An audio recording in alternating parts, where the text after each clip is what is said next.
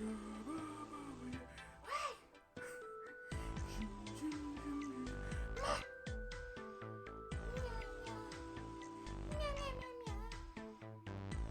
everybody doing today? What is everybody doing today? I'm feeling ready to stream. Yeah. Hello. Is that correct? No, the sound went away. It's back. Cool. Hi.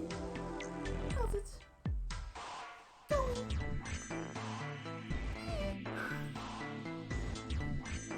You alright? I am here, right? Am I here? Are any of us really? That's a question. Oh man! It is cold. It is cold. And I slip. And it's cold. And I can't find my gloves anywhere. Part of that 10 minutes is me just looking around the whole house for my gloves.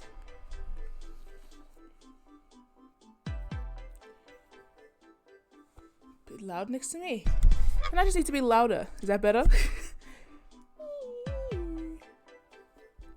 In the absence of my gloves, I must return to wearing something. More death time? Thank you.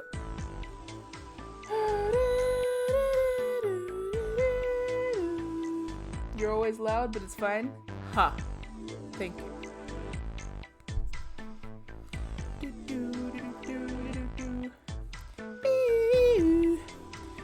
So, what's up? It's freezing today. It's freezing today. I don't know what else to say. It's cold. I just woke up. As in not like right now. Yes, I sleep in the gear that I stream in. So that I wake up and just blast in here. Not so. I recently woke up. So, nothing like starting your Saturday on this energy. I am going to tell Twitter that I am awake. By which I mean live. Man, I have been oscillating like 2 or 3 followers every day. It's really funny. As in like, I lose 2, I gain 2. And I'm like, what sent you away and then what brought you in? What's happening? Live now. Done. Oh, if you go to the northern hemisphere, it's hot? Maybe so.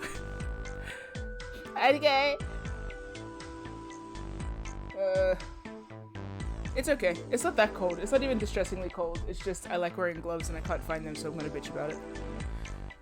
It's the only time of year. When else am I supposed to wear gloves? Spring? Getting all flowery and shit?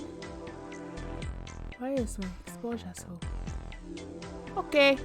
I think we're gonna start. Shall we away into the great unknown? Oh wait, I have to notify Sarah, right? Sarah has to tell me what to do now, kind of. Or can I wing this part? Can I figure this part out on my own? If you look into the background, by the way, we have a god-shattering star wearing the crest of Regan because it is a certain special someone's birthday today. That's right, Claude von Reegs. So he is being, what's the word? Sanctified? No. It's Claude weekend, it's true. I should have used a Claude mug, but it was dirty, so we get a Mario mug instead. Filled with average coffee? It's kind of cold. I should have put it in a thermos. You've been spam posting Claude art today? Good. Guys, feel free to inundate the Discord. I love to look at Claude. It's like one of my favorite pastimes for the past 2 years. So, if you have Claudes, I want to see him. Ah! Okay. I think continue.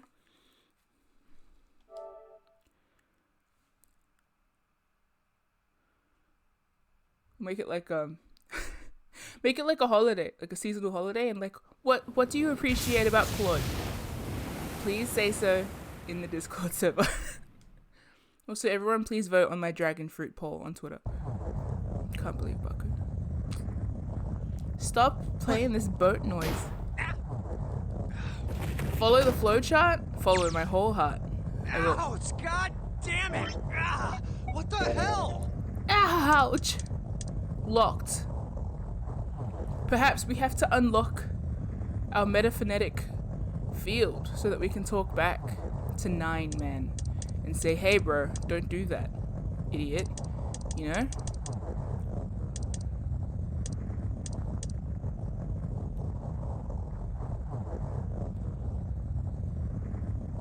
Maybe that, or it's really good thinking music, this rumbling. What did we, let's recount after we get out of this rumble. Junpei, get past the rumble. Head? That real. Junpei? Damn, my eyesight's kind of blurry. Must have hit my head. Okay, we'll get out of this sound first, and then I will tell you my theories from last time we played.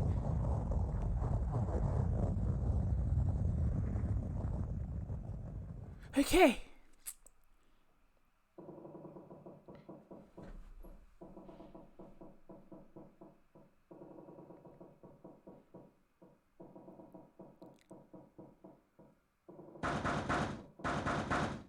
Where's my tissue box that I brought? It's over there! 1 second.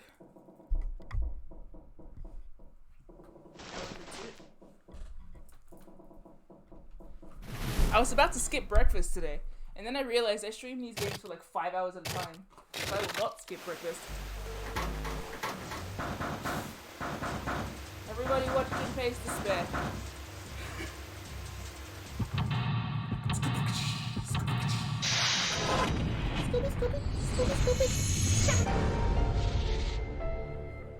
Could you just skip the flowchart? I don't know. Could I? That's a good question. Can you? What's up with Ace? Okay, now this is thinking music. I think. What was I thinking? So as of last round, we learned that Snake, not as dead as he could have been, or presently dying. Libra! Nice. Thank you. WOOWOOWOO 13 months already, zany face. Aw. Zany face? Was that Zany face? Like the member of One Direction? Former member of One Direction? Multiple directions more like. Pillow talk. Anyway, thank you, Libra. 13 months? That's a lot of months. Thank you. It's doubt in my eyes. I'm like, you sure you want to be here for that many months? But no, thank you very much for the subscription. You've been subscribed for 13 months straight. I don't know what else to say except wow. Sorry, I'm still waking up. But that's okay. Have you been following this game? Or because I'm about to just unleash a whole bunch of like plot stuff. Maybe. I guess I shouldn't wait for you to reply, right? Be warned! We are in the final stretch. Do I only have one ending left? I thought I had 2. I probably need to change the title of my stream. Someone feel free to, one of my mods feel free to change the title of my title of my stream if it's incorrect. In the meantime, I'm going to recap what happened last time. So, last time on Pokemon, oh yes, that's right, because I have one unlocked ending as well as that one blank one. Okay. I can't think of anything except that we discovered that Snake was not the body behind room number 3. You are not the body, and then like exploding like the Mori jokes. Anyway, and then very curious, however, because Clover was still lying to me. I think that's quite interesting. Either that or she's a very horrible truth teller. Like she can't tell the truth without seeming like she's lying. Anyway, on top of that, Santa, little bitch, doing little bitch things as little bitch do. He like deceived us. What is his motive for deceiving us when we all could have gotten out okay? He would have left Seven alone. Why did he have that one qualm with leaving Seven alone? Why would he prefer to leave Seven with a bunch of people instead. Why? I feel like they're playing 4D chess because I was like, what would happen if we left and 7 was left behind? Technically, if 7 was left behind and Snake showed up with a 0 watch, they could leave. So what's his deal? I don't know. And Clover isn't telling anyone that Snake's around, otherwise she just hasn't put it together.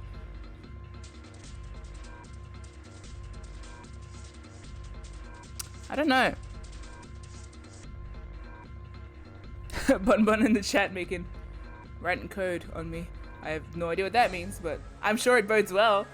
I'm sure I'm on the right track. All will be answered.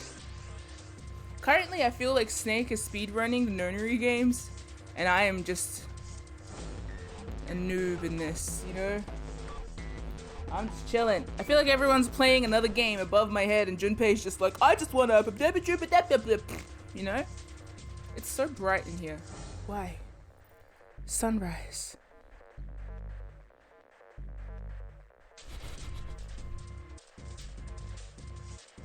It's not code, it's my mom writing a laughing sound.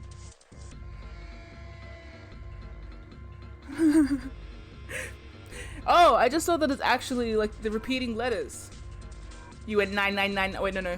You went 10, 11, 11, 11, 11. It would have been funny if it went 999 though. Anyway. But what's a Roman? Doesn't even matter. Anyway, so what I was doing was flowcharting. Can I start at the flowchart from the 9th man? I don't know.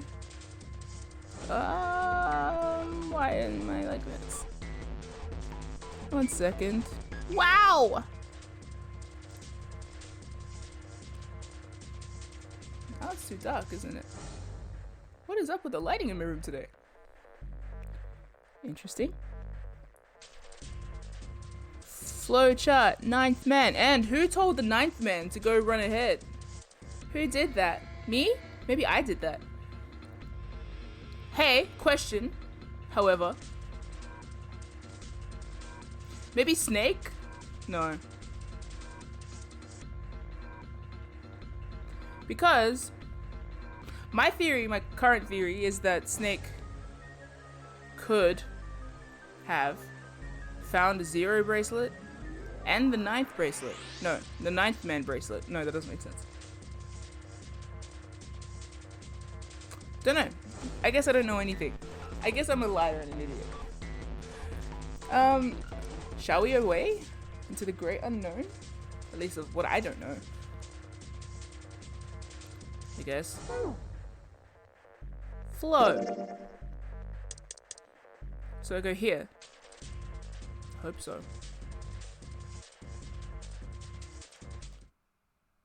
Okay. I thought Shut we were up. finished with that topic.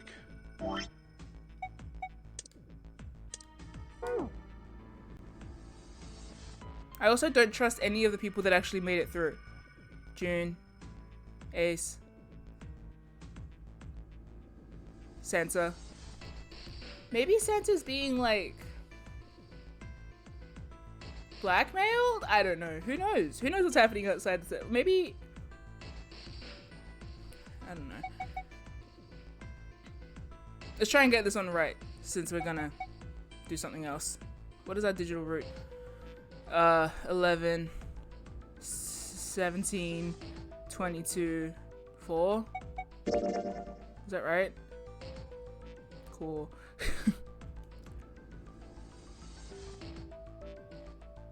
Which door? Wait, let me consult my flowchart. I can't remember. 5?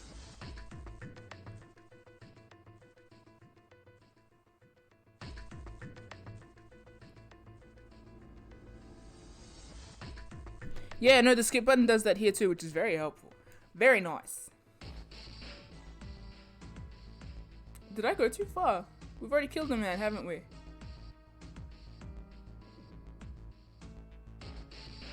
Oh, he's already killed himself, I think. 5. Snake time. Right, we have to have a conversation.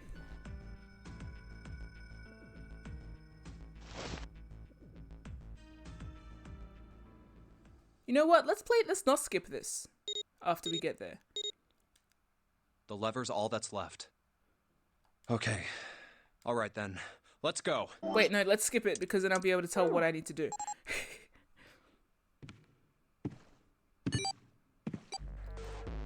Whoa! Okay. The safes are here. I didn't learn what the safes...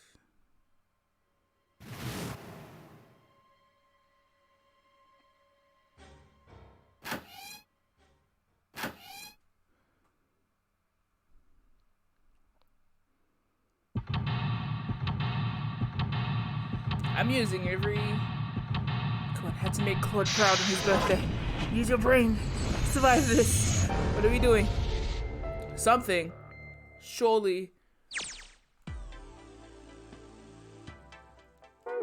There is a safe that I haven't checked in these rooms. I wonder if that's due. Junpei did crit this time. It's a white desk. Snakes. Rubbing it. This is a high quality desk. Teak or perhaps mahogany.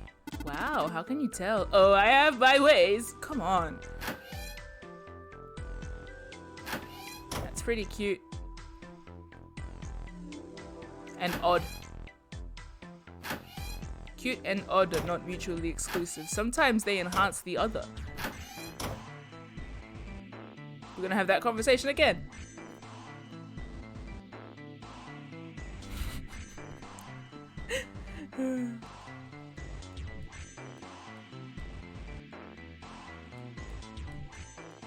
Feels kind of fancy.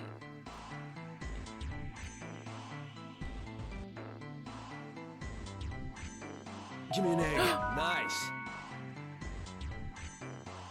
Nay, it is nay time for 9 nines this night. Yes! Thank you. Thank you for the sub. Sub? Tier 2! You've been subscribed for 15 months! 15 months! Gosh. Goodness. I'm going to keep waving the flag that Percy is a new mod for the Twitch streams, as well as Theppled. But Theppled is presumably, or perhaps, busy at work. Perseus is here on this fine Saturday morning. Hello, Perseus. Thank you. My automaton is over there, next to my pen, which I have flippantly placed out in the open. It's running out of ink. It's such a nice pen. Bro, it's such a... Look. Damn! Sorry, every time I see it, I just want to, like... This must be what parents feel like, right? Every time I see it, I'm like, wow, I want to post photos of this on Instagram. I'll tuck it in sleep. Okay.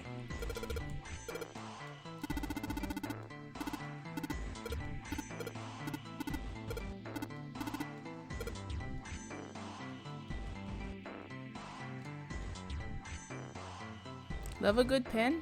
So true. I'm going to prompt that conversation again, but I'm going to also prompt every conversation again because I am sus. I'm sus about this wonderful sack of shit. I cannot help but notice your interest in the bed. Perhaps you are hoping we will spend time on it together. It's such a leap, my man. Don't say stuff like, damn, that's not a mental image. What, do you want a hug? You know you do. Totally a table with a mirror.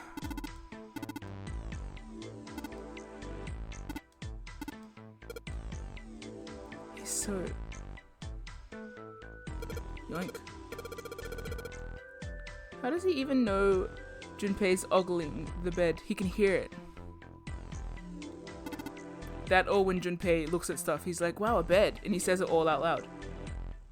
Oh yeah, he has his ways. All of the stuff that seems like internal monologue for Junpei is actually being said out loud. That's how he knows. Because Junpei's just standing there going, a bed, a bed, a bed, a bed, bed, bed. I'm looking at a bed, bed, bed, bed. So that's... Snake drew his conclusions.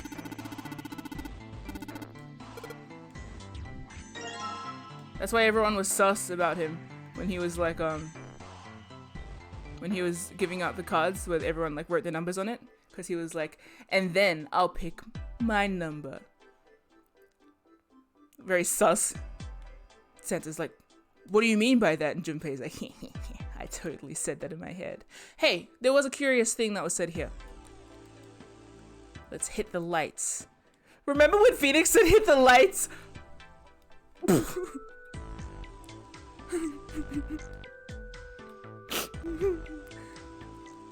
lights are lit. The call has been made. From Gondor? No, to Gondor. No, to the...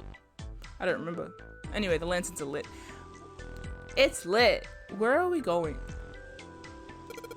Well, at least we've got light. What? Huh? What the hell, man? It's just a light.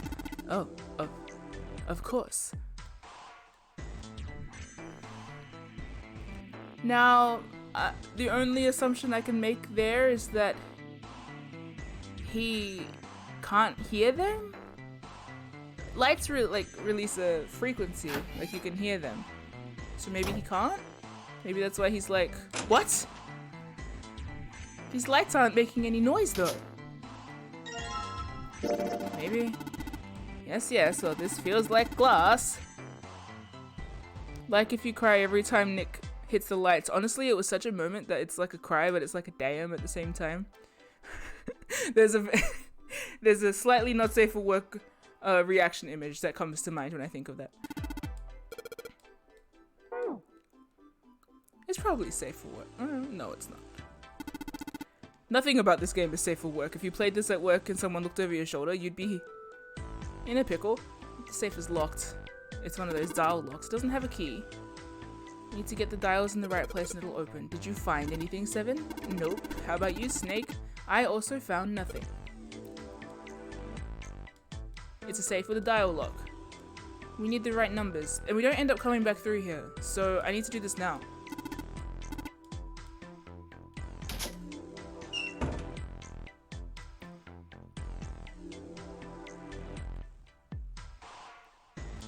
See, also, Snake had a big boast. I shouldn't have skipped the conversation because I wanted to pick apart what he was saying again.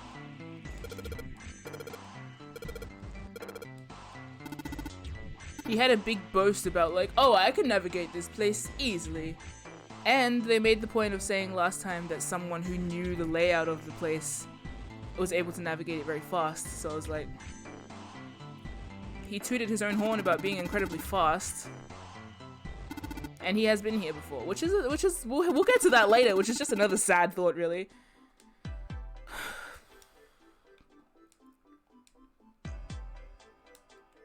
I was just a kid by nothing but thieves? Don't mind if I do. Do I need to do all these puzzles again? I guess so.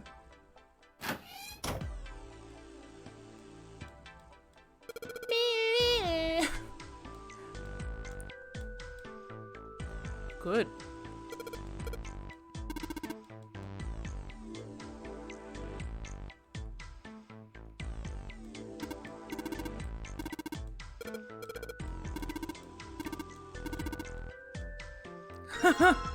Oh, cool. So if you don't look at the bath before you get the vase, Seven tells you to get it, and Junpei doesn't know what he's talking about.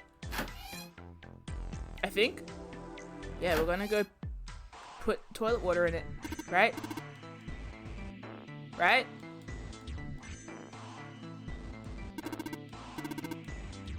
Right?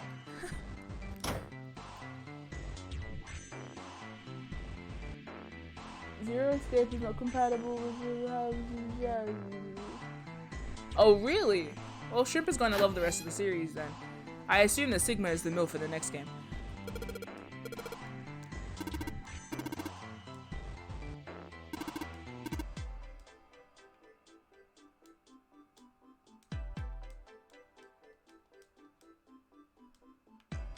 Can I not use it?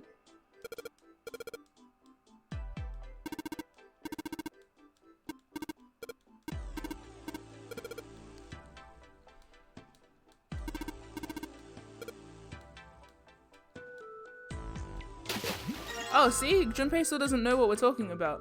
That's interesting. So if you do it in the wrong order... That's cool, actually. That's really, like, attention to detail is very good. I noticed before, when I knew how to do something without, like, having had the build up to it, Junpei just, like, did ellipses. So that's cool. You can totally throw it at the grate. What do you mean?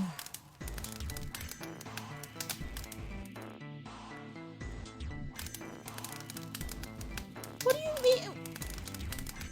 You have a whole bathtub of water. You could toss it at the grate. It might not be very successful, but I'm sure.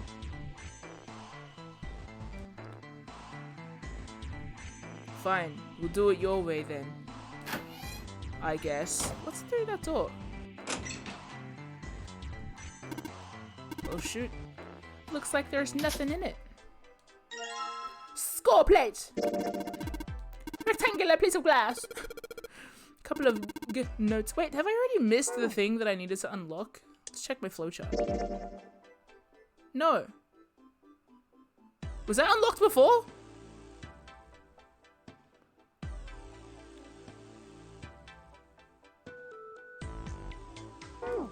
Okay. I don't know what I did. Maybe nothing. Maybe nothing.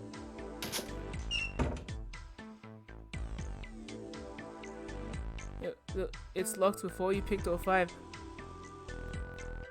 So I am on the right track. Don't know how, but something's happening.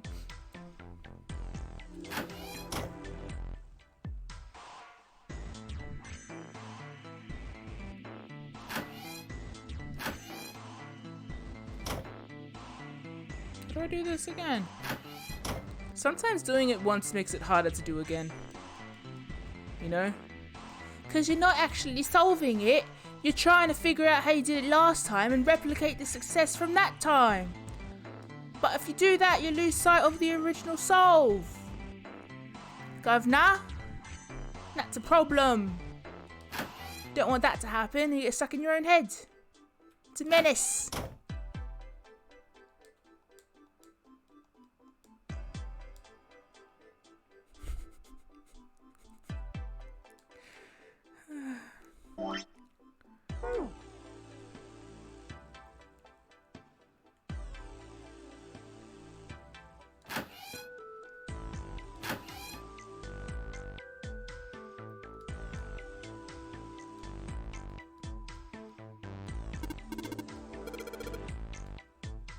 What do you call him? A basement?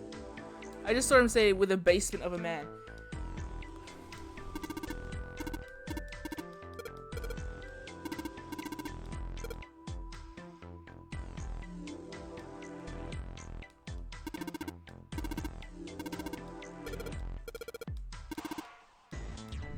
Unplug it.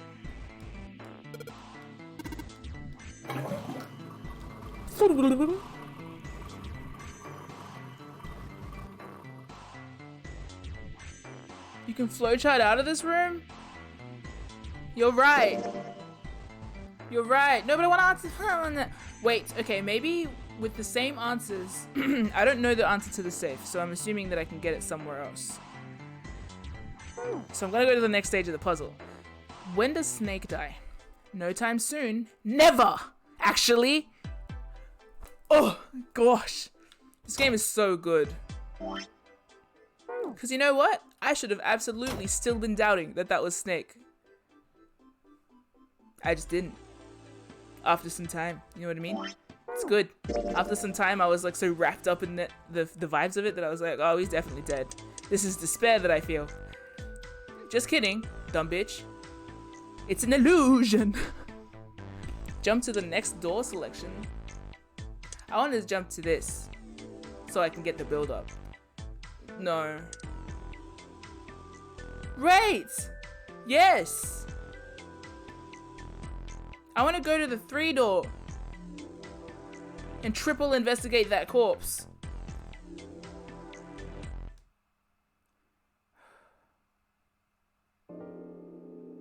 Well, What we about really don't it? have a choice now. We always have a choice. Sometimes they're just bad choices. But you always have a choice. Kind of. Sort of. Maybe.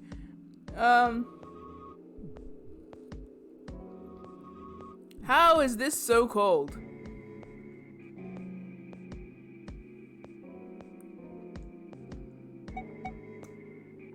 I have been told door 8. Oh!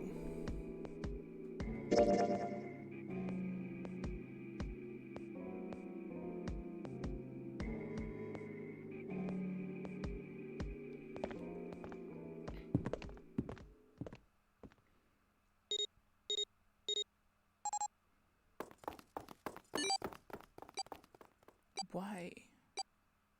Don't tell me why. Don't tell me why. I'll just see how the flow charts. Presumably the chart part of flowchart is a verb, right? Laboratory. Wait, let's not fuck it up this time. Or maybe we could.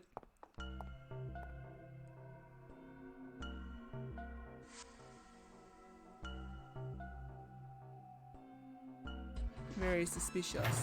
Oh no, she's stuck. Well, we could not explode it this time. Junpei critted again. What do you think Junpei's crit line would be? Something dumb. It's unlocked again. So I can just go to the next part, right?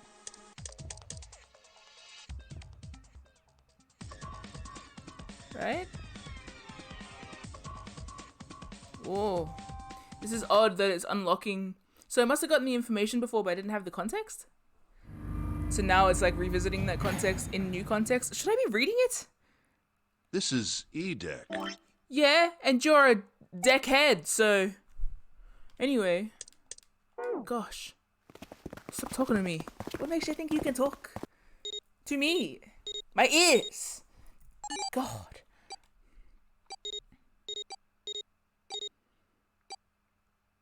So I think the game's mechanics are like, well, you've gotten new information and now all of this will be very curious to you. And I'm just like, blah, blah, blah, blah, blah.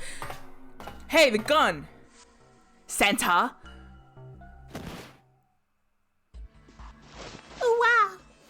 Oh, wow, wow, wow, wow! Oh, wow, wow, wow!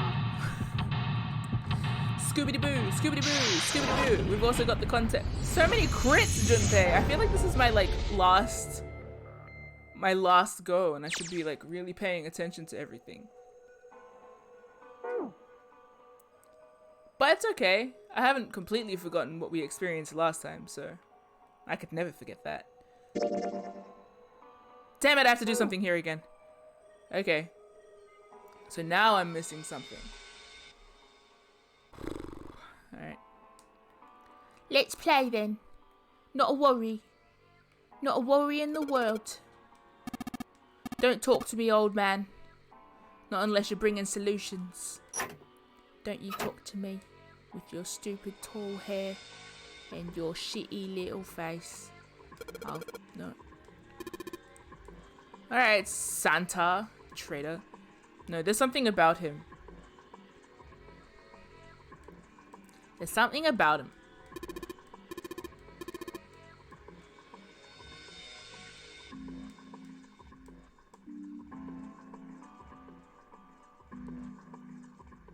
Bung, bung, bung, bung, bung, bung, bung, bung, bung, bung. I wonder who's in that coffin. I have some thoughts. Don't know if they apply.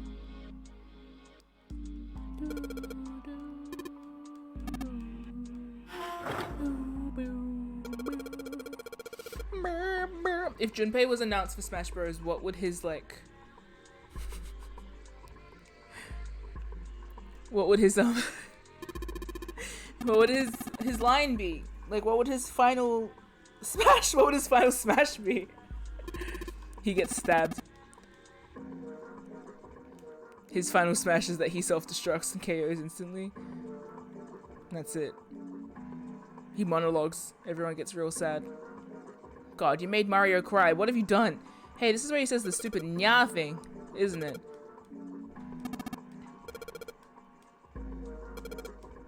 It's a catwalk, meow. You want me to push you off her, Junpei? No way, meow. You jackass.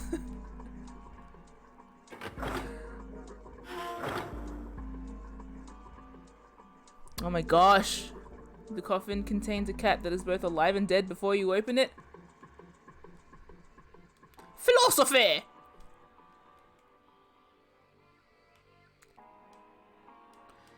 Shake my little tush on the catwalk.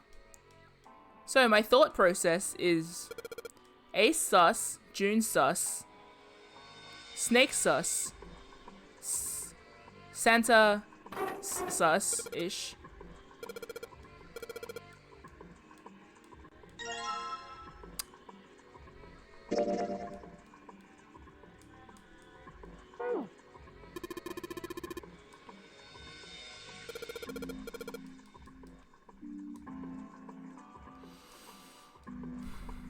You know how, like, in Survivor, when, like, when they are, like, you think you got it, but then turns out that so-and-so and so-and-so have been conspiring against you the whole time.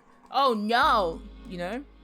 I feel like there's always that possibility. We haven't completely happened upon that yet.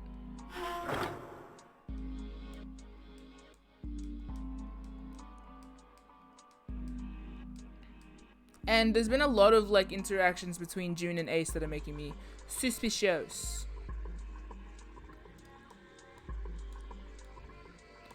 Why is the light shifting so intensely in my room? Oh, it's storming outside.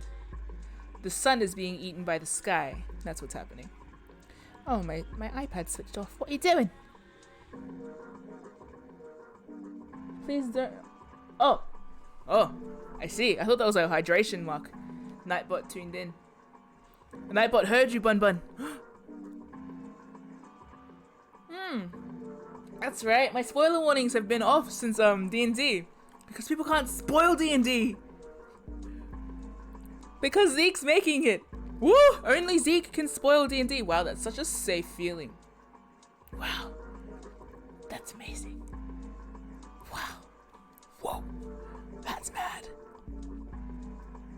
It's like suddenly very dark in here, so I'm just gonna bump up my exposure real quick and see what happens. Welp. Yeah, that'll do. Until the sun appears again. Yeah, Santa is very up your alley, Percy. I like him too. I want to know what his deal is. He doesn't seem like... He doesn't seem like the head... Like the mastermind of it all. Not edgy boy, just angry. Hello, Thepple! Here, another mod. Haha. New mods, new mods. Ba-da-ba-da-ba-da-ba-da-bum-pum. I'm counting on you. Don't. I don't even effing know you.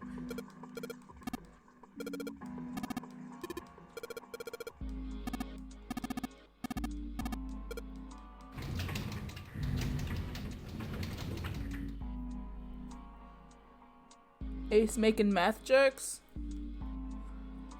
Yeah, almost like Zero. I believe the box has reached the floor. I believe your life has reached its limit. Yeah. I believe you've reached your peak. June's down over by there. There. She doesn't seem to be improving. You don't seem to be improving. Well, of course not. She's not gonna just get better right away, you know? It'll take time. Unless you know something. What could be causing this, I wonder? Illness, perhaps? I don't know, you make me sick, so maybe it's you. Nah, it's gotta be exhaustion. You exhaust She gets me. dropped into some weird-ass ship, forced to play some messed up game. You'd know all about that. If you think about it, it's a lot weirder that we aren't freaking out just like her, you know? So you're saying we're abnormal? Yeah. Duh. We're just running around this room, solving all these puzzles like it's just business as usual. How the hell could you call that normal? We're just guinea pigs. A guinea pig? You mean like a lab rat? You mean we're being used for some sort of experiment? Is that what you're saying? Dunno, Snake doesn't know what he's saying. He just says shit. but it does seem like a possibility, you know? Oh, does he? Mr. holds a gun to my face. Well, June's face. June's face is my face in Junpei's You know, mind. speaking of experiments, there was this experiment some scientists did with rats. First, they took a squarish C-shaped tank and filled it with enough water that the rats could drown in it. The tank has 2 exits. Just to make it easy, we'll call one A and the other B. Thanks. Exit A is pitch black, so dark even a rat can't see anything. But exit B is electrified, which means the rat can't leave through it. So, what would a rat do if it was put in this situation? Which exit would the rat choose? B, of course. The rat has no way of knowing that exit B is electrified. Exactly. The rat goes to exit B. Of course, like I said, it's electrified, which means the rat can't get out that way. So, after a lot of trial and error, the rat finally finds exit A. I can't say that's very interesting or relevant. It's simply the story of a laboratory experiment. Wow.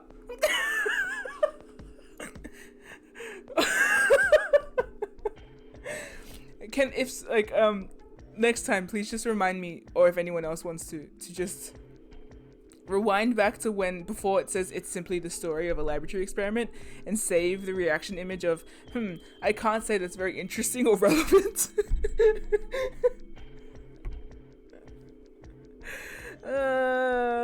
I just feel like that'll be a reaction image that comes in handy, but no one use it to anyone else on the friggin' Discord server except for me. That's okay. That's okay.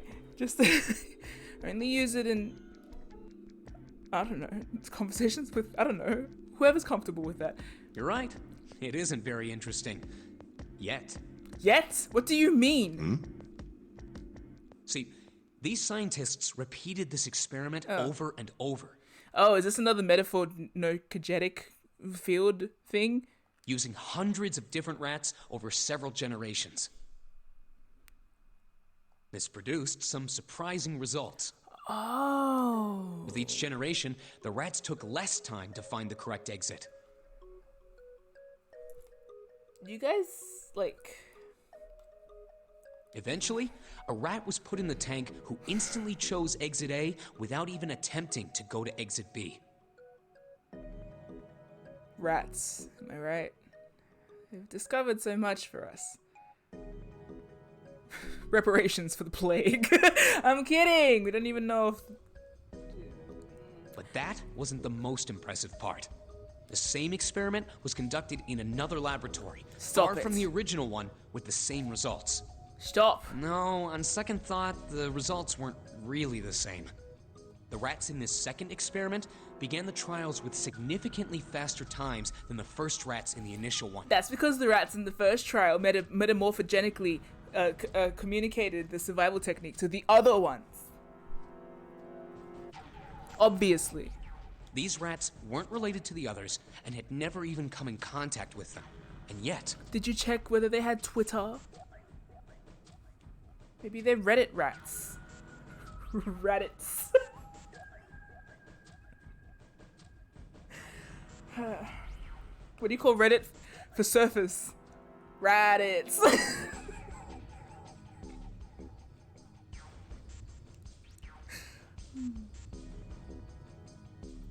Also a Dragon Ball reference, anyway.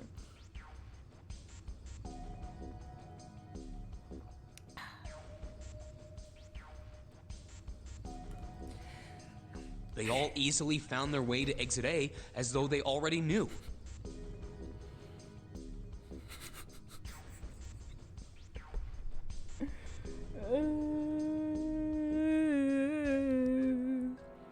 Plague wasn't the rat's fault, it was the fleas. Thank you, 5 point. Was that 5 point? Oh, that was Percy. Why did I thought I said 5 point? Because people's colors are changing. Oh no, 5 point was saying rats, rats, we're the rats. Oh, Persona.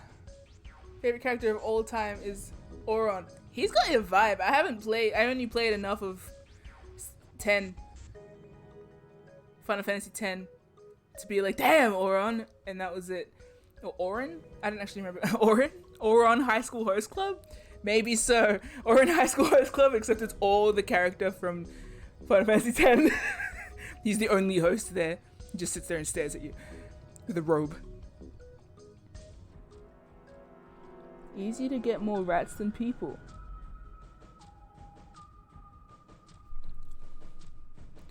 Because they don't have human psychology, presumably. Unless you write a progress report. Brings much memory, but mainly salty. Playing it with. God damn. Don't trauma dump in the chat, Bun Bun. God. That's such an emotionally weighty thing for you to say. I'm kidding. I'm joking. I'm joshing.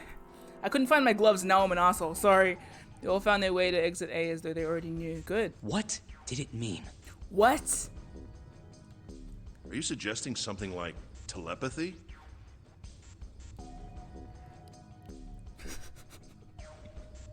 Ace was born when there weren't even telephones, and now you're expecting him to accept telepathy?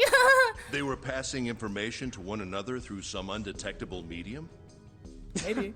How the hell would I know? Well, you started this conversation, dumbass. I'm not any kind of scientist. I don't know what made him do that. I'm not any kind of scientist. But I do know that story's true.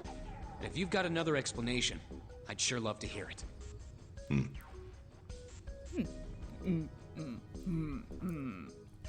Come on, let's get going. There's still a lot here we haven't checked out. And we gotta get the hell out of here before June passes out. Hey, wait. There's something I want to ask you. Are you a rat? What? Why did they use that tank for the experiment? Huh? Well, I mean, it seems like you could conduct the same experiment without the water. They could have just used a dry box, you know? If they needed to motivate the rats to escape, they could have, I don't know, put some bait by exit B or something. It was the danger of drowning, Junpei. Ah, like you! You are in danger of drowning! I mean, do they really have to make it so the rats can drown? You know, the word emergency comes from the same root as the word emerge. Okay, now you're an etymologist. You ever think about that? No. Dumbass MIM probably does, but Junpei doesn't think about shit. Huh? Well, an emergency is something urgent, often something dangerous. And to emerge means to sort of come out, or appear, or rise out of something else. I don't have a reason to come out. What are you trying to say, Snake? I didn't say it. I'm not coming out of anywhere. So what's going to emerge in an emergency? Inspiration. What do you... Oh! Inspiration? Okay. Yeah. Think about it. When the chips are down, either you crack or your mind focuses and pulls up what you need. Don't say crack again. So in an emergency, your real potential emerges. Is that what you're saying? Also, I'm gay? Are you gay too? Yeah. Yeah. Alright. That's why the rats had to drown. They had to be in danger. There had to be an emergency for inspiration to emerge. I see. Good to know. Oh. Good talk. Ha!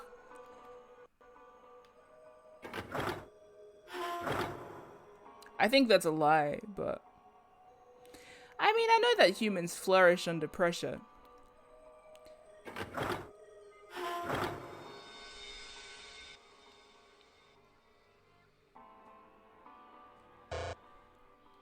So? How did I even get that conversation? Oh, it unlocked. Oh ho ho. We have said all we needed to. Cargo room? Don't mind if I do. But what we also flourish under not pressure. Exactly. We are critting everything this round. The fight is on! Or something. Pit? Okay.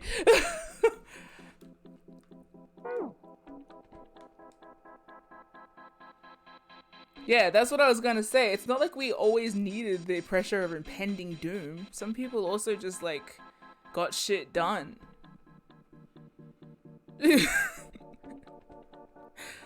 Maybe if you necessitate mass suffering to think, maybe you're just not that smart. Just a thought.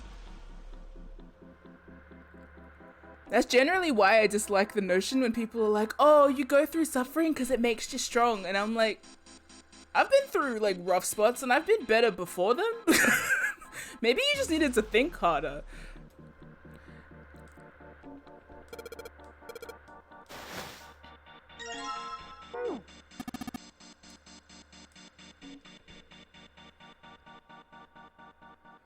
Oh, they're not asking the real questions. Okay.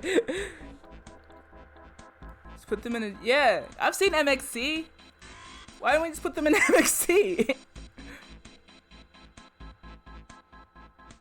It's love that makes people. The pain is inconsequential.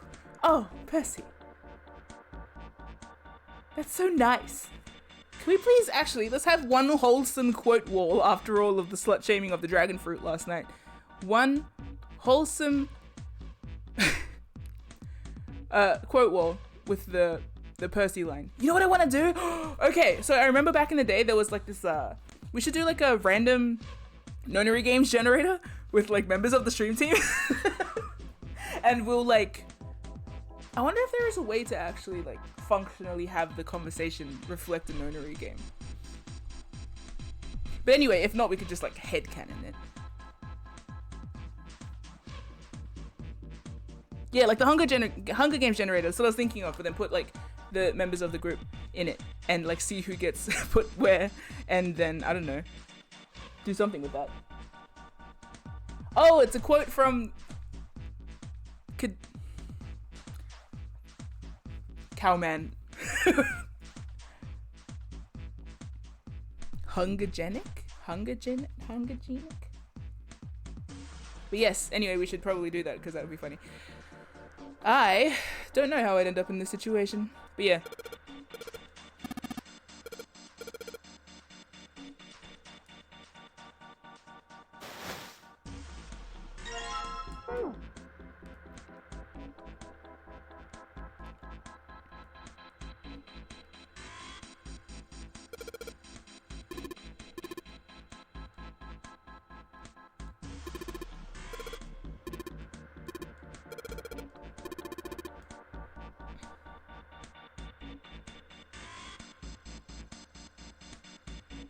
Muhammad Ali, good quotes.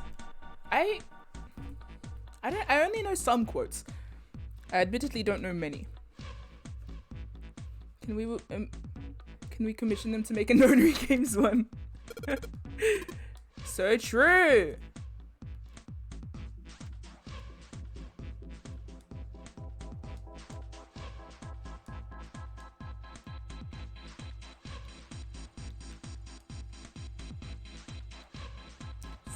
I'm enjoying going back through this, just musing about things and stuff.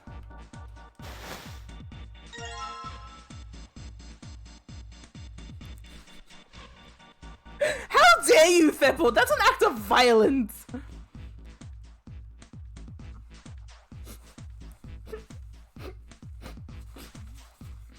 Also, yes, Thep, I will imagine our D&D characters. Hell, we could do a D&D character nonary game. Why is Ace in the box? Looking handsome and shit.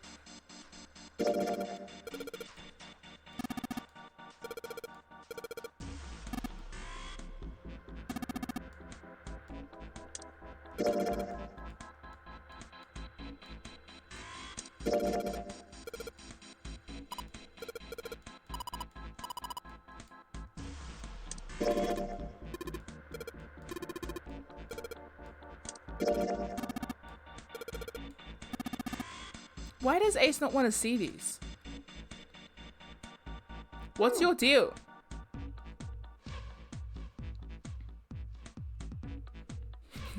The JoJo verse? I think that everyone would make a very fashionable corpse.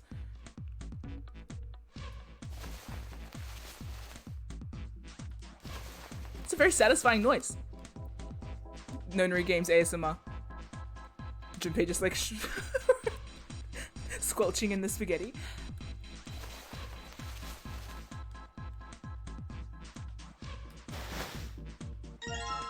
Seven.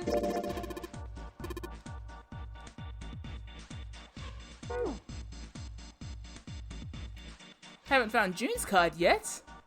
Curious. There are 3 crates here stacked up like stairs. If we climb up there, sorry. If we climb up there, they do look like Nintendo Switch game cards. I still have my game card here from when I licked it. Animal Crossing. I'll put that down. The impulse crossed my head again. I don't. Ace has Hyper Metopia? No way! Ace has Hyper Metopia? Wow! I'm going to Hyper. Looking it up. Hyper Metropia. He's super metrosexual, is that what you're saying? Farsighted. Oh! Yeah. Also called Hyperopia, which sounds like a Star Fox, but like ship, you know, spaceship.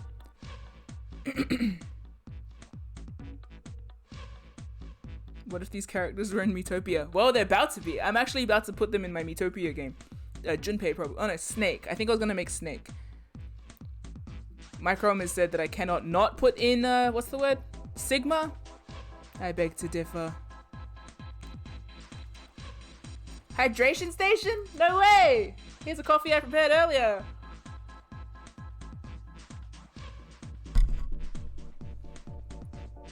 This cup's broken. This cup goes blue if the drink is hot. It's not hot. This is an iced coffee.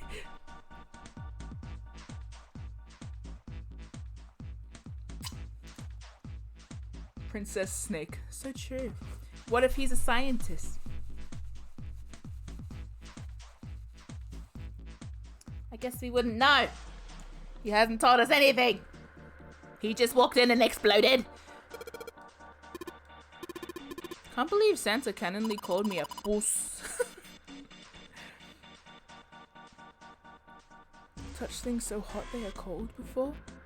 What life do you lead?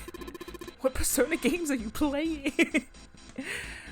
That sounds incroyable, as the French would say, presumably, if I knew anyone French. I'm kidding. So many. I remember back in the day, I was like, man, remember if I get new French viewers other than Anais, I'm gonna need to like clear up my whole like Francophobia bit, right? I've gotten like 3 new French viewers and they're all just the same. They're all like, no, please hate France. I'm like, okay.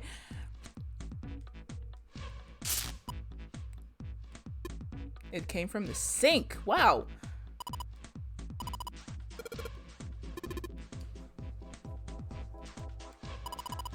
That's a lot. Can't get to the other side. The other side by Bruno Mars. Featuring CeeLo Green.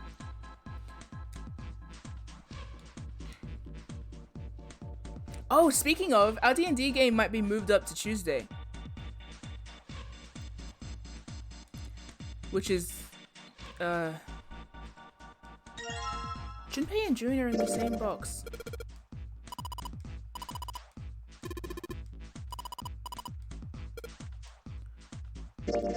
Pretty cool looking dude on this card.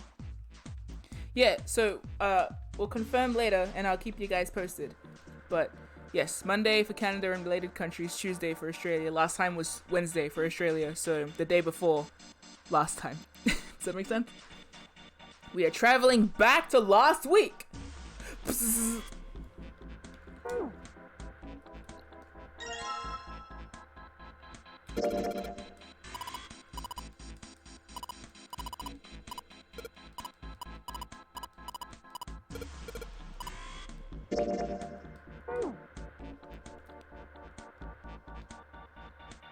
All right, and you know what there's nothing in? Your eyes, old man. Why does he walk away here all sus and shit? Paradoxical heat. That's mad. That's cool. I love paradoxes, evidently. I am a paradox. Ugh. All the bodies have numbers on them. Oh yeah. Just like the Saving Me video clip by Nickelback. That shit slapped. When I saw that when I was 12, I was like, damn, that's so deep.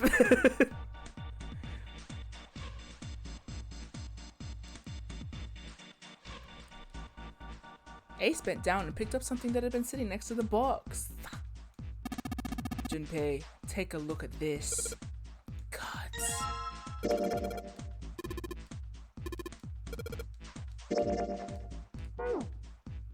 Hey, Snake. Ace. Whatever. Now we finally have all 9 picture cards. We just need to insert these cards into the slots at the front of each box. You know which card goes in which box, yes? Yeah, of course I do. It's really obvious. Duh. You just match our Dumbass. numbers to the numbers. Then you pop the corresponding card in the right box. Oh, I never confirmed. Hey, Sarah, you said that the music was quite loud compared to my voice. Is it still? I thought that it would probably be solved if I moved my microphone closer to me. Yeah, okay, good. Because I don't tend to mess with the setting. So for instance, the card with the picture of Ace on it goes into box 1. The card with the picture of Snake on it goes into box 2. Oh, I see. Huh? What is it? Hey! June, are you okay? I'm sorry, I gotta go check on her. She's sus, and she has to be... This is something... She faints so conveniently. You finish the box thing, alright? Just put the cards in the boxes. I'm counting on you. Can you not recognize, like, faces? What is your deal? Are you alright? What happened? Can you stand? Oh, I'm sorry. I'm fine. What do you mean? I just tripped. Don't give me that. Now is not the time. But it's true. I tripped over a box. Just let me see for a sec. Huh. You're still warm. I saw her fall. I think she really did just trip on something, you know? Y'all gotta be conspiring, because I don't trust any of you. Still, to fall down like that? Wow. I think she's probably still a little messed up. I think you're probably still a little messed up. I think you're all probably a little still messed up. Alright, What? well, let's just get out of here as fast as we can so we can get you to a hospital. Don't blush. I don't trust you. You're not allowed to blush. Get that pink out your cheeks. I don't think it's anything that serious. She's very cute, though. I just need a little medicine and some sleep, and I'll be fine. Medicine. Medicine, huh? Well, if we could get in touch with anyone outside, I'll bet Ace could swing that for you easy. Tell me more! Ace? Why? Huh? Don't you know? He's the president of a pharmaceutical company.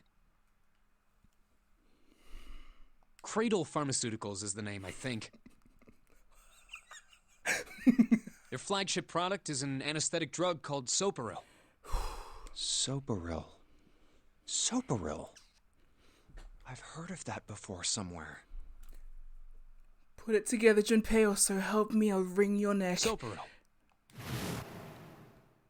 It's an anesthetic that's a gas at room temperature. A lot like how nitrous oxide is. What? A gas?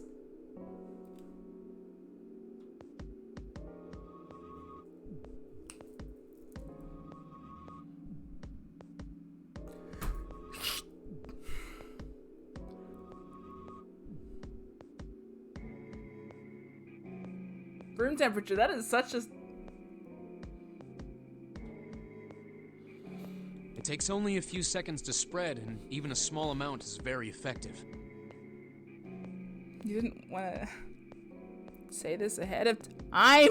A bunch of countries quickly accepted it for widespread use within their police and military forces. You didn't want to say it. I knew he's fucking... What the fuck is... It was an effective crowd suppressant and room clearer. It was practical, ethical. Ethical. And the humane nature of it made it the ideal truck. Ethical. Sorry, highlight ethical. Yeah, very, very ethical, I suppose. See, and that's what the problem is when you work your ethics up from violence. They arrive at conclusions that are not actually that ethical because you haven't worked down from humanity. It's been around for about 6 years. They developed it from the extracts of several different roots. What kind? It became popular almost as soon as it was made public, with many governments placing large orders. Demand for Soparil skyrocketed, and of course that meant Cradle Pharmaceuticals' stock did too. Why do you know all of this? I heard it from the old man himself. He's law dumping on you? Why? From Ace? When? By the number 4 door at the central stairway, when we were searching the second class room. Remember how Snake, 7, and you went to door 5? Yes? It was back then. I asked him what he did for a living, and he said he ran his own company. After that, we just started talking, and I guess it just came up, you know? No. Huh. Are you worried about something? Are you not? No, nothing.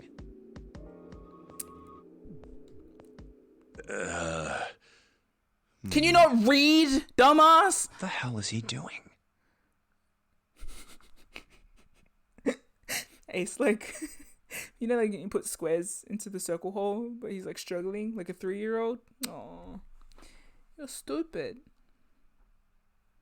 Not to say that process is stupid, but he's stupid. He could be doing mad mathematical equations, and I'd still call him stupid.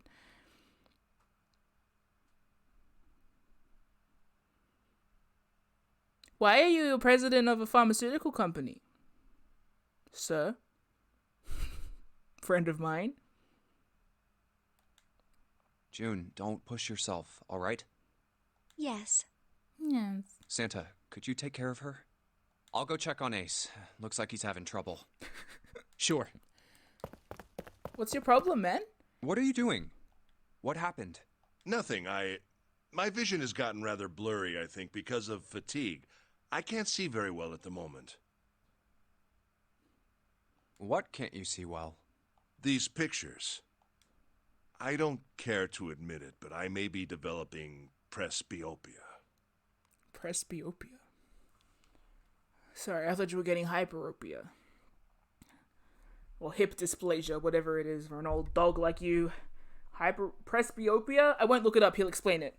Growing old is a difficult thing. At any rate, I'll leave the rest to you. Your vision's going?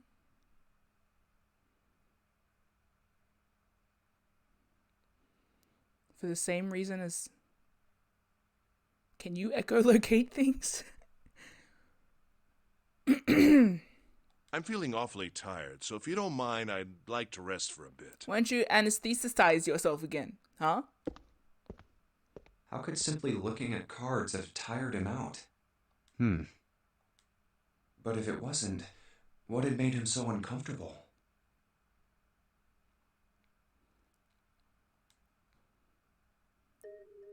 Prosopagnosia. Well, put simply, it means a condition where the mind can't distinguish between human faces. In other words, my face would look the same as Clover's or Okay, even interesting. yours. So they can't remember faces, which is how most people recognize each other. That means that people with prosopagnosia have trouble recognizing even people they're close to. Okay, one of my crackpot theories is getting a little bit more juice. Maybe he's got prosopagnosia? That's a stretch, but it is a stretch I just made like 10 minutes ago, so... Huh. Well, he looks depressed enough to...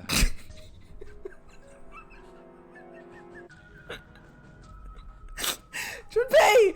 I love the idea of Junpei saying it like out loud as well.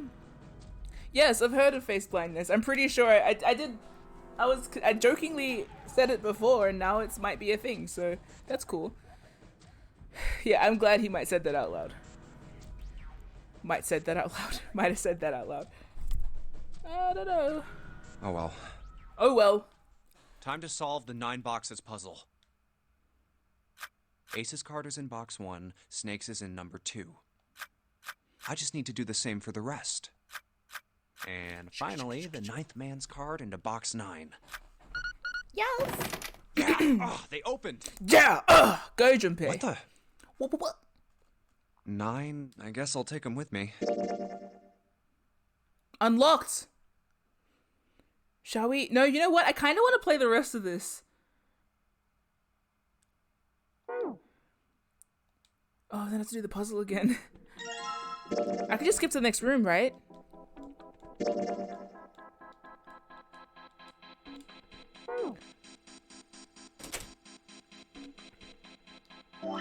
I don't want to do that puzzle again. That took me like 8 hours last time. So I'm gonna go to the next reading part. I think. Outside the room! A long hallway, huh? You're a long hallway. Full of secrets. Let's check it out. Does anyone else get like super nervous just walking down a long hallway? We've seen this elevator before. Sorry. We got off the one on the left just a little while ago.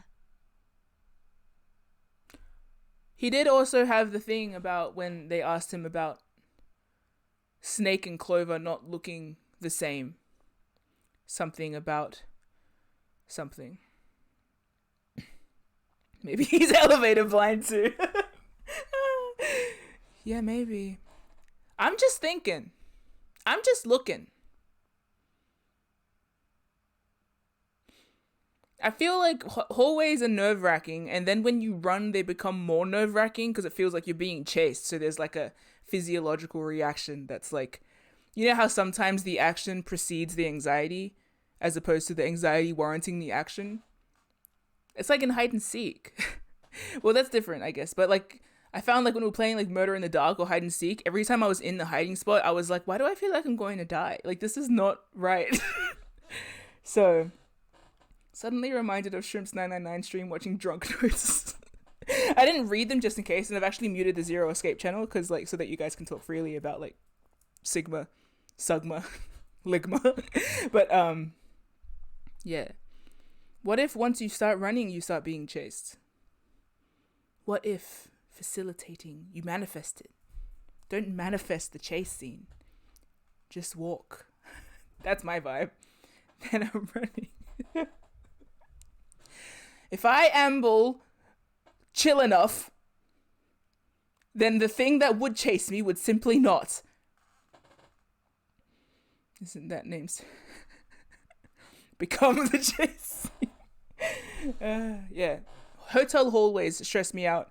The most stressful hallway I've been in was actually in Las Vegas because, like, you looked out the windows and it was just desert. And I was like, I feel like I'm in an unfinished video game, you know? It was just like this really elaborate, immaculate hotel, and then you looked out the window and there was nothing. And I was like, what is this? Where am I? I don't even feel like I'm on Earth anymore. Vegas experience. What if life is a video game? I feel like Sigma would have chosen, like, I have no idea what Sigma's like except for some assumptions I have made, but I think Sigma would have named himself Sigma the way that, like, Chris named himself Alpha. Which is the horrible implication. I don't know. Whatever. We got off on the labs about Hajba. Then we went through the number 6 door, and that took us to the engine room. It did. Yes, and after that we passed through the cargo room. Yes. And now we're back here. Yes. In other words, we made a loop. We're back where we started. Yes. We needed a card to get to this point. I don't see a card reader here. You read cards, don't you? Perhaps we aren't able to activate it from this location. Why don't you just try pushing the button? Yeah. Yeah. Let's go to the library. It works. There's a plumb bob above your head like in The Sims? What if you guys saw the like crystal over my head, but I didn't? I'm pretty sure there's a Ryan Reynolds movie about this now. I love existential philosophy. I'm a wanker, so like. I think so. Yeah. Good. Now we can go back if we need to. What do we do? Should we return to C deck? Not like you would see anything. Well, not any faces. No, this hallway keeps going. Even if we do end up going back, I think we should see what's down there first. I agree. Let's go. Looks like it ends here. Only one door. There isn't anything else. It's the only way to go. All right, let's open it. Bun Bun, you just described... I won't continue that sentence. Don't worry about it. The 9 door.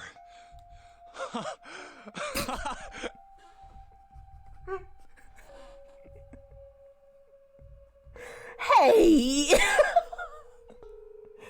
Of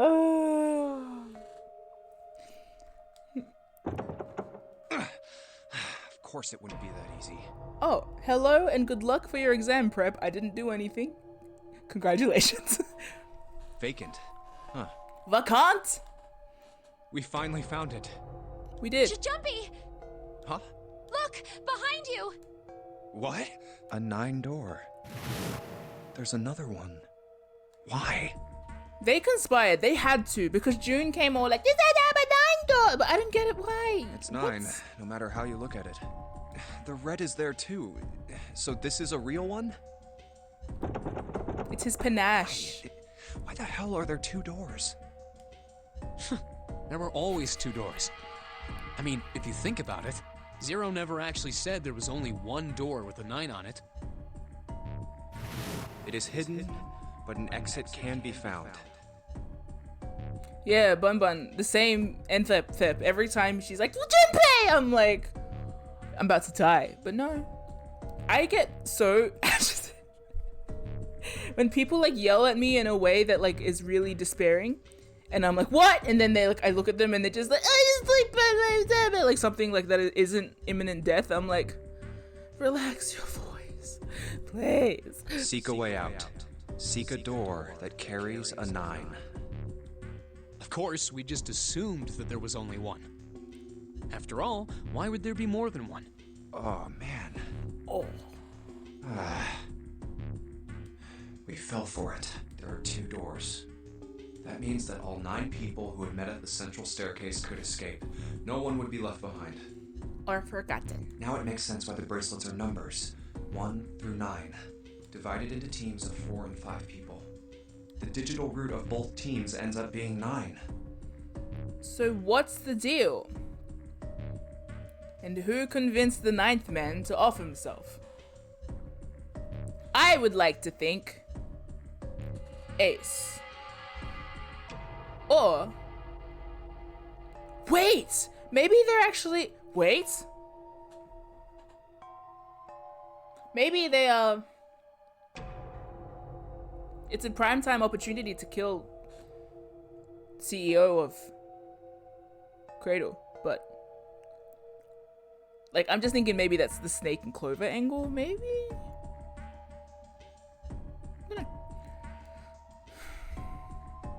I wonder if he's a malicious gay. More power to him if so. Take 1278 and 34569 for example. The digital root for both teams would be 9. Cause like you can stop someone. Or 2349 and 15678. The digital root is still 9. 5, There are a 6, bunch of 7, 8. combinations that work and they all end up the same way. If one team has the digital root of 9, so would the other one. What does that mean? The answer's simple. From the very beginning, the Nonary game was designed to save all 9 people. But what if one of those people's a bitch? That's how it was meant to be. Zero didn't lie.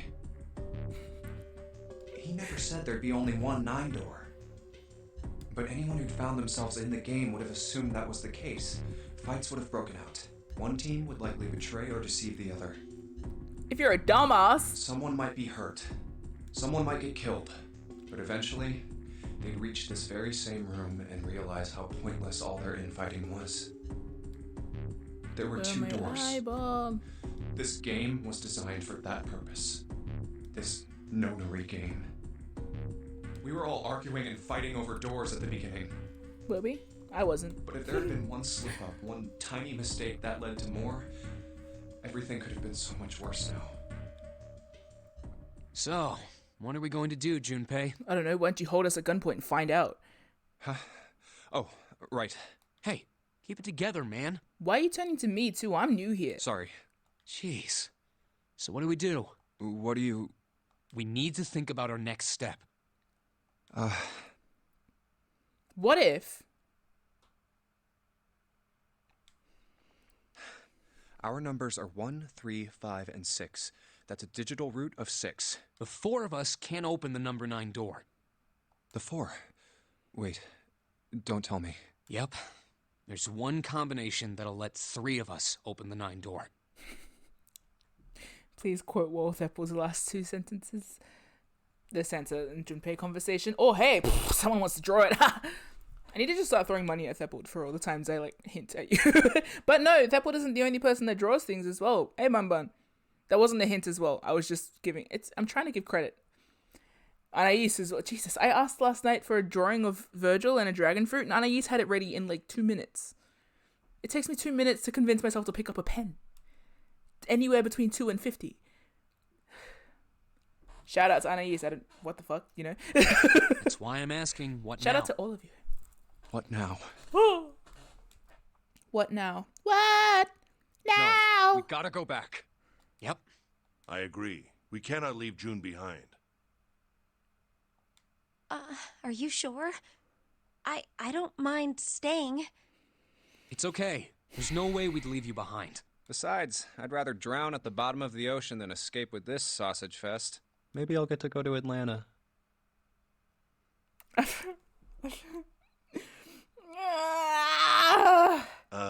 Are you sure you don't mean Atlantis?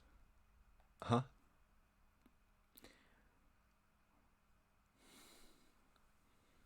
Maybe he'll go to Atlanta. Oh, right. Atlanta, the Lost Empire.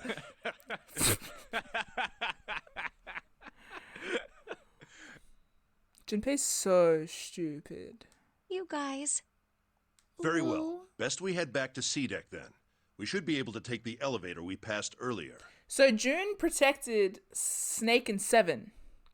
And because I don't trust her, no offense, honey bun, I kind of feel like there's an ulterior motive, at least with Snake. Modus will have returned from door 1. Santa.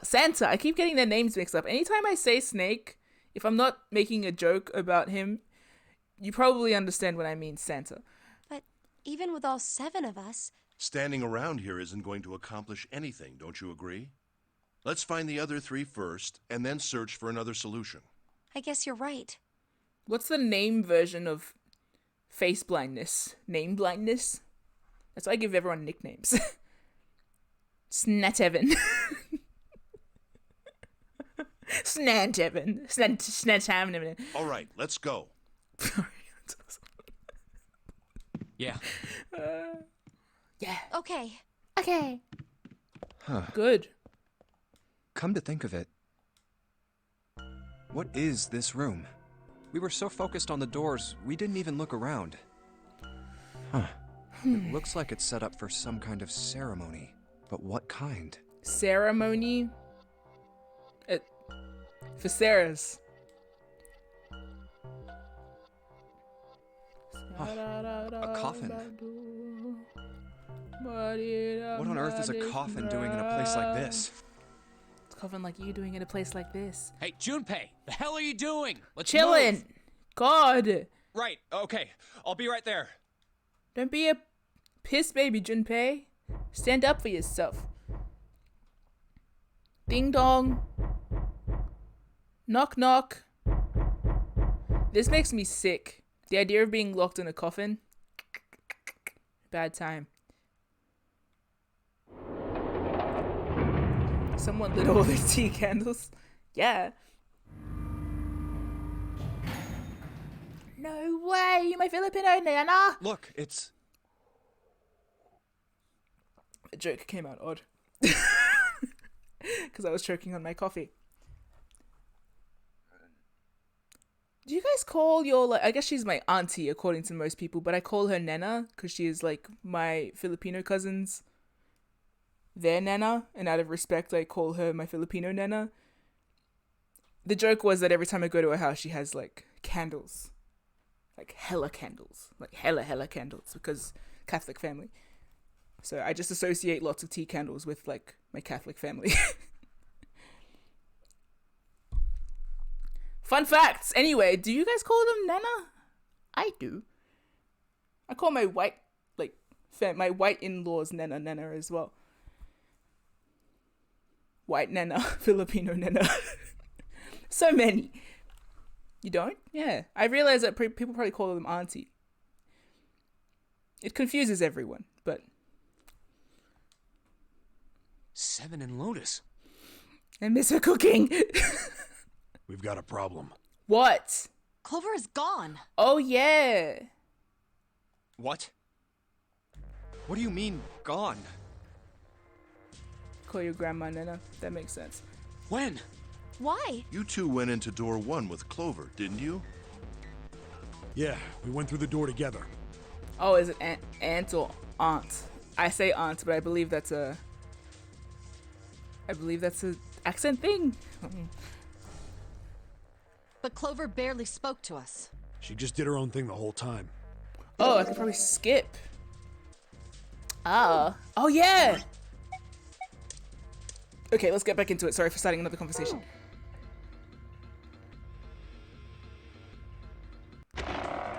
She's not here. Why are we checking back here? Damn, I really wish I listened to that conversation. Wait, I've been looking at the wrong screen. Dang it. How much have I missed?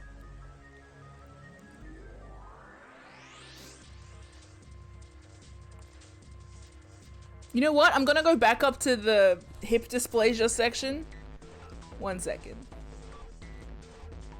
We'll see if I can find my way there. I don't think so though. You're still in a part you've seen? No, I'm not. Actually. Just flavor text is nothing you need. I always need flavor text. Come on, guys. It's like you don't even know me. Come on. Give us a sec.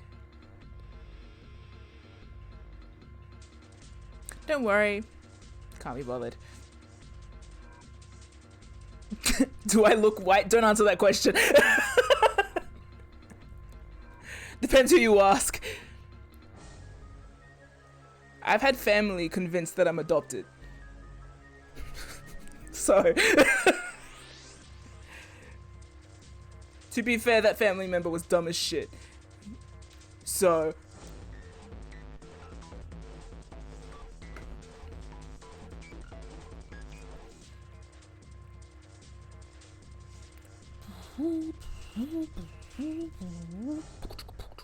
wow, this is taking a while. I didn't realize how far I scrolled.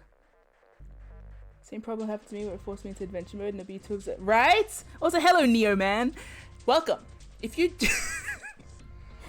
if you follow now, you will be my 369th follower. What is the digital route? 12, 18? And that makes, wait, really? Yeah, and then you would be the digital route 9. Damn! So, just so you know, next follower gets to compete in the nonary games. And then MIM stream can escape. What's the digital route to your soul?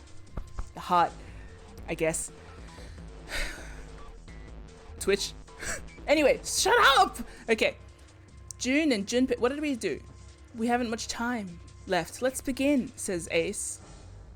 His voice had an edge of resolve and concern. Interesting.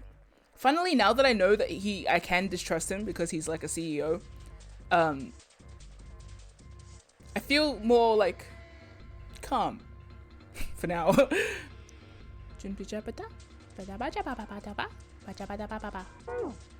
No, she isn't. No. Alright, just in case, we should go take a look in the shower room.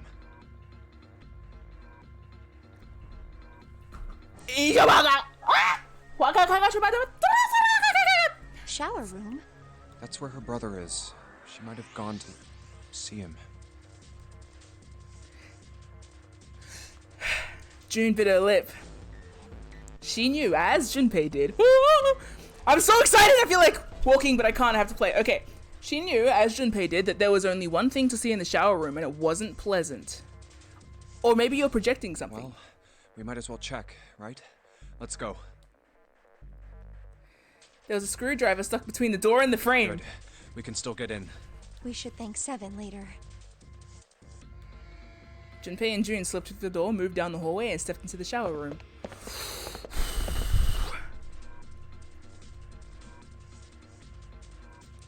No luck. Yeah, I don't think she's here. June's voice was faint and she placed her hands over her mouth. Her face looked a little green. The smell is horrible. The stench in the room was almost unbearable. It had grown far more unpleasant since their last visit. If Junpei had eaten a lunch, just one, he would have had a difficulty retaining it. He wanted to leave the room as soon as possible, but he had to be sure. And the only way to be sure was to check the other side of the divider. Let's check the back, just to be sure. June offered no resistance and nodded weakly to Junpei as he headed around the divider. He stopped at the corner and turned his head. Oh, she's not here. As he'd expected, Clover was nowhere to be seen. The only thing on the other side of the divider was a dead body lying in reddish-brown puddle of dry and drying blood. Snake, just where did your sister go? Junpei whispered to what once was Snake! He'd asked rhetorically, of course, as there was no way he'd get the answer. He gave a deep sigh. Such a horrible way to go. The skull shattered, the left arm's hideously twisted. Left arm's hideously twisted. Wait. Yeah, we have knowledge! Knowledge! The bright white of the ulna. Was clearly visible through the remains of skin and muscle. We're coming to conclusions on our own. Bright white. Ulna. Bones. Bones. Bones! The pieces fell into place. Junpei remembered something Clover had told him in the laboratory. My brother's left arm is, it's not like a normal person's arm. The accident hurt him really bad. Of course. Of course. Why didn't I realize it earlier? You didn't know! Clover had told Junpei that Snake's left arm was prosthetic, but the left arm of the corpse behind the divider was quite clearly a real human arm, or at least it had been once. That meant the corpse. Junpei? June's unsure voice at Junpei's suddenly strange behavior drew his attention back to her. Sorry for making you wait. Let's go. So you're telling me there's a chance? Junpei and June headed back towards a large hospital room.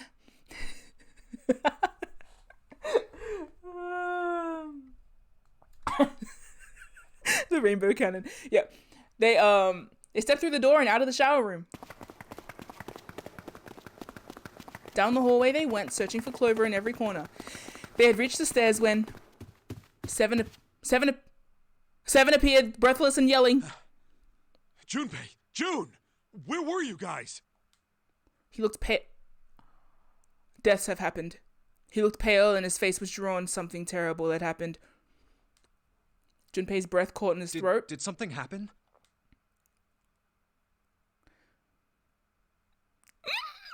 Seven drew a shaking hand across his face and gulped down a breath of air. Clover is... Unhinged? Clover is dead. Ah! Why? I found her in the first-class bathroom. Why?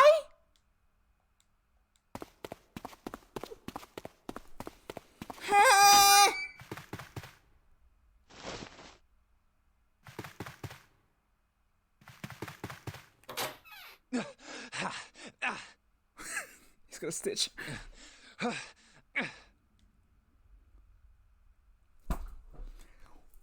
Why? There's no winning! All sound ceased for Junpei. The world was an empty, muffled expanse. Then he began to hear his own breathing. How did you die? Are these Junpei's shoes? Is he not wearing socks? Oh, there are so many crimes happening here today. June's mouth moved, but he heard nothing. I'm sorry, are you wearing capris and sockless shoes? I just wanna... Whatever. She tried once more. And then her energy was gone and she collapsed against the wall. He could have helped her, but he hadn't, and now she was dead. So he stood there, frozen in place. Clover. Who killed her? Why? Why did this happen? He forced his body to move. Each step felt like another nail pounded into his heart. Her bracelet's gone.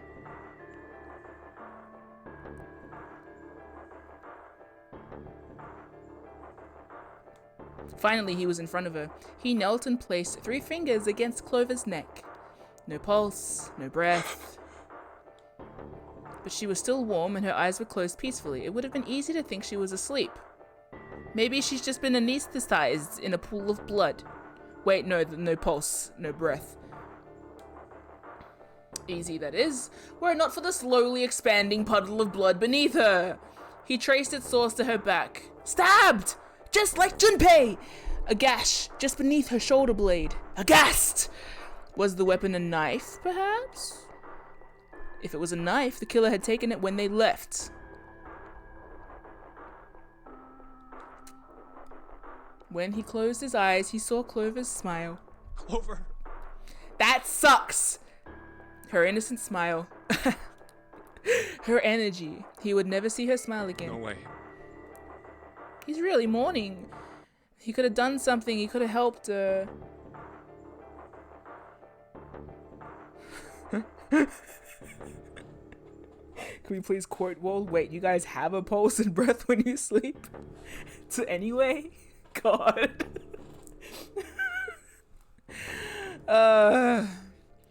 Stop making me laugh during this. I'll stop reading the chat. Stop, the chat's too funny. He could have done something. He could have helped her. His stomach twisted itself into a sickening knot. Let's get out of here, June. Junpei lifted a limp June from the floor and carried her from the bathroom. Where's her wristband? Are you all right? Are you? It was a foolish question. Foolishness, Junpei, and he knew it. Yes, I think so. Her voice was weak. The fever had gone down, but the emotional scars she'd received were not likely to recede as quickly. The person that stabbed her was not concerned with framing it as anything but a murder. I mean, they could have, not to be dark, but they could have done that in a way where it didn't seem so damning. Why was she here? The safe? Junpei laid his hand on her shoulder and they walked back to the bedroom. You should get some rest. Here, the bed. Can you sit? Yes. She nodded once and stared at the floor. There were 4 others in the room: Ace, Lotus, Santa, and Seven. They all stared at nothing, their faces drawn and tired. After a while, they drifted into the bathroom to see Clover's corpse themselves. Once everyone was back in the bedroom, Junpei walked slowly to the center of it and looked around as the slumped figures gathered there. Who was the first to find the body?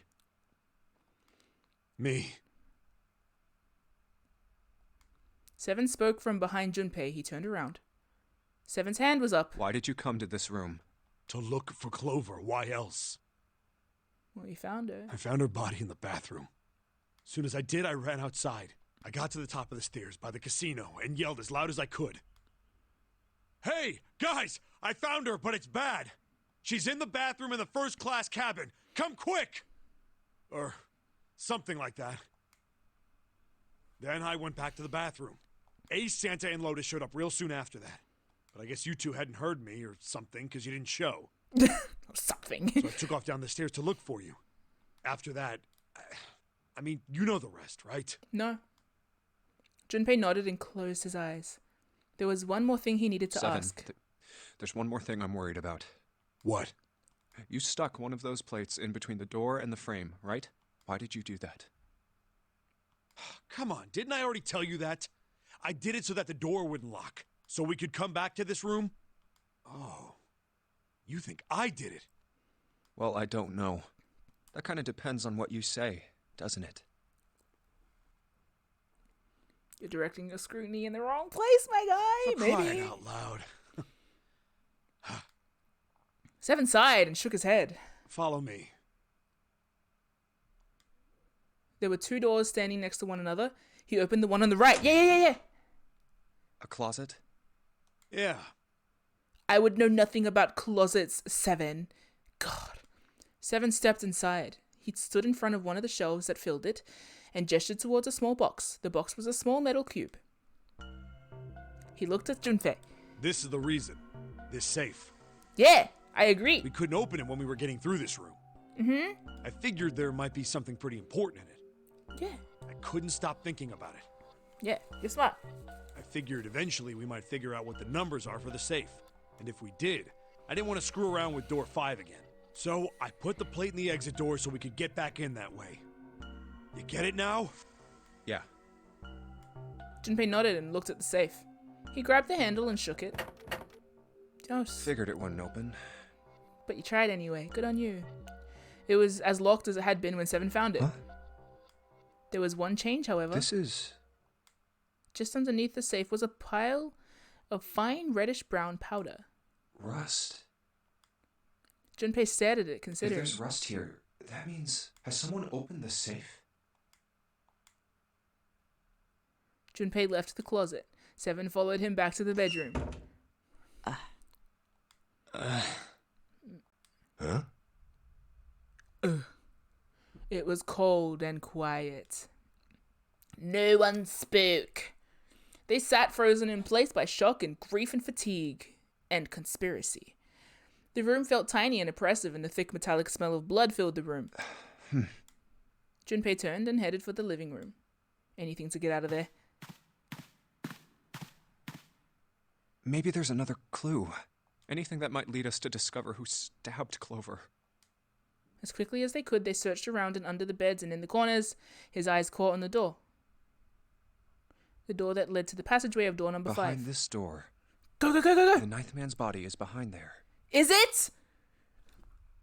Check! Maybe I should have another look at it. Yes! Just in case. Yeah! Quietly! He pushed open the door! Yeah. The smell hit him like a blow to the face. Oh, the hell? This smell is... His lungs contracted, unwilling to inhale such fetid air. Acid boiled up from the base of his stomach, churning what little food was there into a violent froth. Oh, God. I'm going to drink my coffee before he continues talking about this.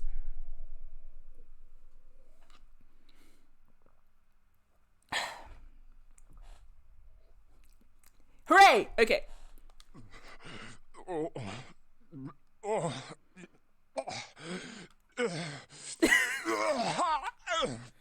Bro, are you okay? It was too much for him and he puked. He vomited. Ew, a thin stream of yellow water and bile spattered onto the floor. Ugh! That splash! Oh. He wiped his mouth weakly and stared at the dead body. Chunks of torn flesh, okay. Still there. Then who's the other one? Chunks of torn flesh lay in an arc around the body. What remained of its intestines had slid out onto the floor. Thank you. The pool of blood that framed it was half dry, but so thick that it had taken on a texture not unlike that of an egg yolk.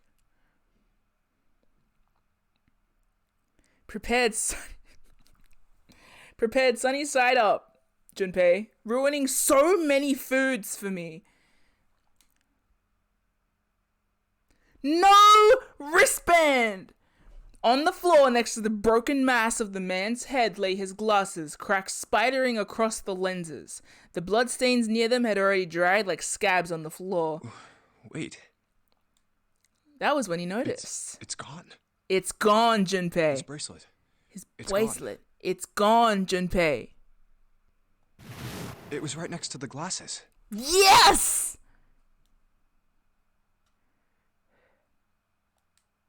But now, it was gone. The number 9 bracelet was gone. But why? But why? Had someone taken it? He was turning it over and over in his mind when he heard Seven's voice. Where'd Junpei go? It had drifted out to him from the living room. Junpei walked slowly out of the hallway. Oh, there you are. Looking for something in the hallway? Yeah. Answers. Seven looked up as Junpei entered the room. Yeah. Did you find something? He thought for a moment before he responded. No, nothing. Technically, it wasn't a lie. He hadn't found anything. In a way, in fact, that was the problem. Something he had expected to find hadn't been there, the 9th man's bracelet. What's up? Well, I wanted you to take a look at something. What is it? Seven led Junpei back to the bathroom. Clover.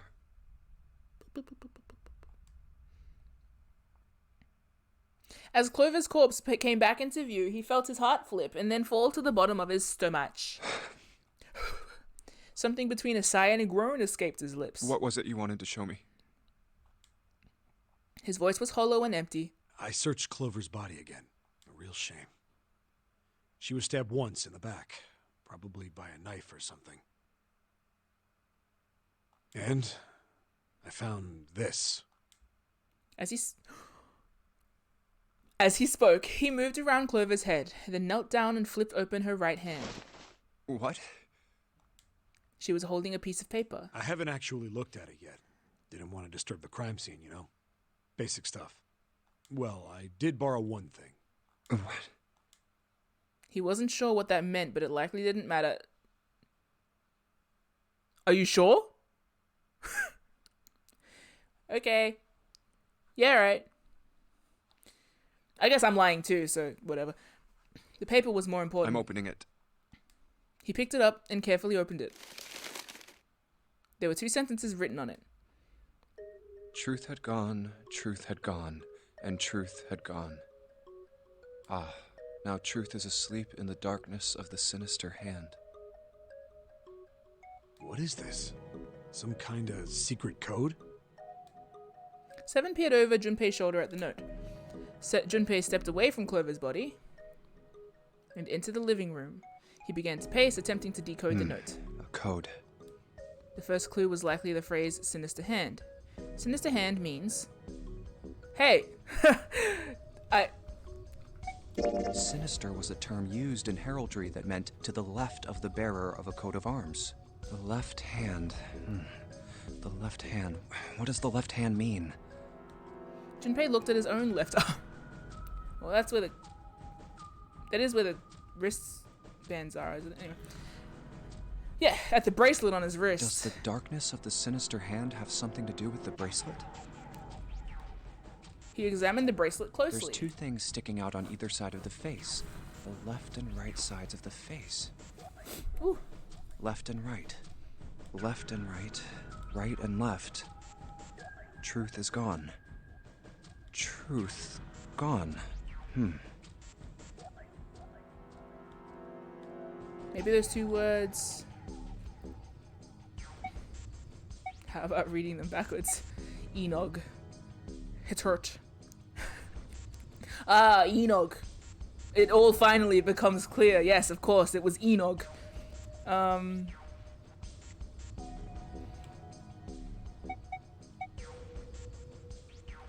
about reading it aloud? Truth is gone. How about reading them backwards? No. Gone is truth. How about switching the sentences around? Whoa! Did you guys just hear the thunder? It just rumbled my whole house. Whoa, shit. If my stream cuts out, you know it's just because we had a freaking massive thunderstorm. I felt that more than I heard it. That like went right up my spine. Jesus. How moody. Okay. Switching the sentence around. What is the sentence again? I'm sure if I get it wrong, I can have another chance at it, right? How about switching the sentence around? Gone had truth. Well, that makes even less sense. Clearly, switching the words isn't going to help. Time for a different idea. What else could gone and truth mean? Well, I guess if we're going with the other meaning of sinister, then that works. What else could gone and truth mean? Truth, of course, means something that is correct, something that's fact. In other words, something that is right. You could then safely assume that gone means left. I guess, yeah. After all, after someone left, they were gone. That's a very galaxy brain thing to say. In this case, they clearly refer to their directional homonyms. Then truth equals right, and gone equals left. Junpei looked at the bracelet again. The left and right of the bracelet. These two things sticking out. So if I... press them in the following order. Oh, I don't remember what it said. Left is right. Truth is gone, truth is gone, truth is gone. Is that what they said? Left. Truth was right. Truth is gone, truth is gone, truth is gone. Wouldn't it just be that one?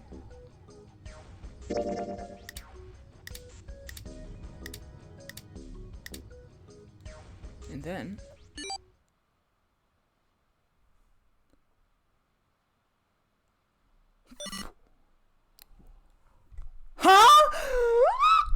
one after the other, 8 numbers flashed on, then off on the face of Junpei's bracelet. Wait, did it just... He checked one more time to be sure.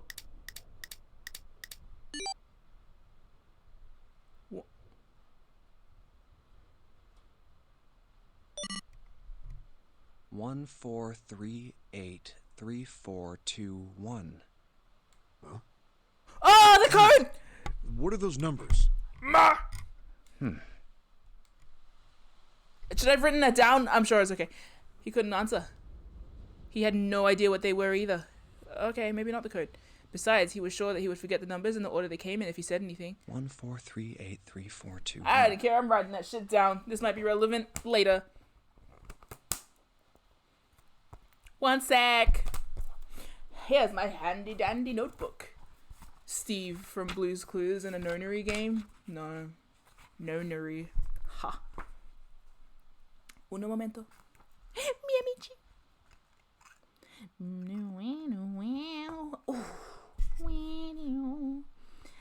Uno, cuatro. Okay.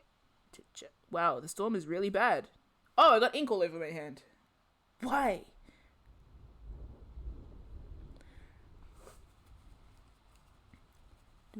Can't put blue in an only game, should be OP. So true. Ah!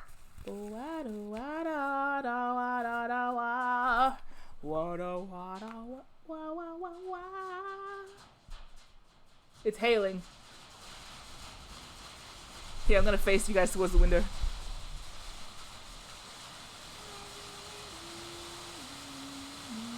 Rainy mood, fragrance of dark coffee, am I right?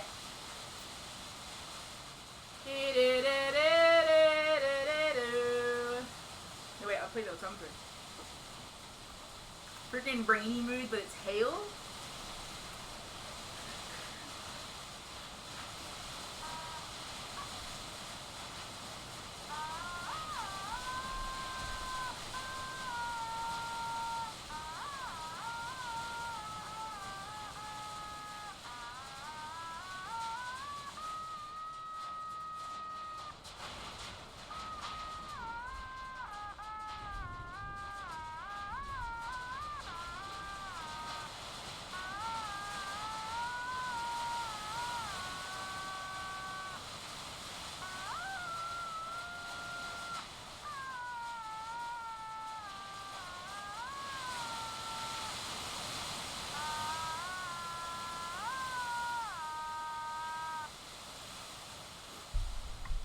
Can barely hear the automaton. Oops. I want to open the window. No, I shouldn't do that. I probably shouldn't open the window. I feel like I'm sitting next to it.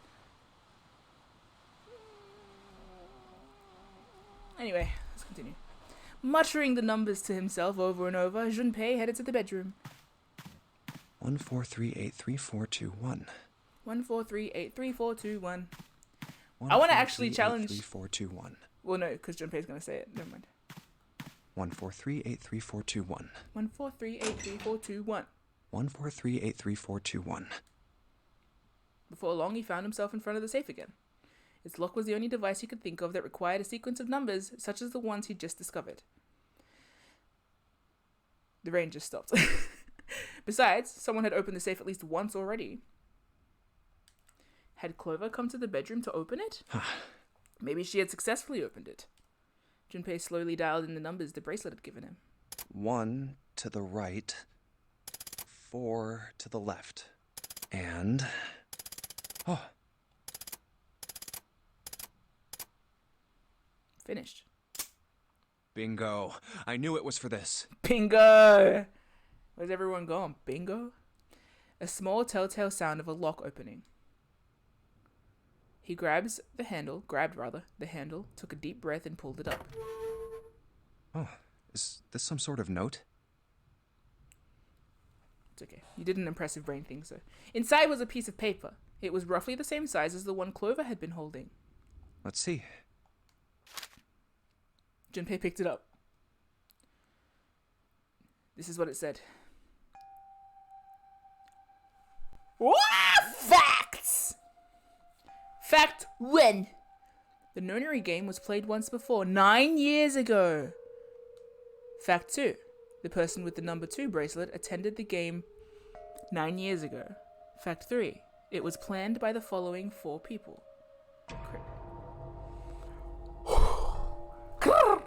Cradle Pharmaceuticals CEO, Kentaro Hongo. Cradle Pharmaceuticals Chief of Staff, Nagisa Nijisaki. Cradle Pharmaceuticals R&D Supervisor, Teruaki Kubota.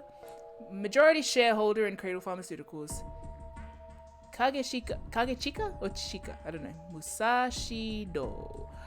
I must punish them for the innocent lives they sacrificed. This is the only warning they will receive. That innocent souls might be saved, I now state the truth. 0.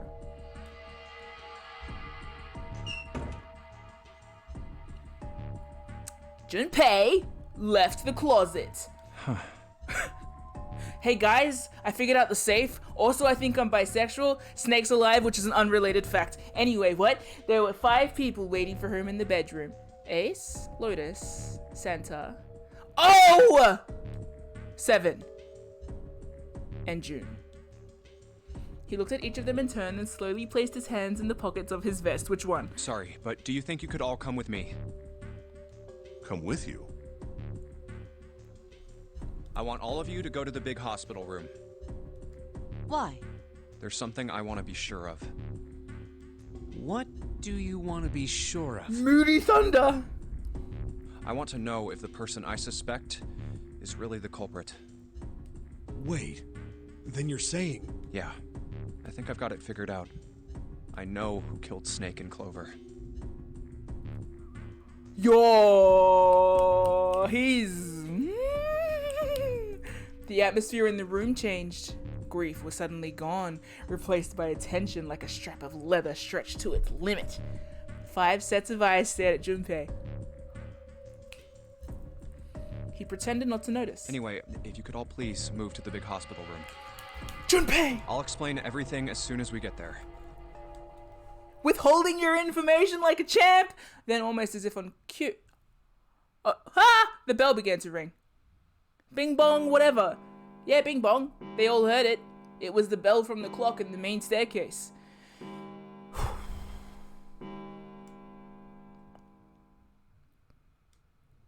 The bell rang 5 times, then ceased.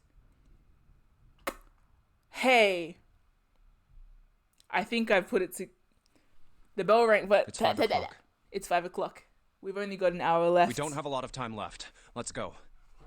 Let's go. Slowly, one by one, they follow Junpei out of the bedroom. I'm so excited. Okay.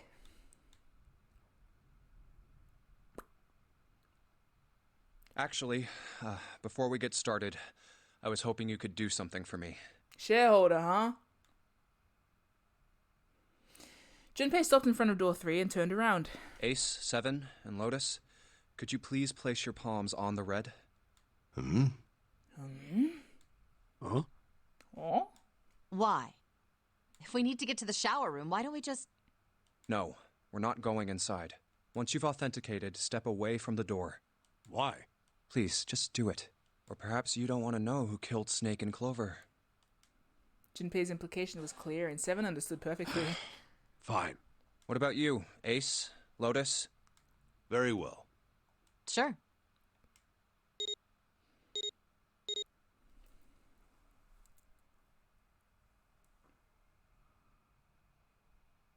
Oh, bye, Zeke. Zeke's already gone, but hi, Zeke, if you're back for the VOD.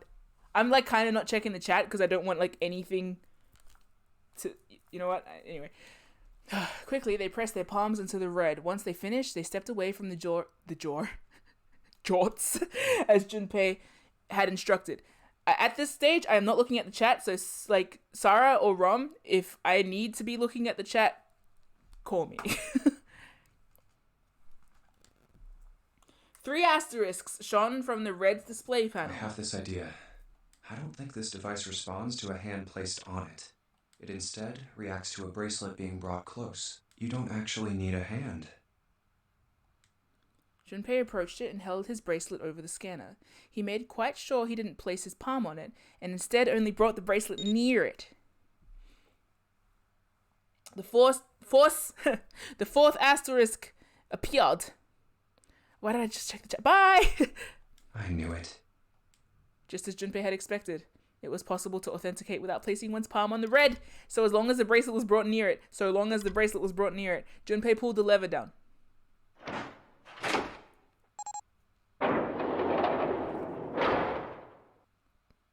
Door 3 opened like a hungry mouth. 9 long seconds passed. And the door shut, unfed.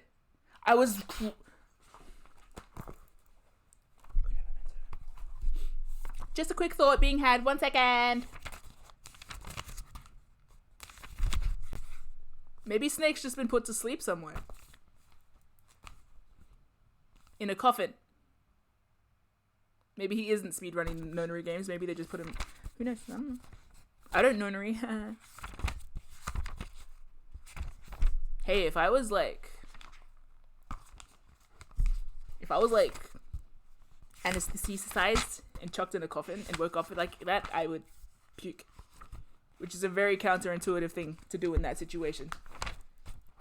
I can't find my notes. That's why you organize your book. Rather than just writing shit. Drawing shit. Just, there we go. My initial conspiracy seems to hold true.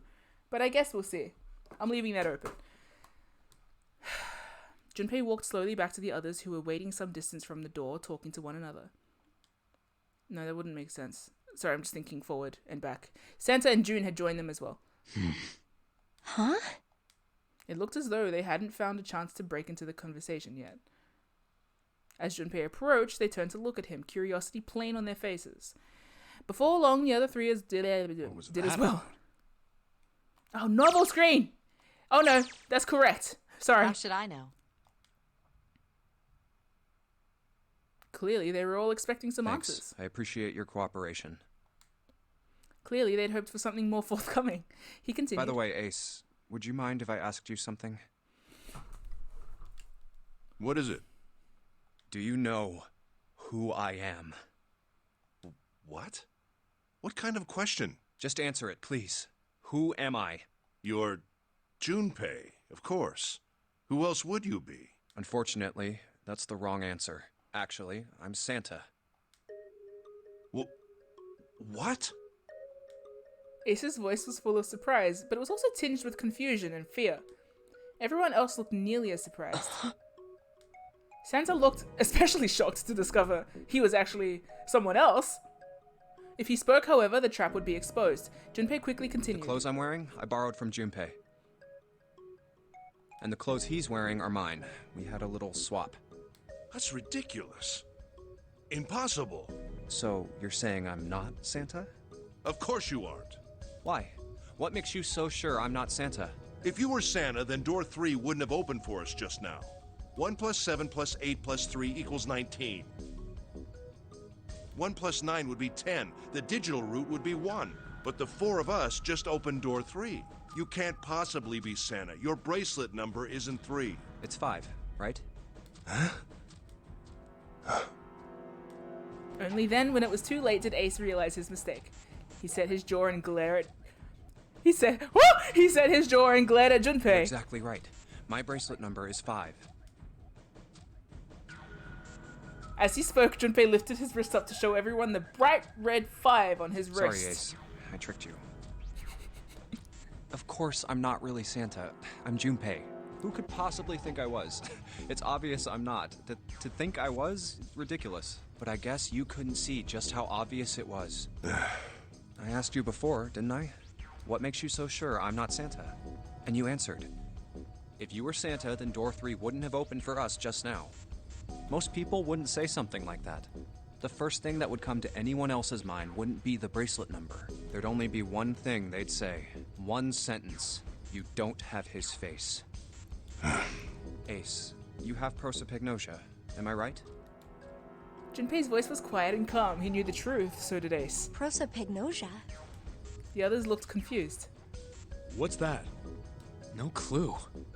You guys know, like, secrets to the universe and you don't know face blindness. Good on you. Prosopagnosia is... And she explained it. He heard Lotus begin to explain it to them. Ace glanced at them, then turned back towards Junpei and sighed. Very well. I confess. Why is this a problem, though? I have prosopagnosia. I cannot differentiate human faces. But puppies. I love puppies. My microphone wasn't even facing me. My bad. Is that what this was about? You want to mock me for my disorder? No. Junpei getting cancelled. No, not at all. I'm not making fun of you at all. In fact, I feel kind of bad for you. In fact, you're pretty depressing, old man. No, the reason I brought this up is that there's an excellent chance the person who killed Snake has prosopagnosia.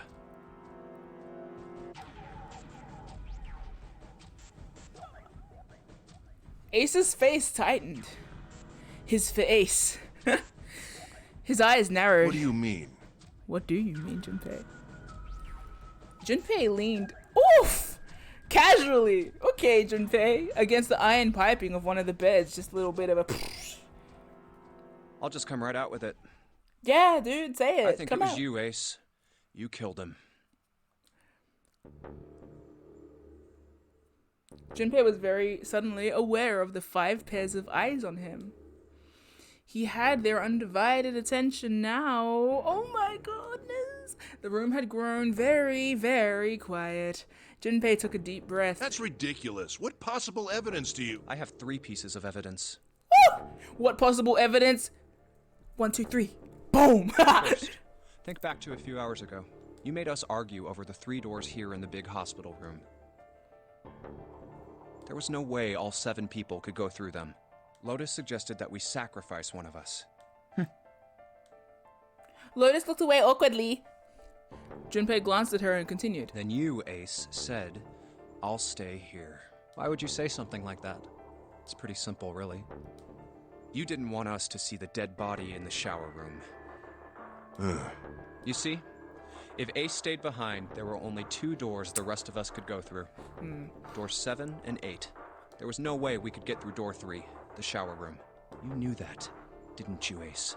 That's why you volunteered to stay behind.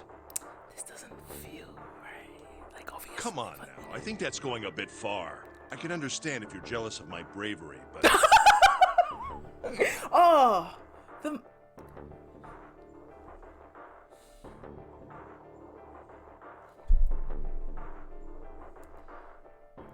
Please don't devalue my actions. I will devalue you so much. You don't even know. Come on. I only wanted to save the rest of you. Surely you can understand my altruism. Okay. Altruism, huh? Huh. Curious. Junpei stared off into the darkness at something very interesting and lazily began to dig a persistent bit of wax out of his You ear. already knew, didn't you? Squinchy, squinchy. You knew that whichever doors we took, eventually we'd end up back in the big hospital room.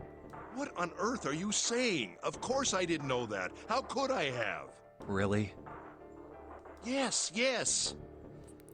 Pleading was not something they'd heard from Ace before.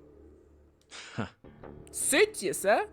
Junpei pulled the piece of wax from from his ear, glanced at it, and flicked it off into the darkness. Oh well, that's cool. What a little shit.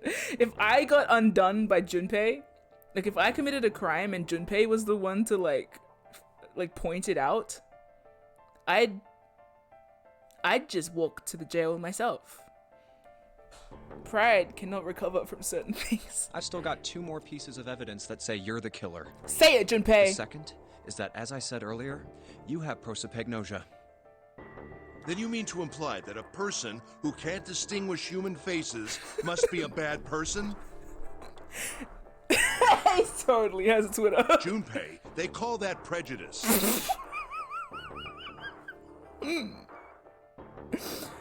Oh, man.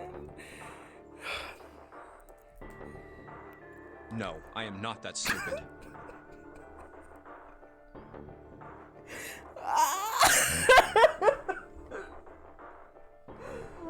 Oh.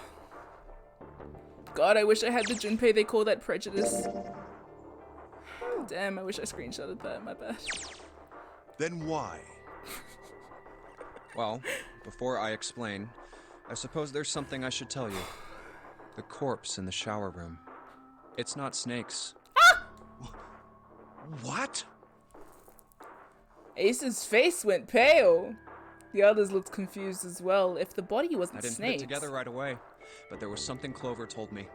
She said that Snake's left arm was prosthetic. He'd lost his real arm in an accident. But the body we saw in the shower room, let's call him Guy X. Guy X's left arm was definitely flesh and blood. In other words, Guy X couldn't possibly have been Snake. Oh God. No. That's impossible. Ace had started... Ace had started muttering deliriously to himself, shaking his head back and forth. Junpei was long past caring. Oh my God. Let's say, hypothetically, that the killer didn't have prosopagnosia. Yeah. If that were the case, he would immediately realize that Guy X wasn't Snake. Yeah. Even if the clothes were the same as Snake's, their faces would be completely different. It would have been obvious they were different people. And yet, they still killed him. Why?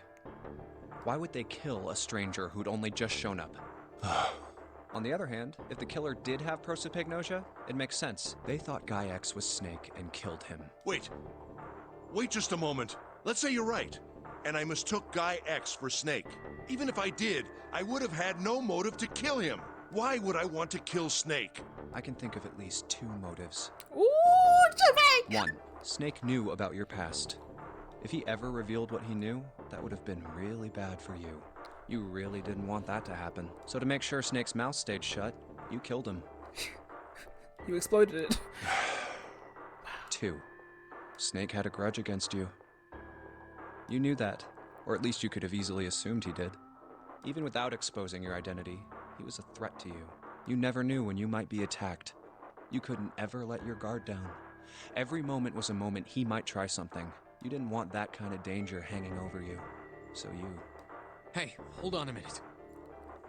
Okay. For the first time since the beginning of Junpei's explanation, someone besides Ace spoke. What's the past that Ace wouldn't want us to know? Why did Snake have a grudge against him? Look at this. The music went away! Ooh, that means you presented the right piece of evidence! Ooh. Okay, he handed Santa a small piece of paper. What's this piece of paper? It's a piece of paper. Santa squinted at the paper, and began to read. The nonary game was played once before 9 years ago. They would have been babies. The person with the number 2 bracelet attended the game 9 years ago. It was planned by the following 4 people. Cradle Pharmaceuticals CEO Gen... What Oh. is this? Is it damning for you too? Slowly, Santa looked up from the paper. His eyes met Junpei's. It's the message from Zero. It was in the safe in the first class cabin. Then suddenly, Give me a break!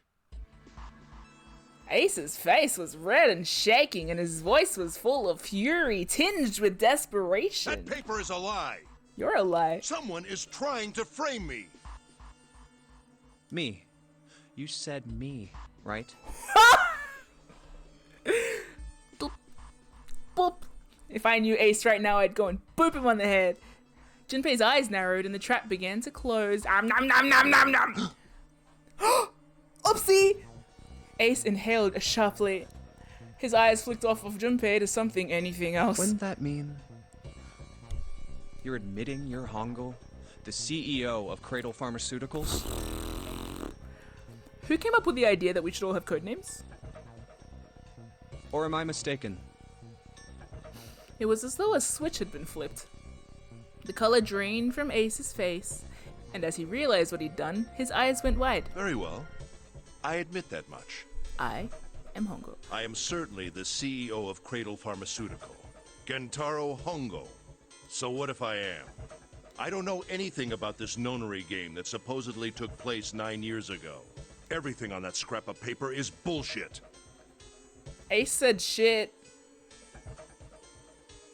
Someone is trying to set me up, you see?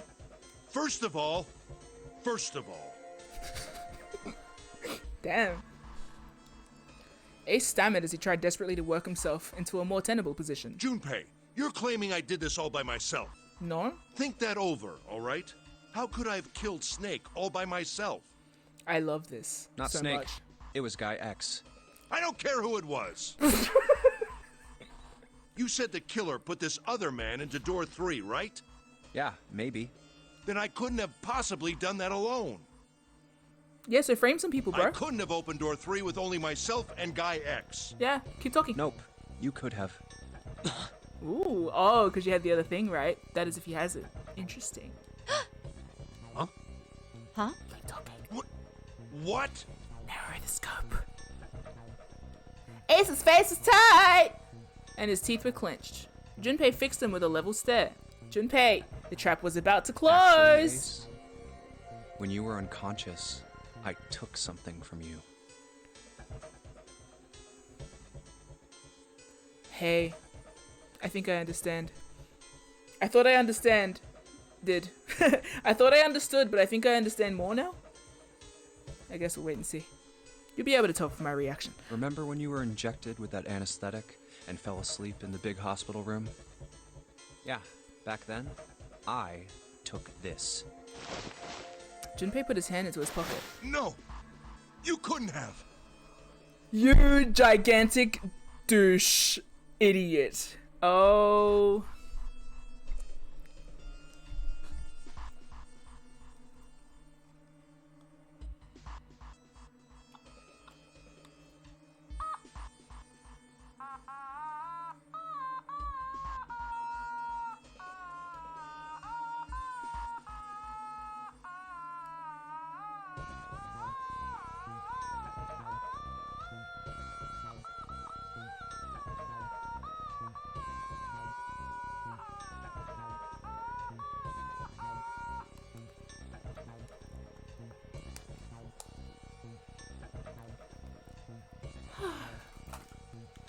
Ace's right hand moved. Junpei smiled. I got you, Ace. Your right hand there tells me all I needed to know. I got you. You want to tell me what you were so worried about? What's in your pocket? What's in your pock? Kids. I don't know why I shouldn't do. Oh. It's the number 9 bracelet, isn't it? Ace, Guy X, and the 9th man's bracelet. That was all you needed to open door 3. That's how you killed Guy X all by yourself, Ace. All you needed was the number 9 bracelet in your chest pocket. Ace lowered his hand from his booby, from where it had stopped halfway to his pocket. Kill me. Kill me. Do it. He looked down at the floor, his face hidden from Junpei.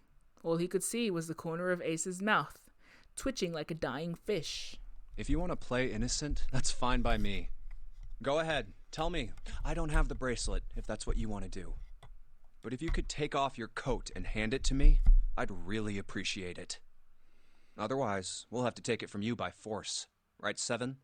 Yeah, it'd be my pleasure. Seven cracked his knuckles with a sound like gunfire. God damn.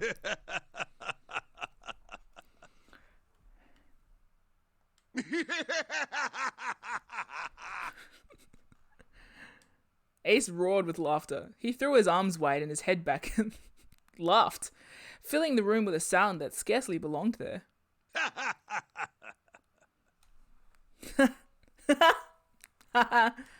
Then it stopped. His arms came down and his head dropped to look straight ahead at Junpei.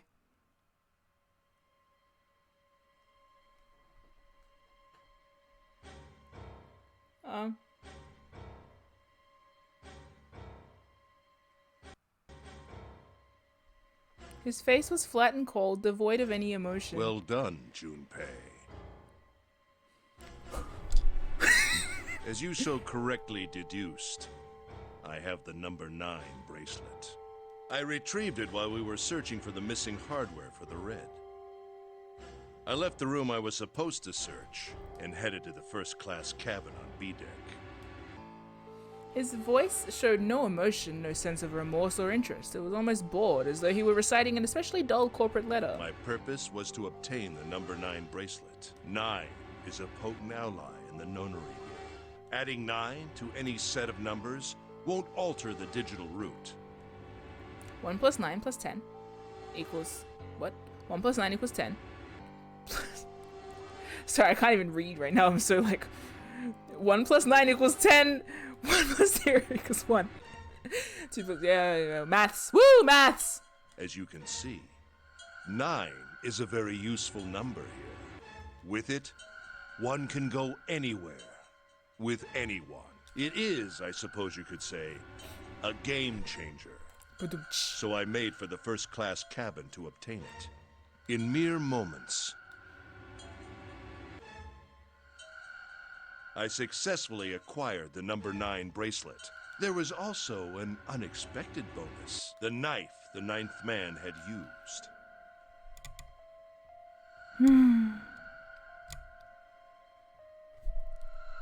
I'm gonna be real, I forgot about that knife. Oh. Damn. I quickly pocketed both of them and left.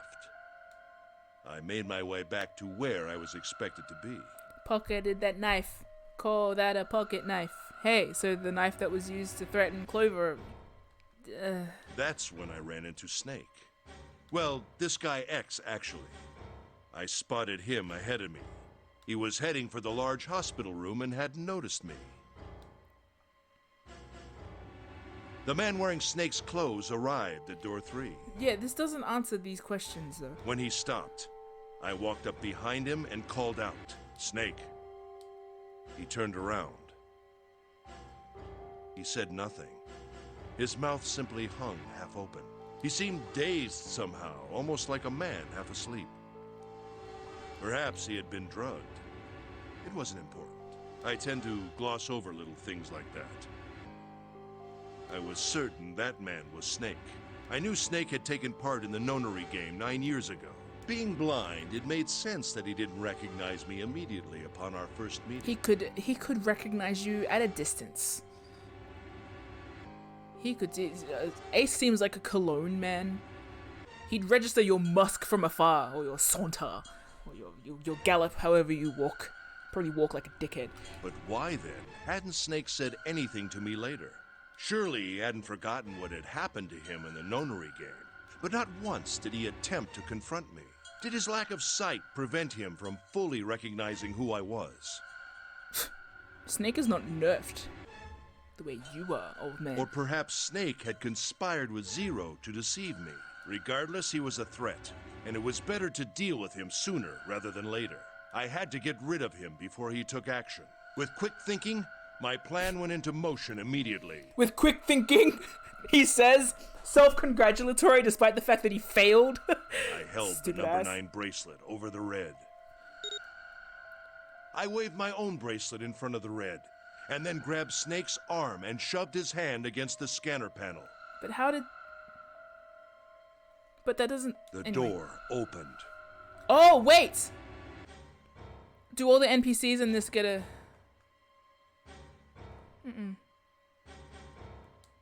I threw the man through it. Bitch. 9 seconds later, the door shut. He says. 81 seconds passed.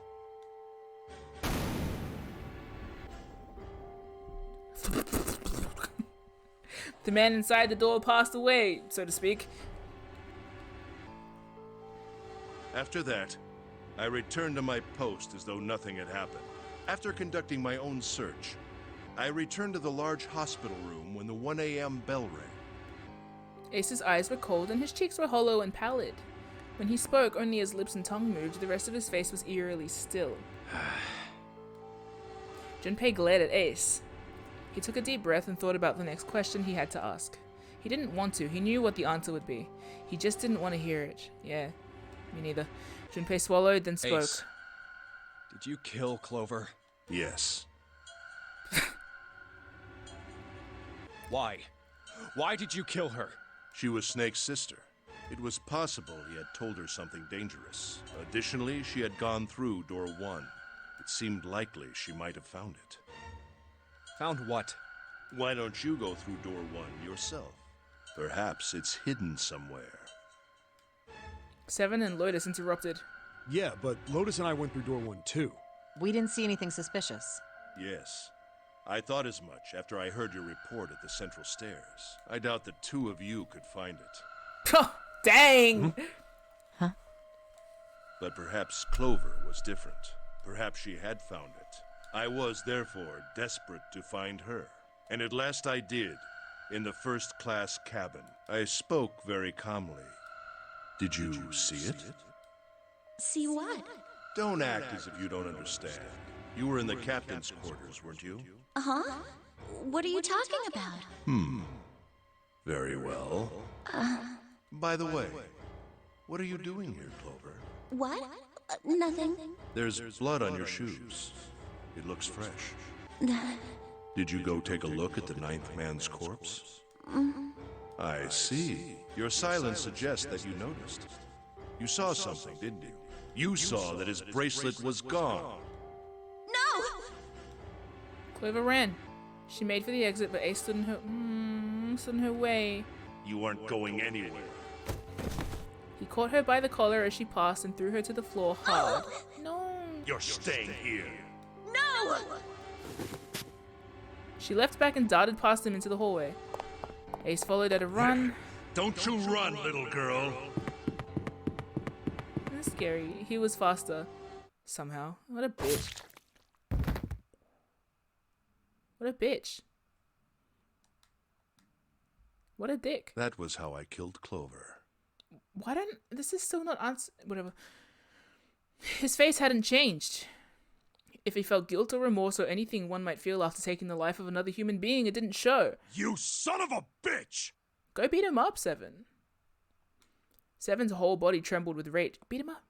Get him. Do it. Come, just a little. Come on. And his voice rumbled with hate.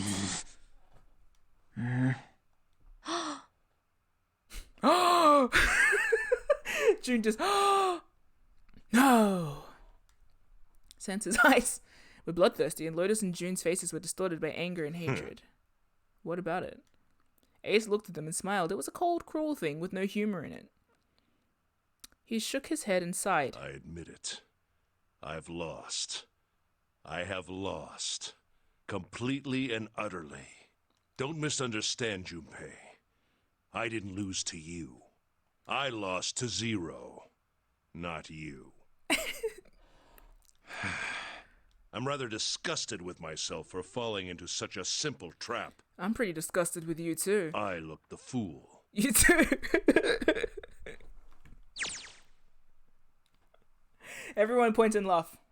Ha ha ha ha! Ooh! Ho ho ho! Hee hee hee hee! Hoo hoo hoo hoo! Ha ha ha ha! Hee ha hoo ha hee! Ha ha ha ha ha ha!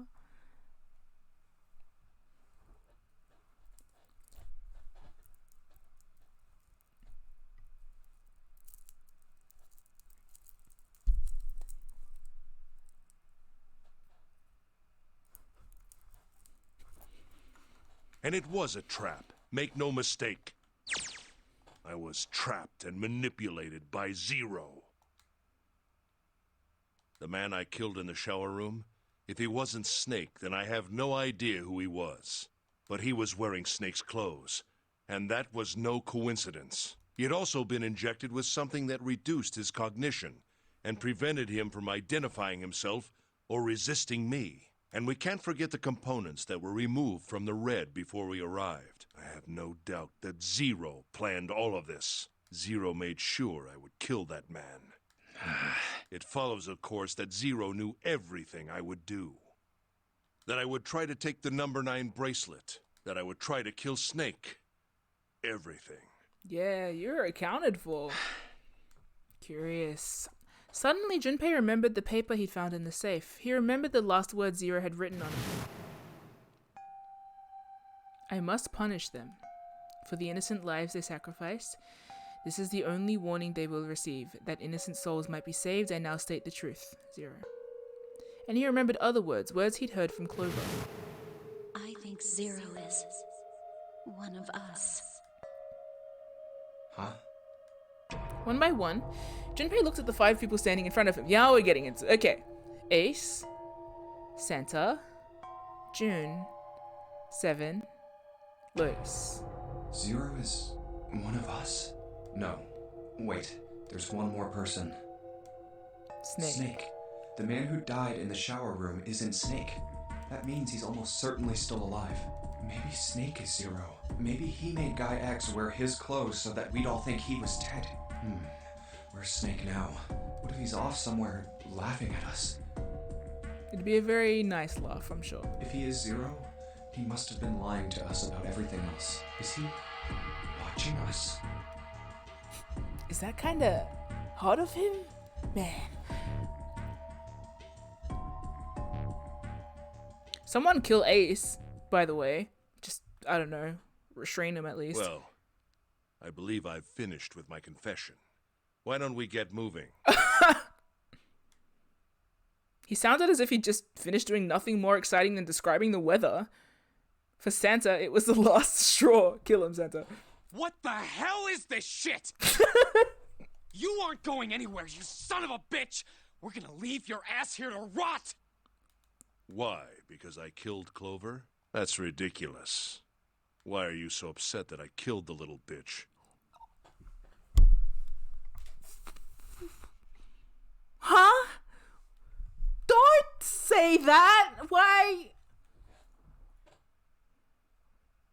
You swear like you don't know how to. Little bitch. Shut up! What the fuck is up with you? She was nothing to you. A stranger you only met a few hours ago. Am I wrong? You bastard! At least beat him up a little. You're a cop. 7 roared and lifted a fist that would likely have shattered Ace's jaw, but someone else was faster. For your kids, it was Lotus. She stepped towards Ace, raised a fist of her own, and drove it straight into his nose. Blindsiding me with a punch, huh? You've got some fire, don't you? Did you feel that at all? I confess, I rather like a tough woman. I want to kill him so bad. He sniffed and wiped a small trickle of blood from his nose with a raised eyebrow. Oh my god.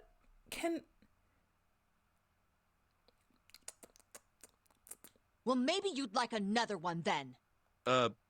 Before that, let me give you one of my own. Huh? Look. Lotus scarcely had time to blink. Ace.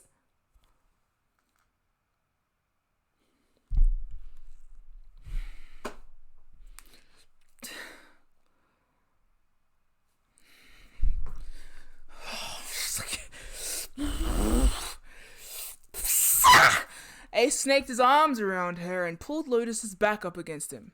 In the same motion, he reached into his coat pocket. Fuck! It was a gun.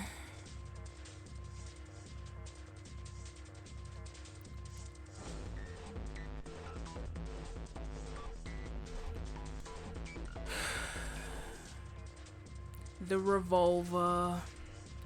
Almost lazily, he tilted it to point at Lotus's head. If any of you so much as blink, I won't hesitate to pull this trigger. I won't hesitate. Junpei,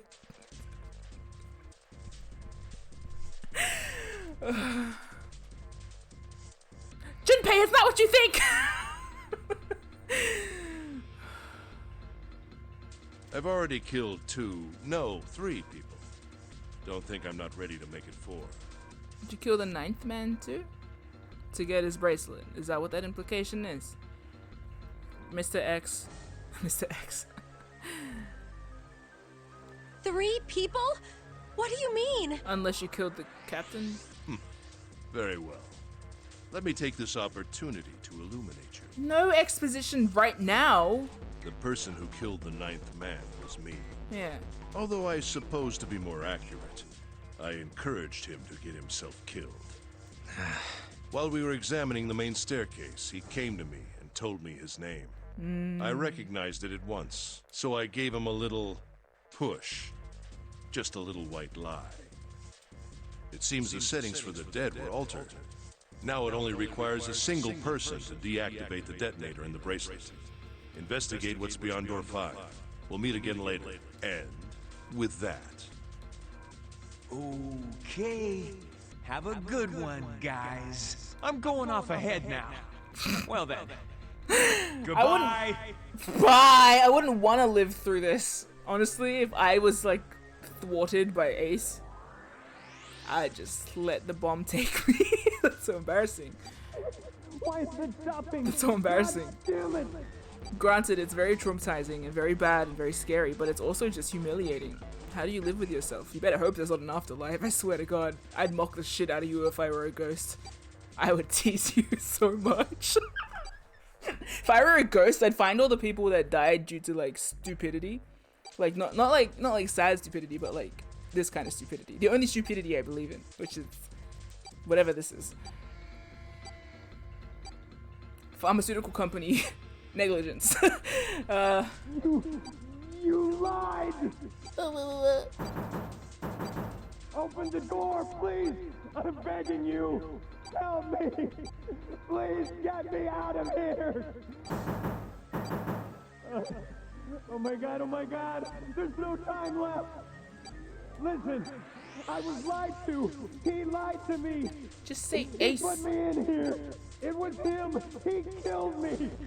It was him! Ah!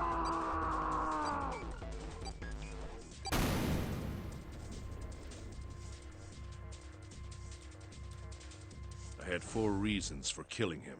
Tell us. As I said before, in the nonary game, the number 9 bracelet is of utmost importance. Please recall too, and I think this is very interesting. I mentioned that he had the, I don't know if I mentioned this out loud actually, but whatever, I mentioned it in my head. He had the perspective of there is only one winner. Very CEO core of him. If I had allowed him to keep such a useful tool, he, or it, would have become a threat to me. As such, I decided that he should be eliminated early on. 2. I wanted the number 9 bracelet. He's very capitalist core, you know what I mean? I wanted the...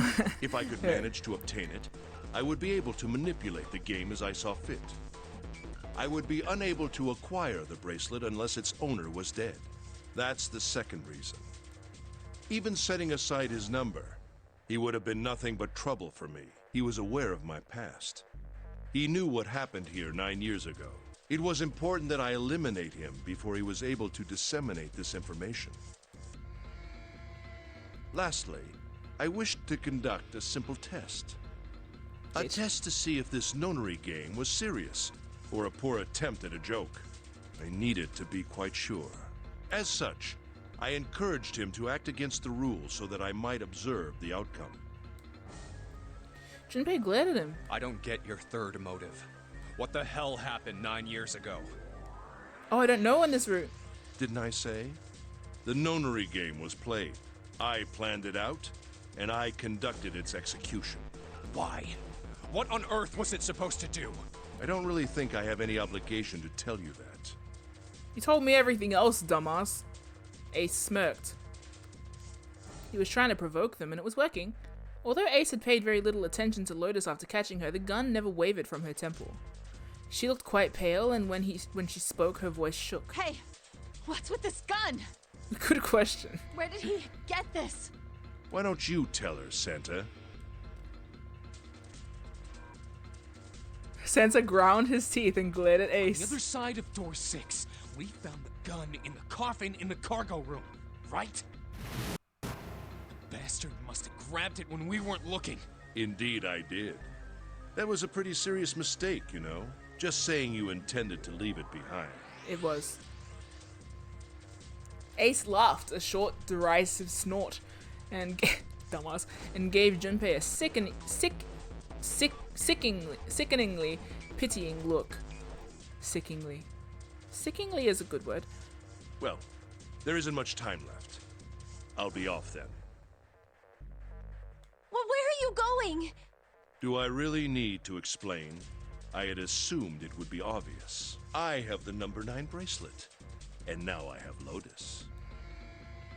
9 plus 8 plus 1 equals 18. 1 plus 8 equals 9. Bah! Wasn't there a door with a 9 on it in the room that looked like a church? That's where you're going, isn't it? And how do you know that? Because it's the only logical... Santa told me about it while we were looking for Clover. I see. Well, you are correct. That is my destination. But now I must say goodbye to all of you.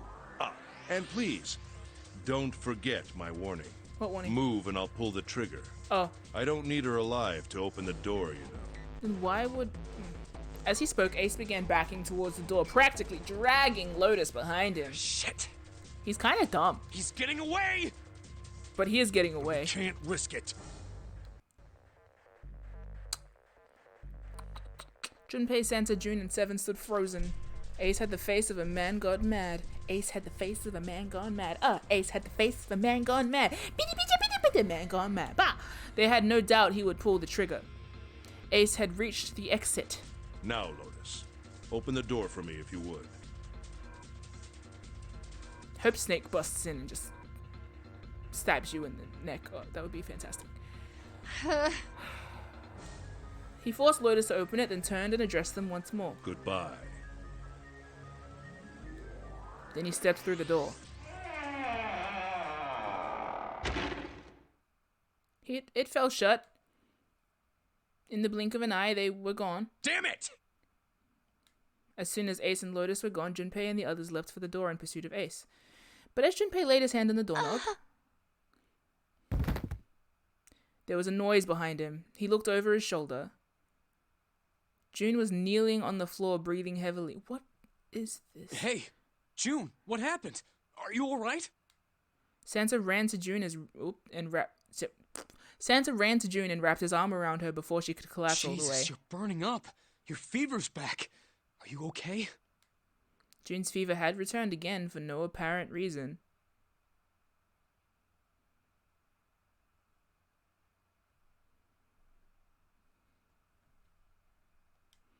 Her eyes were watery and her eyelids drooped. Her breath came in dry, shallow gasps. I'm okay. Really, I'm fine. She's really okay. You should be worrying about Lotus. Yeah, worry about Lotus. She was breathing hard now and she could barely summon the strength to talk. But Junpei was torn. He couldn't leave June alone in the state she was in. But every moment they waited, Ace was farther away. Lotus's life in his hands. What was Junpei to do? June's eyes drifted to Junpei. She managed to muster a weak smile. Johnny, don't worry about me. I'm not. I just need a little rest. I'll be fine. You and Ace have a very similar modus operandi. Don't you remember? I just needed to rest a little bit last time.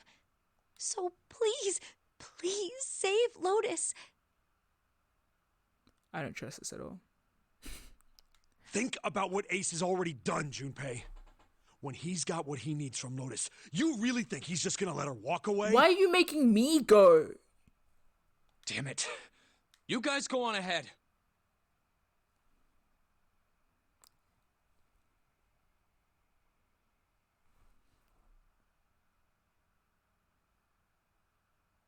June and Santa plus a Zero bracelet could get out of here. Soon as June starts feeling better, we'll follow you. Go! I don't trust either of them. Junpei looked at June. Maybe that's why he held it. She nodded once. She couldn't manage much more. But it was all confirmation Junpei needed. His resolve was set. All right. Come on, Seven. Yeah. We're going after Ace. Hell yeah!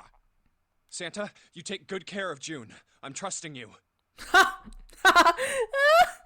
Got it. Santa nodded. Junpei turned before he had a chance to change his mind and started running towards the door.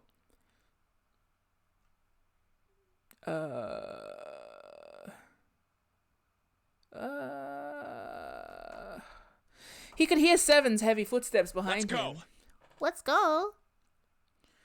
Junpei and Seven exploded into the hallway. Really poor choice of words considering what happens in this game. Their feet pounding the metal floor as they ran. Din. No? Okay, good. We have questions unaccounted for.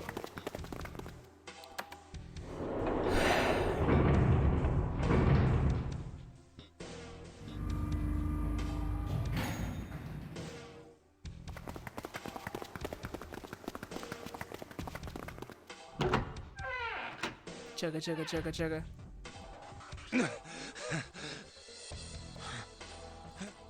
Junpei and Seven had finally arrived at the church, exhausted and out of breath. As their lungs struggled to catch their breath, their eyes frantically scanned the room.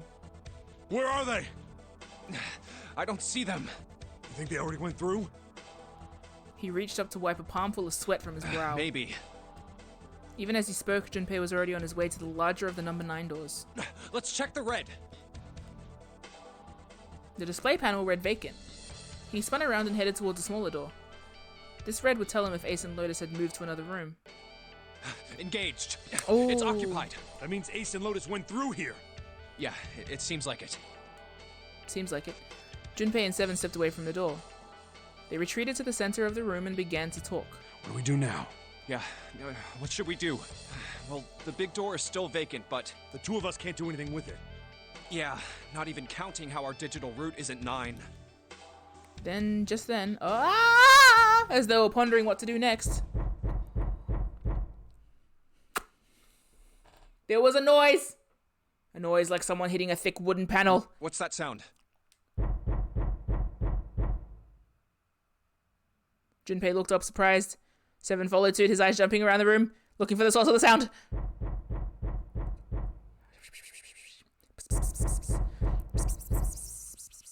It's coming from over there. It wasn't long before they found the altar. Or more precisely, what was on it. The coffin. The coffin. Yeah. Let's open it. How? By force! I don't think that's gonna happen. Well, you never know till you try, right? The only necessity for success is the willingness to suffer 1,000 failures. Who said that? I forget. Anyway, we gotta try. Okay. Junpei and Seven leapt at the coffin. They grabbed hold of what purchase they could find and pulled.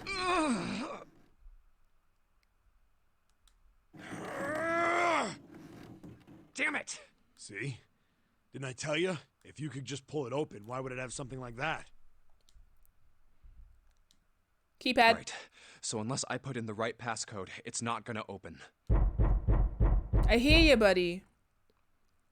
The noise hadn't stopped. In fact, as it continued, it had only gotten louder and more forceful. What were they supposed to do, Junpei wondered. Is there some sort of clue somewhere? Am I gonna get another ending? To be continued? They stood there for a few moments staring at the coffin, and then Seven spoke. Hey, Junpei. What? I remember you mumbling about some weird numbers over by the Yeah, bathroom in the okay. first-class We're cabin. gonna... Yeah? You got those numbers by solving the secret message Clover was holding, right? Mm-hmm. Truth had gone, or something like that. Yeah, that's right. What about it? And why is Junpei here? If we're punishing evil people.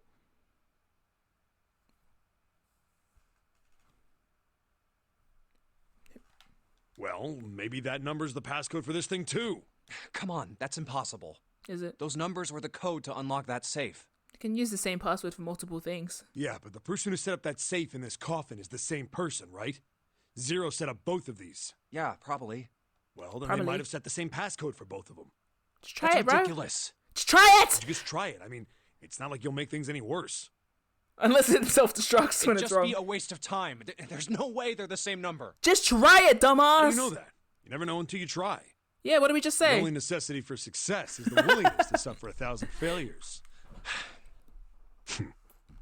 Who said that? You. Bitch. That's so cute. That's really cute. Fine. He knelt down in front of the keypad and looked at it. Perhaps because he'd repeated them so many times before, the numbers came easily to Junpei's mind. 1438 3421. 1438 3421. Bong. Quickly, he typed them in.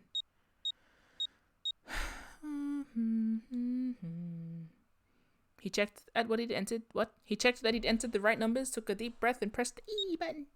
It only took a moment. What? You gotta be kidding me. There was a click. There was a click. And with a heavy clunk, the lid of the coffin slid off onto the floor. Someone sat up from inside. Snake! You. Why? Ah, those voices. Junpei and Seven, unless I'm mistaken. Where are the others? Are they elsewhere?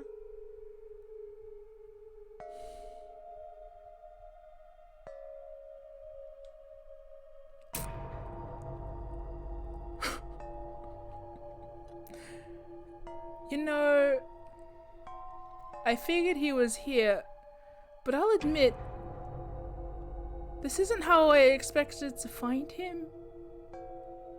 Dressed like so.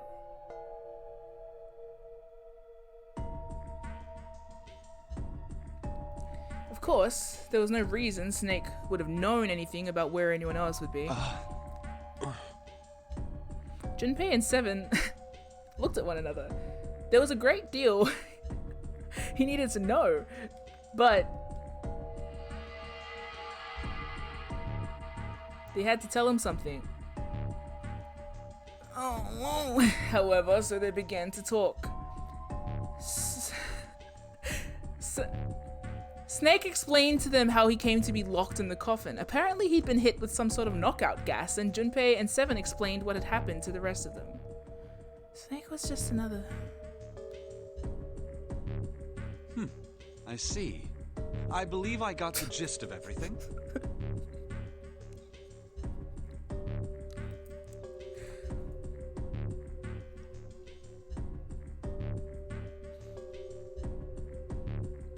Is his hair more floofy than usual? It looks more floofy. Have I been sufficiently caught up? I don't know, have you? No, there was there was one thing they kept from him. There was one thing, however, that neither Seven nor Junpei could bring themselves to say. That Ace had killed Clover. There's just no fucking winning, except in the next route. I need... Wait, shh. 2 plus 6 plus 5, 11 plus 7 is 18. 1 and 8, 9. We can make it. As soon as we get him out of that coffin. We can make it. All is fine. All is well. Holy infant. Tender and bright. Mild. Whatever. They feared that if Snake knew, he might well go insane. Yeah. I'd be very curious to see what his reaction is. They decided as much by a look at the moment. What? They had decided as much by a look the moment Snake. And who gassed you? They decided as much by a look the moment Snake had climbed out of the coffin. But that still doesn't explain why you were trapped in here. Yes. No, it doesn't. We've still got no clue about Zero's true identity, let alone why the hell he's doing all this. Why did he put Guy X in Snake's clothes? Well, Snake could have put Snake's clothes. Whatever, I don't know. Is all this stuff somehow related to that notary game that was played 9 years ago? Hey, Snake, do you know anything? Junpei put the question to Snake. His answer was less than illuminating. What are you talking about? I apologize, but I have no idea what you're saying. Does he not remember? It seemed as though Snake was perhaps not being entirely honest, but that knowledge did Junpei and Seven little good. Okay, so he's just lying. Oh, come on, just tell us if you know. Please. I don't know what to tell you. How can I know something I don't? Paradox. No matter how many times they asked, he insisted he knew nothing. It was becoming clear that Snake wouldn't give in, and every second they spent asking him was a second wasted. Just tell him Clover's dead. This is bad. We're running out of time. We need to go after Ace. However, they stood in silence, the overpowering atmosphere of the chapel almost stifling. Junpei, Seven, and Snake simply stood at a loss for what they should do next. What do we do now? He glanced over at Snake's wrist.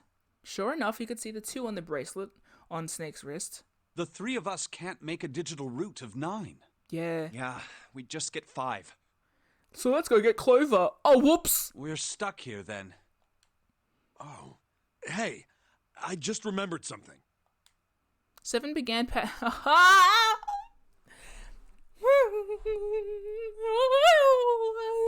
Seven began patting his pockets as if he were checking to see if any of them held anything like secrets or fours. What? What is it? I found something earlier. What did you find? This.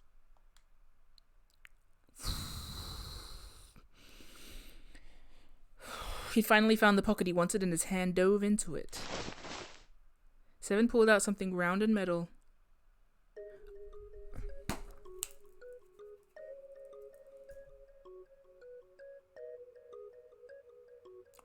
That's rude.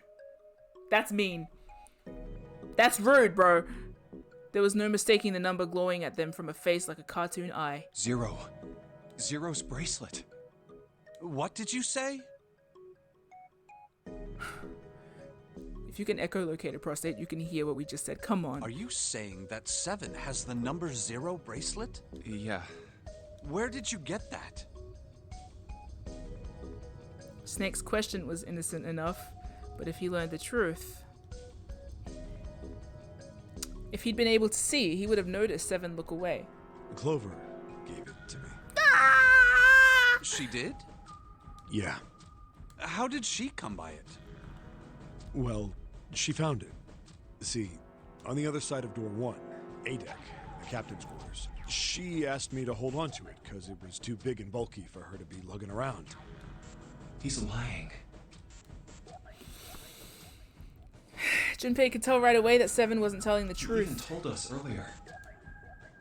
I haven't actually looked at it yet. Didn't want to disturb the crime scene, you know? Well, I did borrow one thing. He probably said that so Snake doesn't find out about Clover. Or... All right, Junpei. Been nice knowing you. Do you mind? You just gotta... Wait, what? Come on, man. I'm just kidding.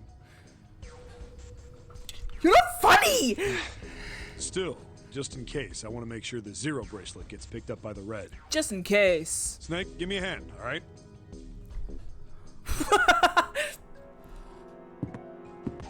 Without waiting for a response, he started walking towards the door. Junpei and Snake followed him quietly. Before long, they found themselves in front of the larger of the 2 doors. Seven and Snake put their palms on the red. Once they'd done that, Seven put the number 0 bracelet on the scanner panel as well. Well, hell, guys, you might as well walk through, right? Now they just needed to pull the lever and the door would open. And they did. Interesting. Let's just look at it. Why isn't it opening? Huh? Well, the 3rd asterisk lit up, so it must have registered the 0 bracelet. Maybe it isn't actually 0. Ah! Huh? What? The plot. Thimkins. That bracelet may not actually produce the number 0 when scanned.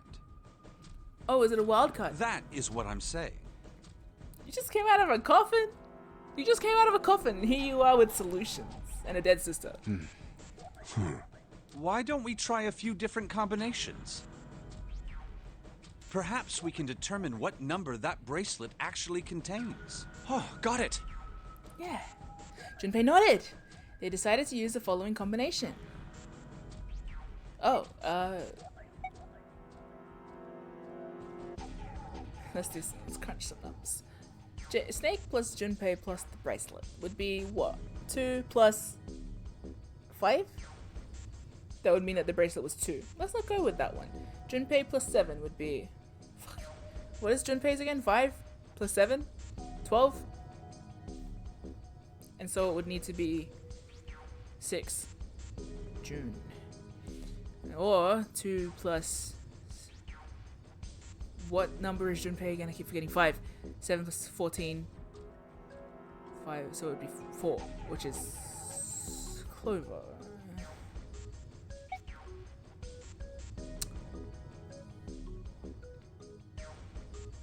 Did I determine that already?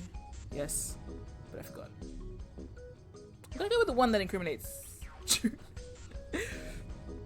Nah. Let's just go for all of us, you know? Team spirit. Let's try all 3 of us and the bracelet. Snake plus Junpei. If this combination works, then the number for this bracelet is 4. Yeah. Wow, I can't believe how much he committed to the vampire bit. No? It didn't open. Then this bracelet is not 4. June, it's gotta be Then?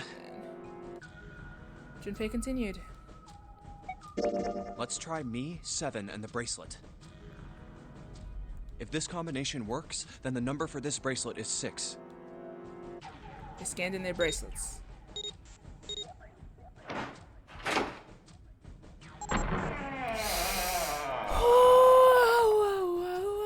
It opened. Yes, so it would seem. He's so cute with his fluffy hair. It's so cute. I wanna just sit there and... You know what? Yeah? So fluffy. 7 clearly hadn't thought their experimentation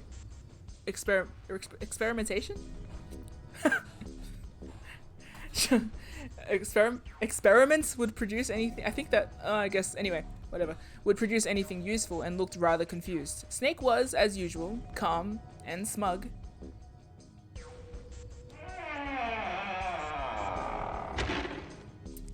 The door slid closed. Junpei's forehead furrowed as he thought. That means the bracelet is actually 6. Yeah, bro. But how is that possible? The display on the bracelet clearly shows a 0. Do the beep boop beep boop beep boop beep boop thing again. Maybe because 6 is 0. 0 is 6. Maybe that's what we are learning right now. 0 is 6. 6 is 0. Why? They heard the creak and groan of tearing metal suddenly from somewhere far beneath them. With it came the sound of water, pouring into parts of the ship that had until recently been dry. Oh man, that's not good. I guess our time's just about up, huh? At any rate, we know now that the door can be opened. Let's go. But, Snake, are you sure? Yeah. You know that only Junpei and I can go through this way. You needn't worry. I have a solution to this problem. My last resort. But if now is not the time for last resorts, then when? The more he talks, the more I'm like, Last? Resort?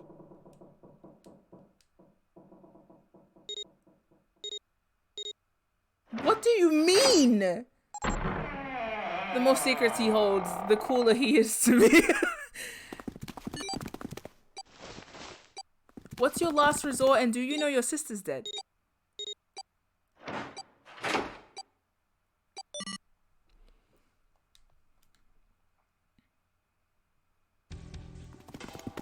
Junpei 7 and Snake ran, full tilt, down a long straight hallway.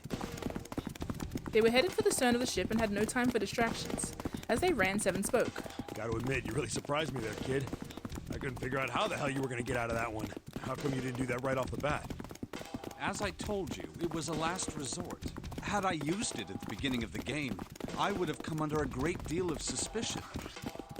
I imagine that most people would have taken it to mean that I was Zero.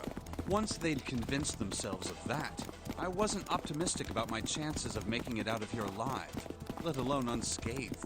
I felt it best to play my cards close to the chest, as it were. That way, if I were in a situation where there was nothing else I could do, I'd have a little trick up my sleeve. I'd just take my bracelet off.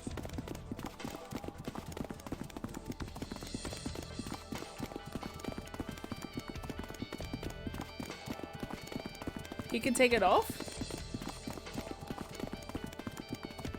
Snake's plan had been simple but effective.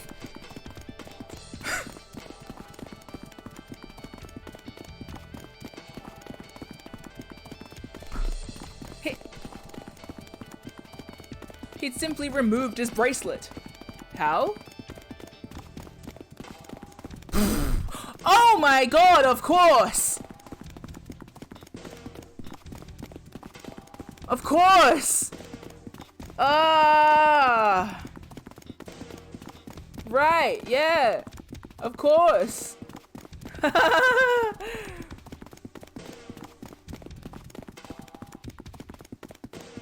Did Zero not know? Or did Zero not care? To Junpei. Duh! Wow!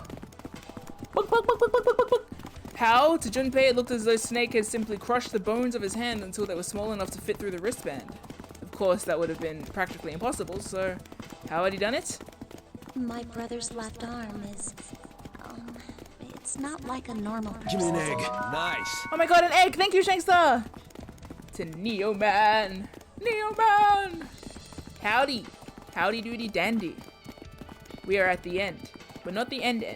Close though. Thank you for the subs. To Neo Man. Neo Man. It's fake. It's not a real arm. Snake had slid the bracelet off and tossed it into the coffin. I know this is kind of a weird thing to say, but I'm glad that's a fake arm. Also, you doing anything later? You don't have to be afraid of the door if you don't got a bracelet. You are correct. He walked through the door easily without authenticating. He stepped into the other side unscathed and began running down the hall along Seven and Junpei wearing his strange cultist cloak for some reason. They kept running for a while longer and eventually came upon a set of stairs leading downward on the right side of the hallway. They stopped and peered down the staircase. I think these stairs connect to the bottom deck. Doesn't look like it's underwater. They nodded quickly to one another and jogged down the stairs. Dream Team, back together! It took only a few minutes to make their way to the bottom deck. There was a single hallway in front of them at the end of which was a single door. Let's go through that door. Junpei threw it open. Inside was a massive iron gate. A plate was affixed to the top of it. It read Incinerator. Incinerator? Oh my. That doesn't sound very pleasant. Do you see a lever near the gate, perhaps? Yeah, right over here. How did you know that? Well, I'd be happy to regale you with the story. I imagine it should only take half a day or so.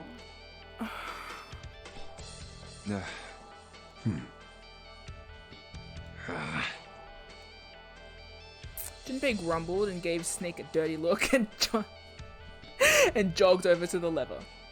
If you pull it, the door ought to open. Got it. He pulled the lever down. Don't perceive me! You don't know me! With the rumble of an ancient motor, the door opened. There was no need to hold back and no time to hesitate. They pushed their way inside. Standing in front of them... Fight!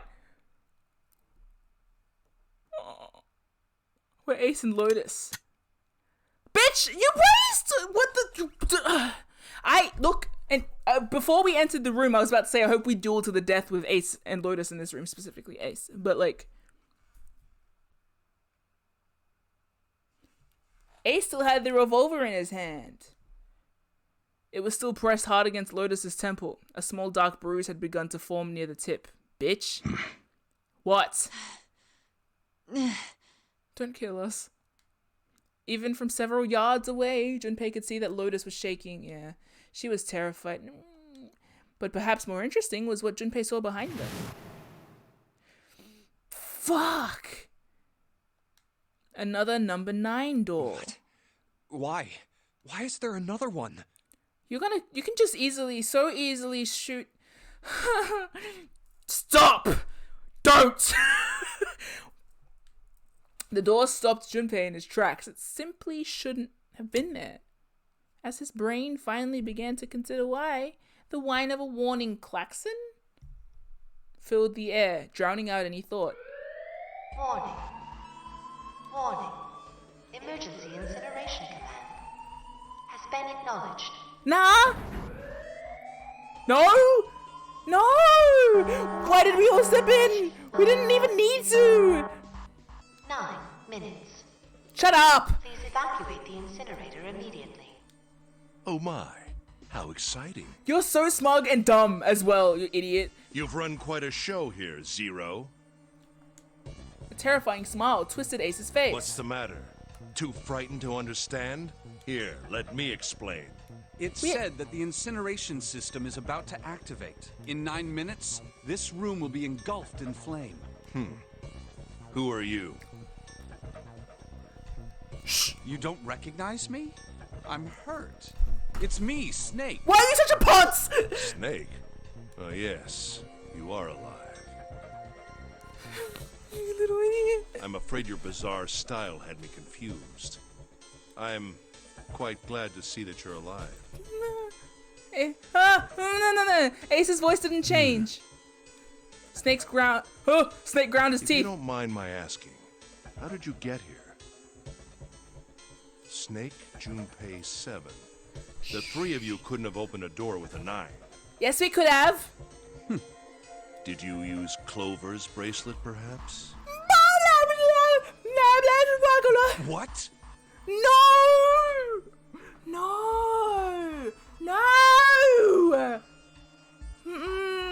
Ah, well, your reaction suggests that you did not. Hold on. Wait! Why did you think we'd have Clover's bracelet? Oh yeah. I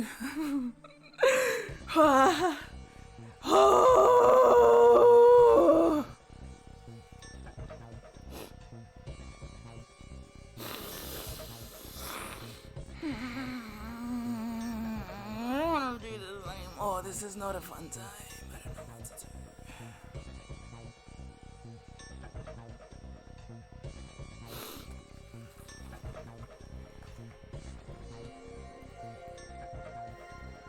This is bad. This is not a good time. This is not a good time. This is so bad. This is bad. This is not a good time. Okay. That's okay. Junpei! Felt his chest tighten. Oh, they haven't told you? We should have killed you. I knew you were a prick. I knew it the second I said you fucking. I was right, and I can't even be glad for it. Told me what? No, the hurry little voice.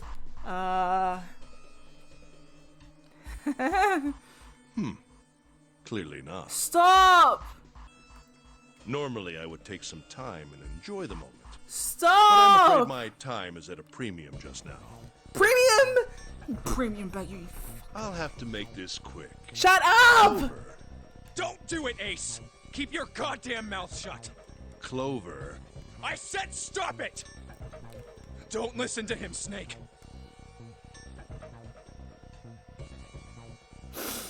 Junpei could feel his could feel his voice going hoarse, but Jake didn't listen. Jake, I am so stressed. Snake didn't listen to him. What am I doing? What happened to Clover?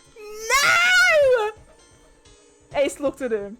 The corner of his mouth curled into the hook of a cruel smile. You're so shit. Clover died. Put a little bit more emphasis on that, dickhead. The color left Snake's face. What color? Titanium white? He shook his head weakly. No, that's not true. That's impossible. It's a lie. It has to be a lie. Oh, it's quite true. I can assure you of that. I killed her myself, you see. What? I'm sorry, did I stutter? I killed her.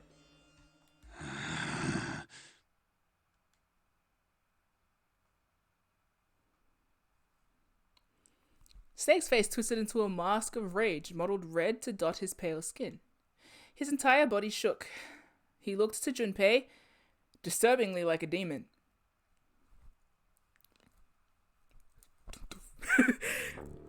I would have rather she died with less suffering. A bullet in her brain, perhaps, would have been ideal. Unfortunately, that would have made quite a bit of noise. Circumstances being what they were, I was forced to settle for the knife. The one the ninth man had, you remember. I believe I caught her just below the shoulder blade. I was rather lucky, in fact. My first thrust went right between her ribs.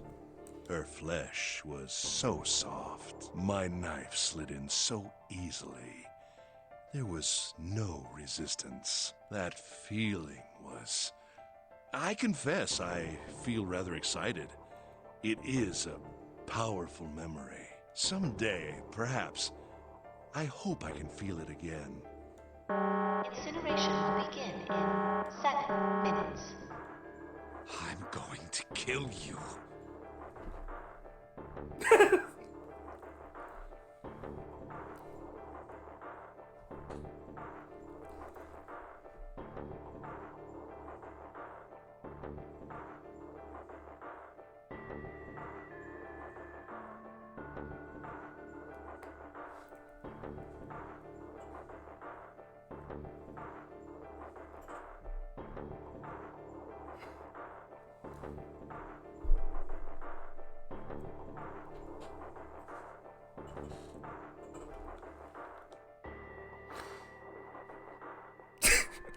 Snake's words were a guttural growl, barely audible. What was that? I'll kill you. I'll kill you. Ah, so you're going to kill me. Please do. Come now. I'm waiting. Don't do it! Don't listen to him, Snake! Why don't you help then? Stop it, kid. He's screwing with your head. Snake has tooted his own horn and been like, I can win in any kind of fight. Ha ha ha ha ha. Is there a problem? What are you waiting for, boy? Don't you want me to send you to join your sister? Don't! The snake! Don't do it!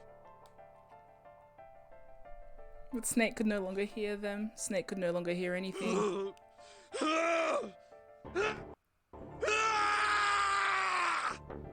Shit.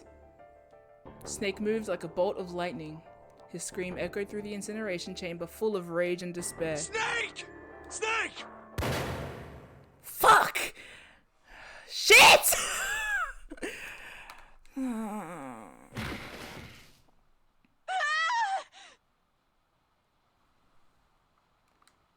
Another scream filled the room. It was Lotus. She ran across the room towards Junpei, her eyes wide with terror. Lotus! Hurry! This way! Snake's ill-fated attack had loosened Ace's grip on her, and she'd made a run for it. She reached Seven and Junpei and ducked behind him. Incineration will begin in... God, the rain has picked up again. It's gonna take a lot to drive me away from you. How many? 5 minutes. Yeah, okay. Give me the woman. Shut the fuck off, sir. I'll kick your ass. I'll kick his... You know what? Snake relatable. I would die for the opportunity to just punch you just once. If you were a corpse, I'd punch the corpse. Just once. Just once, right in the nose. Snake knew what's up. He raised the gun. I need her. Fuck off! Without her bracelet. What? Wait, okay, we have a 6. Okay, what did I think that would unable to open this door. You're actually really dumb. You're actually like big time dumb, stupid ass. Stupid ass dumb man. We should give him the Anyway, we have a 6 bracelet, right? How many times must we watch this little man die? Look. God, that really hurt a lot, actually. That was a painful... Anyway, it's okay. Quickly now. I don't have time for your shenanigans. I was so right. Every time I insulted you, I was right. In the center of the room, Snake's body lay eerily still. You're a prick! He looked like... What the fuck does that mean, Junpei? What books are you reading? He looked like a human lava. Prone and vulnerable on the floor. What the I see. Then it would seem I have no choice. You could have killed us all anyway. I don't even know why you're playing. The rest of you must die as well. Sure. Tell us. Fortunately, I have 5 bullets left. Then kill us already. Why are you talking? For Junpei, another for Lotus, and the last 3 for that lump of idiotic man you call 7. I will take Lotus's body with me and leave this room. Incineration will begin in 4 minutes. Well, it looks as though our time together is at an end. I rather enjoyed playing with you. Damn it! Fuck. Junpei could see Ace's finger tighten. He could see it begin to squeeze down on the trigger. His body tensed, preparing for the catastrophic impact of hot lead against human flesh. Then it happened. Kill you.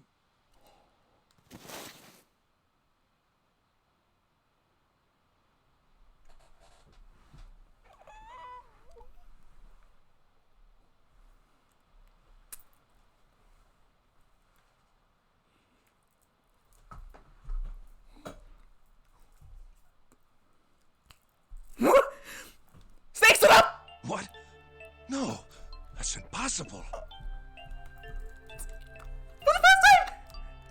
Ace's composure broke! With obvious effort, Snake lunged forward, 1 step closer to Ace. Then another. He looked for... Oh! Ah! He looked for all the world like a zombie! Kill you. I'll kill you. Oh my god. His voice was the mournful wailing of the undead. Stay away from me. Get back. Hey, this piano song? Why don't you just kill me, huh? Stop! If you come any closer, I'll... Get away from me! Little by little, Ace was retreating. Snake didn't stop. He continued his stiff, inexorable approach, his eyes twin pools of pure fury. Listen to me! I said don't come any closer! Everything kind of clicking into place, isn't it? Shit! You bastard! Stop! Ace's revolver leapt 5 times. 5 times the air and the incinerator was split by the crack of a bullet. Snake's body twitched as 5 clouds of blood and torn flesh leapt into the air across his body. A fine pink mist drifted from his body and disappeared. Junpei didn't have time to ponder what that meant before. And then his strength was gone, his legs crumbled, and his... How many death scenes will you inflict upon us? His legs crumbled, and his broken and battered body slid to the floor. Incineration will begin but he's out of bullets. Now's the time we beat him to death. 3 minutes. 3 minutes to beat him to death. Finally. 2 minutes to beat him to death. 1 minute to leave. 2.5 minutes. The snake wasn't done! I'll kill you. Even as the pool of blood beneath him grew, he began to move. What have you done? He half crawled. Oh, this is really sad. He half crawled, half slid towards Ace. Damn! One bloody arm wrapped around Ace's leg. You won't get away. Moment of silence?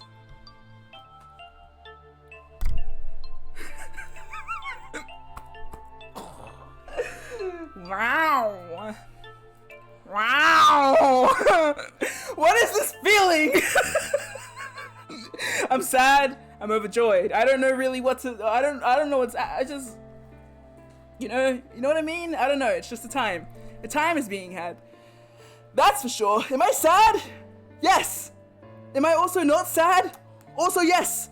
Emotions. The fuck's that about? You know what I mean? It's hard to say. Anyways, yeah. Cool. You won't get away, he said. What's happening? And the other gripped his thigh with strength that should have been long gone. Fuck yeah. You son of a bitch! You're a monster! You made this, bitch. Get off me! Let me go, damn you! Punching him in the balls. He kicked at Snake. Oh no. Kicked at Snake with his free leg, driving his foot into Snake's face, his arm, his shoulder. You can't stop this guy. He said what he said. He can win in a fight. It made no difference. Snake refused to release him. Once the snake had ensnared its prey. Yes, Junpei, finally you hit a metaphor that rocks! Rarely does it release it.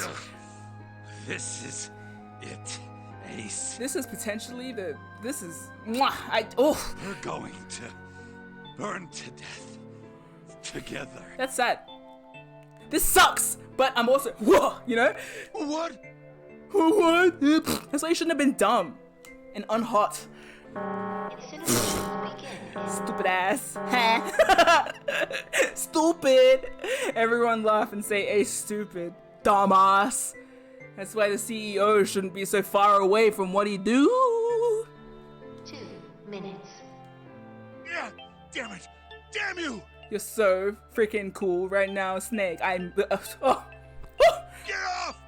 Let me go, you monster! But who's the real monster?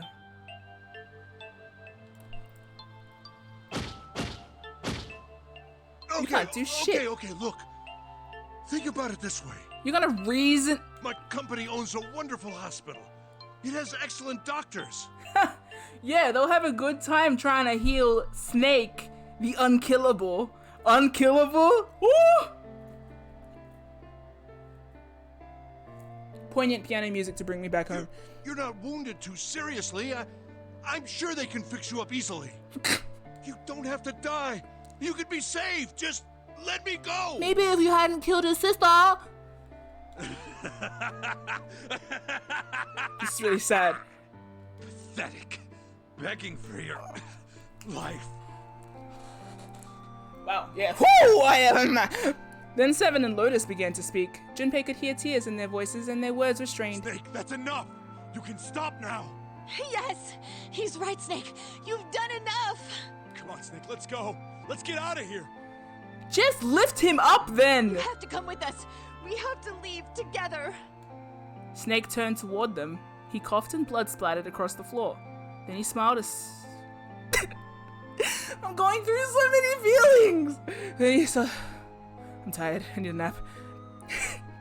Just a mid-conversation nap, sorry. Okay. Then he smiled a sad sort of smile. I apologize, but I'm afraid I can't do that. You'd best forget about me. You need to leave soon. I'm going to take him with me. Shut up! Be quiet! I couldn't save Clover. My sister died because of me. Perhaps this will begin to atone for that. Stop! Perhaps in the afterlife, she can forgive me. Come. Now go. Go now. You have to go. Incineration will begin. This sucks. 1 minute. God damn it! Shit! We're out of time! That was a very relatable shit. I feel that. We gotta go! Yeah. 7 Oh god, I feel like the life's been drained out of me. I feel like it injected life into me and then immediately like a sugar hit. It just went poof. 7 ran towards the exit. Lotus followed him, but Junpei couldn't move. There were white lines down Snake's cheek.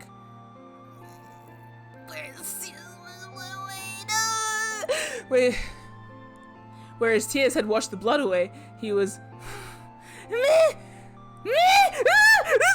Okay, he was broken, body and soul, and Junpei felt as though half of his own heart had been torn out. Oh my god! His eyes stung, and he tried desperately to swallow to clear the lump in his throat. Junpei, what are you doing?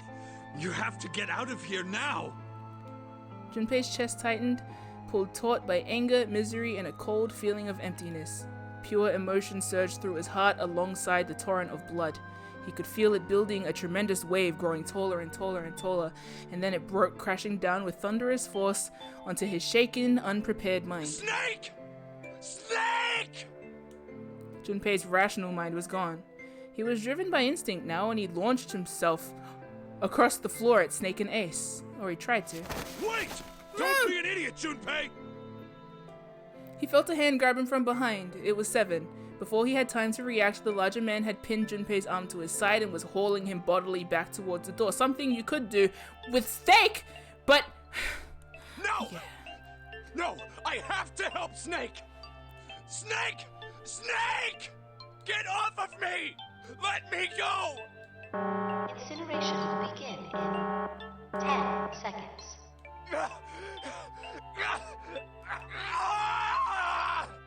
7, 6. Damn it, I don't get a choice, kid! Don't blame me for this, alright?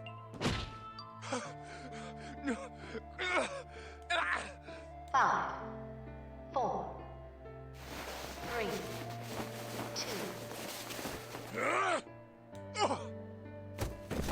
1, 0.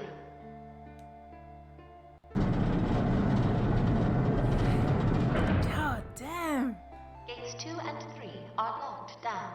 Beginning incineration.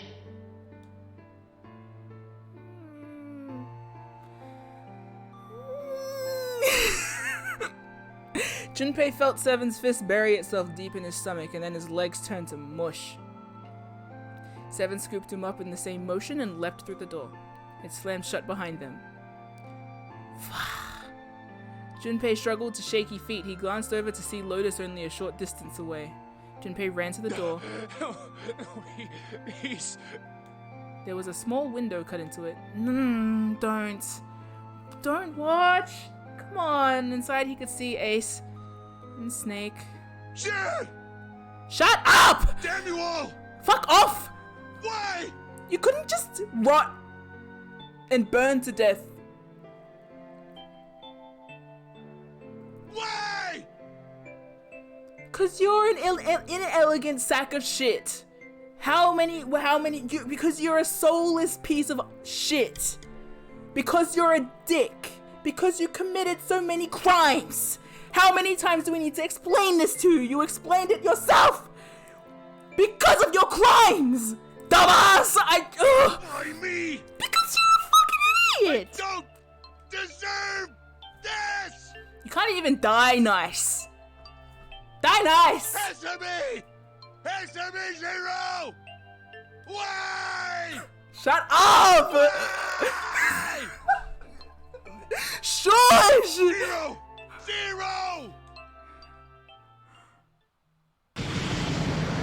You don't deserve to die in the same flame as frickin' Snake. 0!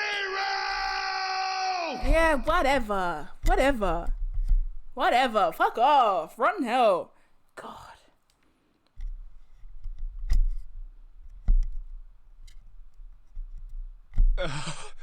Yeah, that fucking sucked! I just hurt my throat. He didn't know how much time passed. He didn't know how long he stood there in front of the incinerator. He looked to the side. Lotus's face was ashen, and if not for the hand she put against the wall, Junpei didn't think she could have stood. Seven looked old and tired and used. His eyes stared at the floor, seeing nothing. Junpei said nothing. He simply began to walk toward the open door in the hallway they'd come down earlier. Hey, wait! Junpei! Junpei, where are you going?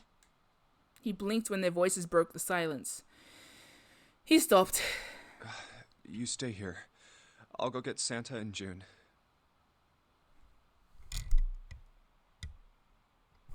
How many of them are immortal? You're gonna bring them here? Why not? How? Don't worry about that. Just stay here and wait, all right? He began to walk again. He looked over his shoulder and watched Seven and Lotus grow smaller and smaller. They stared back, not moving. He wasn't sure if they could. He turned around again. He knew where he was going. I saw an elevator on the way here. If I can get it to work, then maybe... Okay. Junpei found himself in front of the elevator before long. Next to the door was a button with a triangle on it. Please work. He pushed it, and the door opened. Yes.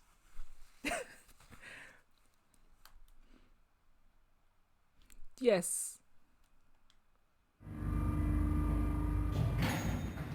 I'm broken. Junpei too is broken. Junpei was in the large hospital room. We are broken. June! Santa! Oh, come on, guys. He kept calling and walked to the center of the room. Guys. But try as he might, he couldn't find them. Damn it. Where did they go? Increasingly frustrated and increasingly worried, Junpei left the large hospital room. He had no choice. He would have to look for them. Junpei's heart was heavy. He couldn't shake the feeling, but there was a part of him that felt it would be wrong to, even if he could. With every step he took, his legs felt more and more like lead.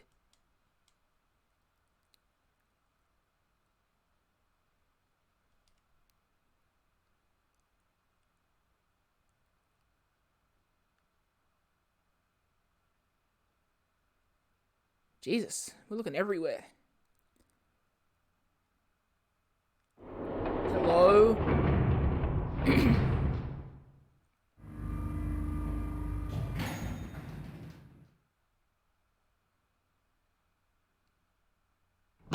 If everyone's dead... Sometime later, Junpei found himself at the chapel. He stepped inside, expecting to find nothing, but there on the red carpet... What? On the red carpet in the center of the room... June! No, code names didn't matter any longer. She was Connie. Connie! Junpei cried her name and ran. Like lightning, he ran across the room toward her. Connie! He stumbled to a fucking stop.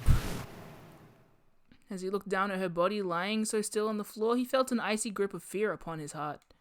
She was still, so very still, and here I am standing here in my capris and my no socks or my very low socks. No. It can't be. It's impossible. Check her pulse. Just check it. Just check. Slowly, Junpei bent down towards her. His hand shook, and he still felt very cold and very hot at the same time. He forced himself to look. Her back was moving. Slowly, it rose and fell. Relief washed over him. Connie! He said Connie as well. Junpei reached down and gently, very gently, lifted her up. Bah! Connie, are you alright? Junpei? You're sus as fuck. Her face was pale and her lips were dry and cracked. The second time you've noted that, bro. Give her a chapstick. Her eyes were blank and cloudy. They stared straight at Junpei but saw nothing. Trembling, Junpei wrapped his arm around her back. She was cold. Very cold. Junpei tried to convince himself that it was only his imagination, but she felt as though she were fading away. Fading away. He could feel his heart pounding frantically in his chest. Connie, what the hell happened to you? Beep, beep, beep, beep. You feel... Beep, beep, beep, Baba. Junpei, I'm sorry. Sorry. Her voice was very faint. I might not make it. Why do you die so dramatically all the time? No way. No way. I am going to let you die. I am going to save you. I promise. Why do you die so dramatically all the time? I say after the ace death. Why? Why? Why? Me? Or a snake who took 6 bullets? 6 bullets and went down smirking while dragging. Atoning. Bro, I want to vomit. That was shit. That's shit. Anyway, sorry, Kanye's dying now, but we've had this kind of death before and I don't trust her, so. Thank you, Junpei. Thanks for joining in my stupid little game. Thank you so much for everything. No, what's happening? I was really No, stop telling me your feelings. Tell me answers. What's happening? To see you again, Junpei. Did you involve me in this game? Really happy. It's really fucking weird if so. What is your deal? Don't give me that I was crap. You're gonna see me again lots more times. You've just gotta hang on. All right, Connie? Junpei, did you know the Titanic was written about in a book called Futility? You meant a lot to me when we were kids. If she's innocent, this is probably quite mean of me, but... I've liked you for a long time, Junpei. A really long time.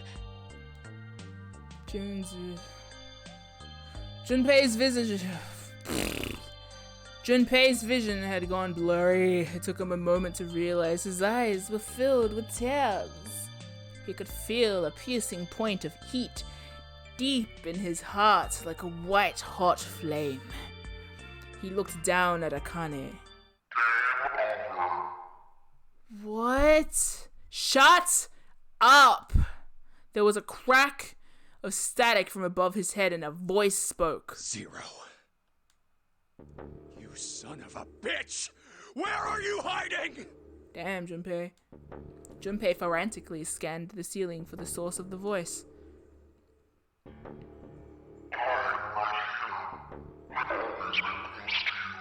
What the hell are you talking about?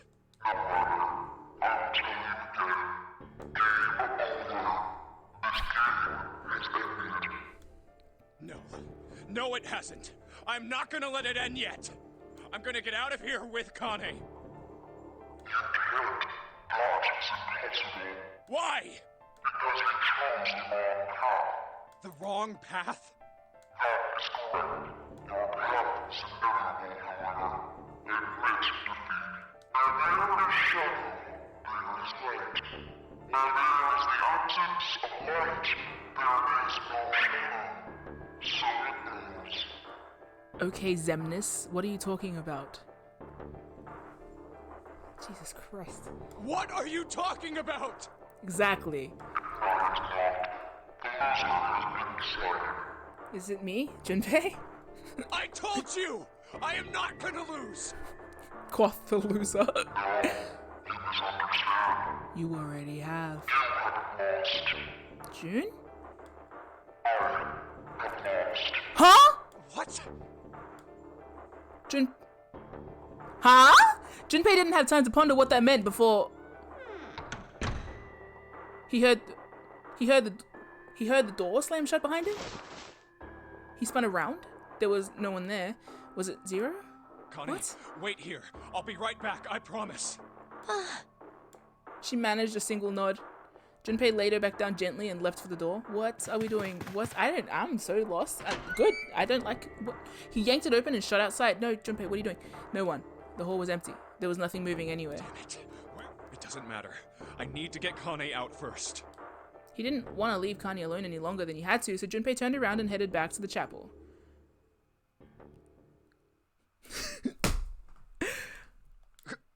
Kane! She wasn't there. She wasn't anywhere. She'd been lying there on the floor just moments before, and now she was gone. Oh God. No. No. Rapid deterioration, perhaps. Hypercompostable decay. Where is she? Connie. Connie! Connie! Connie!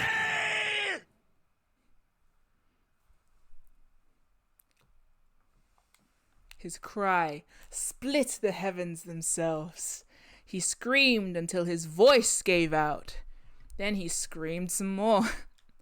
But there was nothing, no answer. His voice faded away and all that remained was cold, unfeeling silence. That was when he noticed it. Huh? A strange smell. One he'd smelled before. Wait, this is... Japanese lunchtime rush. What? Oh, bro. We getting... Aw. White smoke. 9 seconds later, Junpei's mind winked out! Wink! Would you up a boop?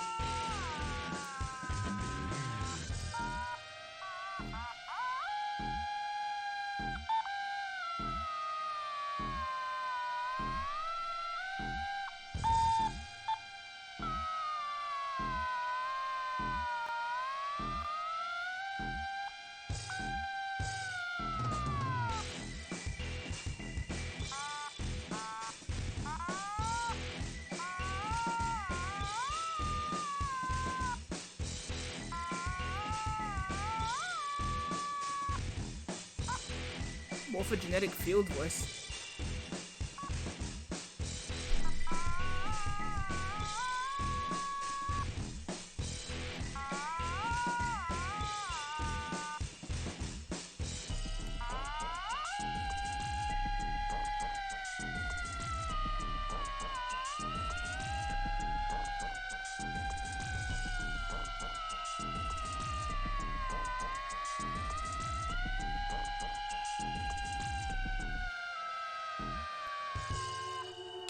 Don't you or is it me, you sack of shit?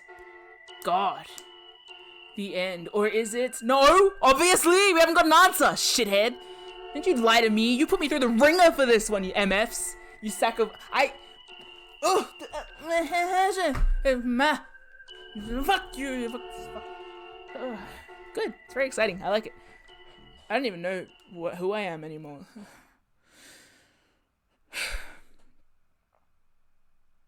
Seek a way out. I'm not gonna look at this. I'm looking away. Everybody look at my pen. Wow, pen!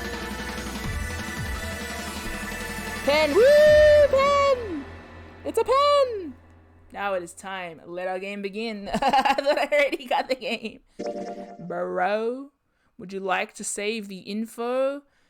Yeah! Of course!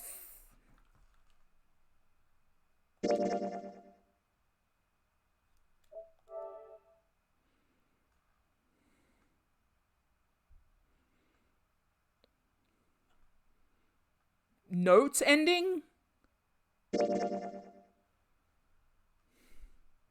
What?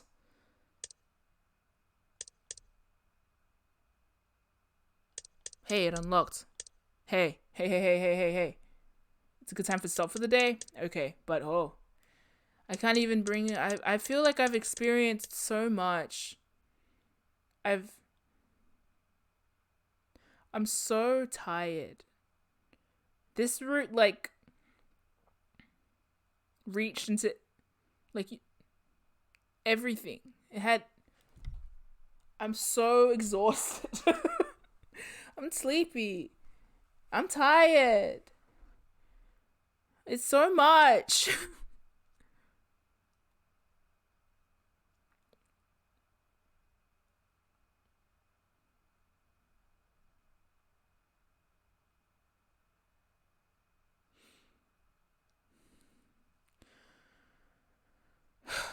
Okay.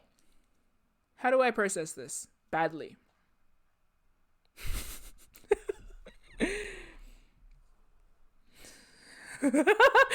Yeah, Dragon Ling, that is my MO, bro. Okay, sorry, I do want to unpack some slight things.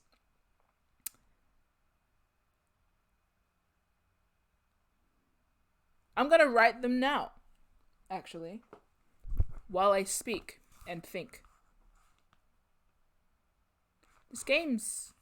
Sometimes games are so well written that they make me mad. I don't know if that happens to anyone, because I feel like it's,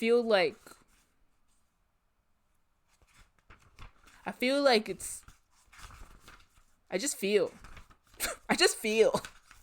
So, what did we learn today? No one say anything because, I just dropped my pen! I dropped my pen! It splattered. Wow, what else must I lose today? I dropped it. It bounced. Not on the nib, thankfully. But it bounced and released brown spatter everywhere, like the ninth man. Sorry.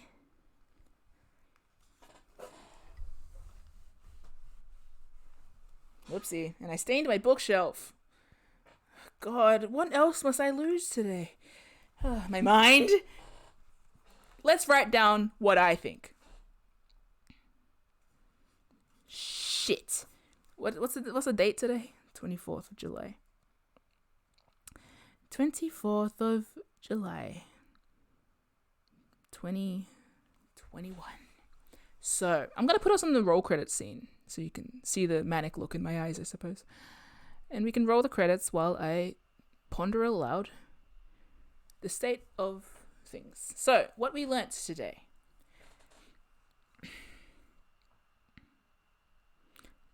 Don't you dare. Is that real? The date 24. Okay, 2 plus 4 is 6. 6 plus 7 is 13. 13 plus 2 is 15. No.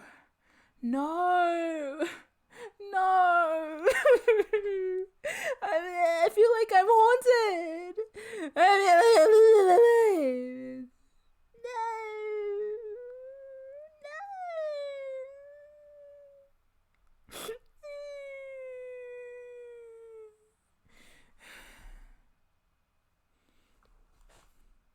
You know what? I'm going to put us on the chat screen instead. Boom. Shades of yellow. Caramello. Koala. So what we learned today. Ace evil. And we mean like typically evil. Like not smart evil. Like dumb evil. You know, there's there's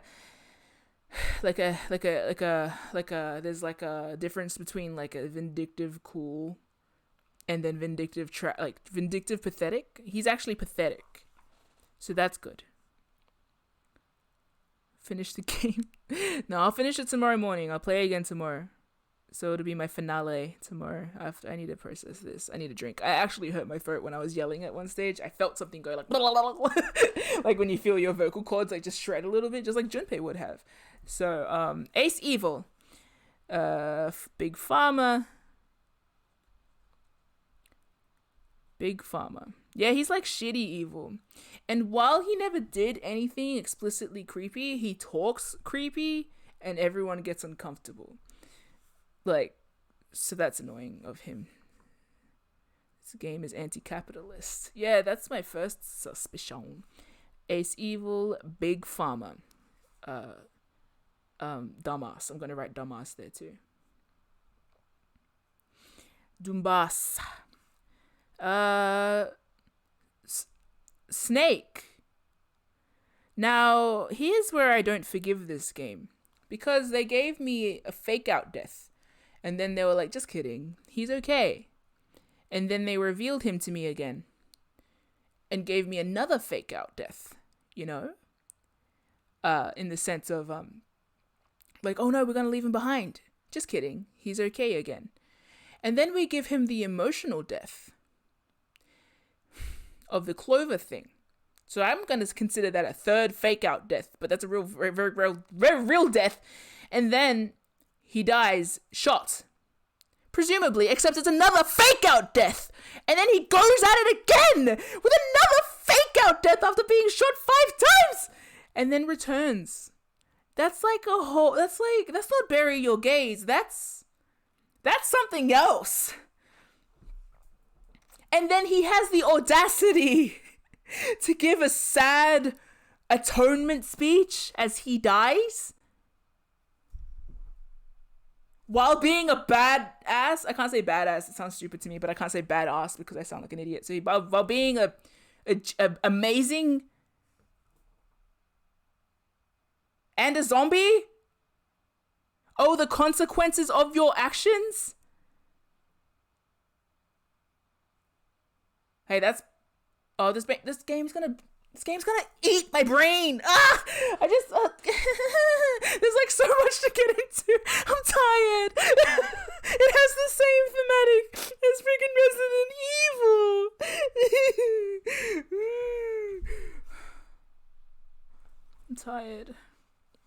I'm tired. It's so good. I'm tired. Snake. Also, he woke up in a little cultist outfit, which leads me to believe that, like, Snake, that the other cultists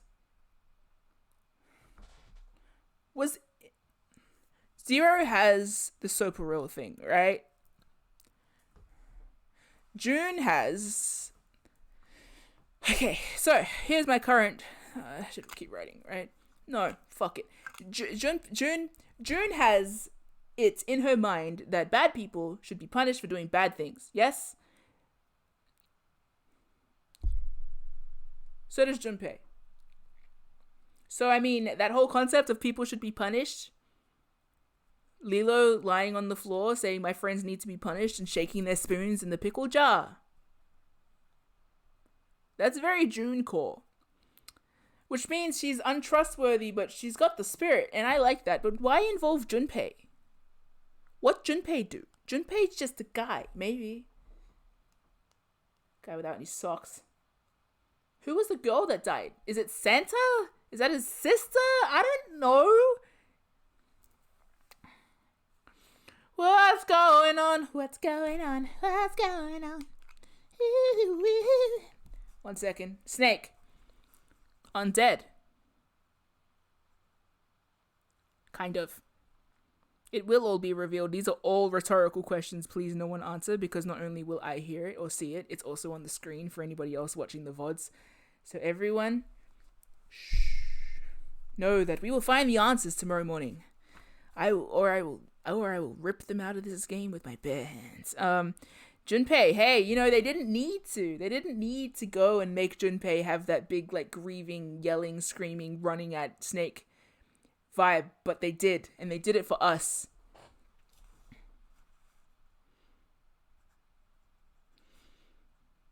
Very impervious to death is what I've written for Snake.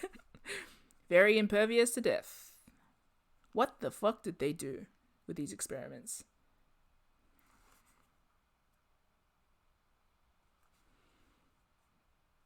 Dumbass. I'm adding capitalist to Ace because I had been joking about how, like, capitalism, right?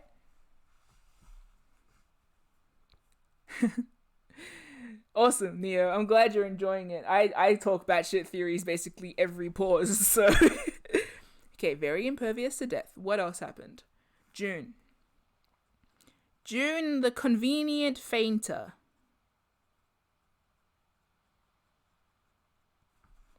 Now, I think it's very interesting as well that June had the loudest reaction to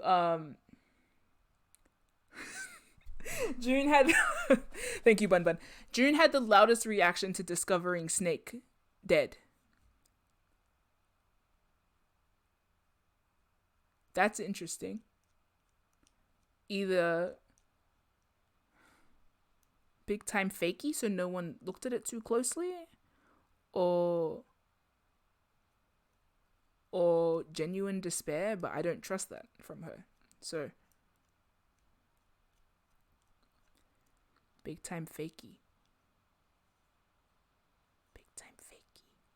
Maybe. What's in that library? We haven't found out what's in the library yet. This game's got so many layers. Jesus Christ. Leave some layers for the rest of us. Jeez. God. I didn't even feel like I've had thoughts this complex. This game's putting it into a gameplay mechanic? Relax. God. Okay, June the convenient fainter. Snake had to go ahead and have a... You know what I hate? You know the... Smug? Done. Ponce? Done. That way of talking? That comes under Ponce, yes? Emotional integrity. Kinda batshit. Wow, he ticks so many boxes. And then he dies. Which is, yeah. That's how it goes. I guess.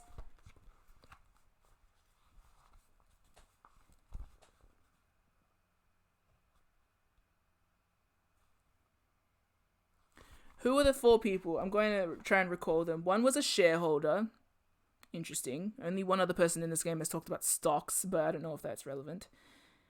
I think the 9th man was one of the 4 people. I think Ace was obviously one of the 4 people.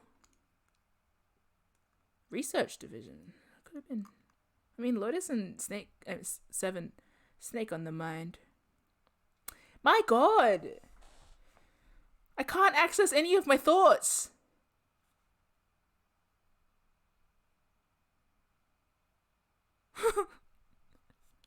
Dang! Snake has got my brain. In his stupid little cloak dress. Cute as hell. What do you think about Zero losing? Good question. Well, it depends. I guess their intention was to... I guess the intention was to, like...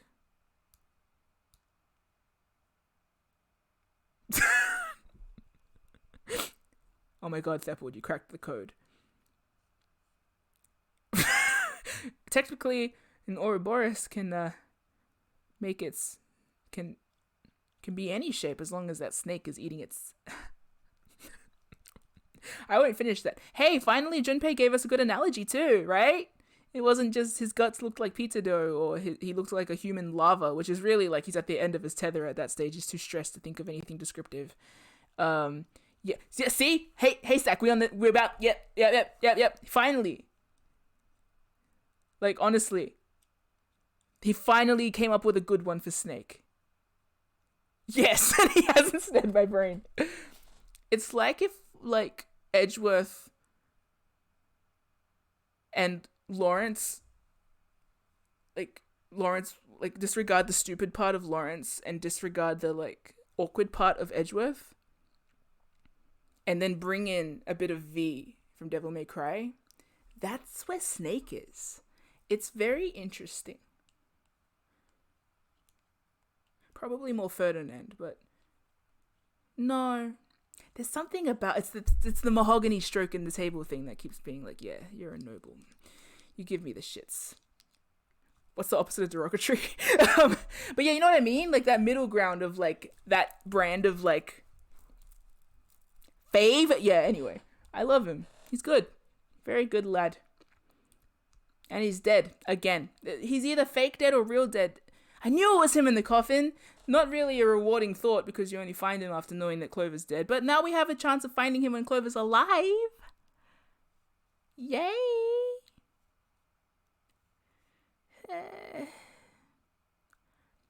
The Japanese code name's different. Makes sense. Goodness gracious. Anyway, what else? Literally, I've written 3 points and I can't think of anything else.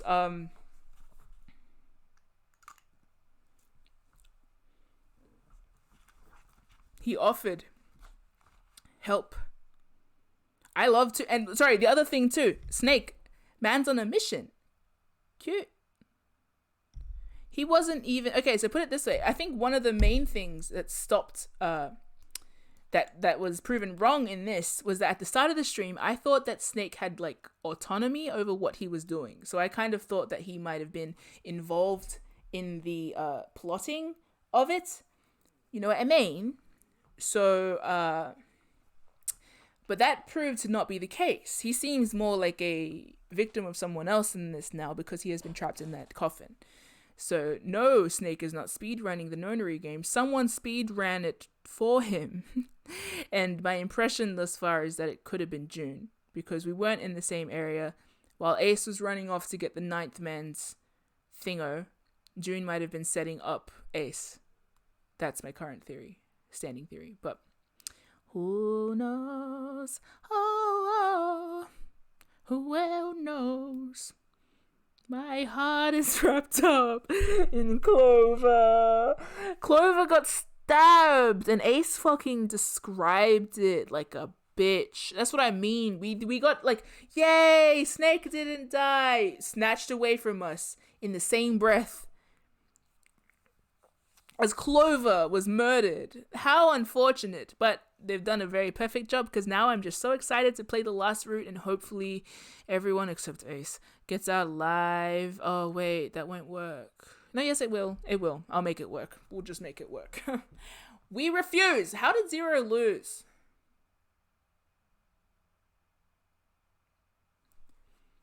Santa. Lotus. 7. Did they fucking leave? Maybe Santa is just the sus.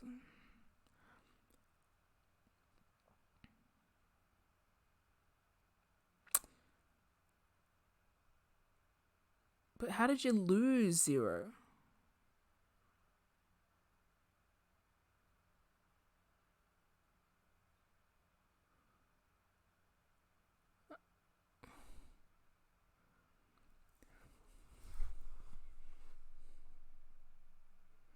It's a real batshit notion. Again. But like, what? What? In the wise words of Junpei, what? Huh?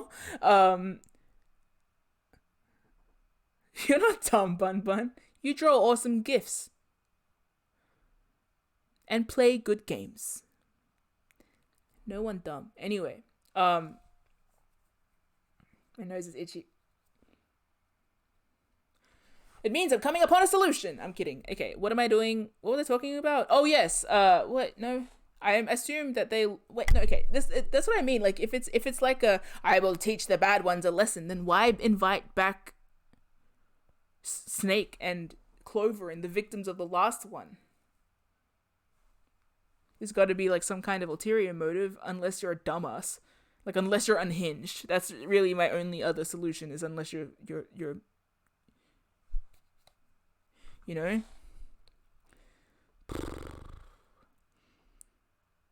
I still think that Zero could be 2 people, but I guess not. I don't know. And then what's up with Santa? There's so many unanswered questions and only one route left to do it. To be fair, this route, rather than answering questions, raised more. So many more. It answered the question about Ace. Yes, the most untrustworthy looking guy in the room is in fact the most untrustworthy guy in the room. So like, woohoo! Reward for my intuition, I suppose. Ha ha ha. He's not even fun evil. I thought he was gonna be like classy evil. He's just like a bitch. He's just a greedy, pathetic dickhead. That's unfortunate. But I mean, in the absence of being able of that, Snake I saw someone say now is not the time to be attracted to Snake, and then I think it was Bun Bun who replied, now is the perfect time to be attracted to Snake. My viewers are viewers of class. I would like it's so much happened. So much happened. So well written. So much.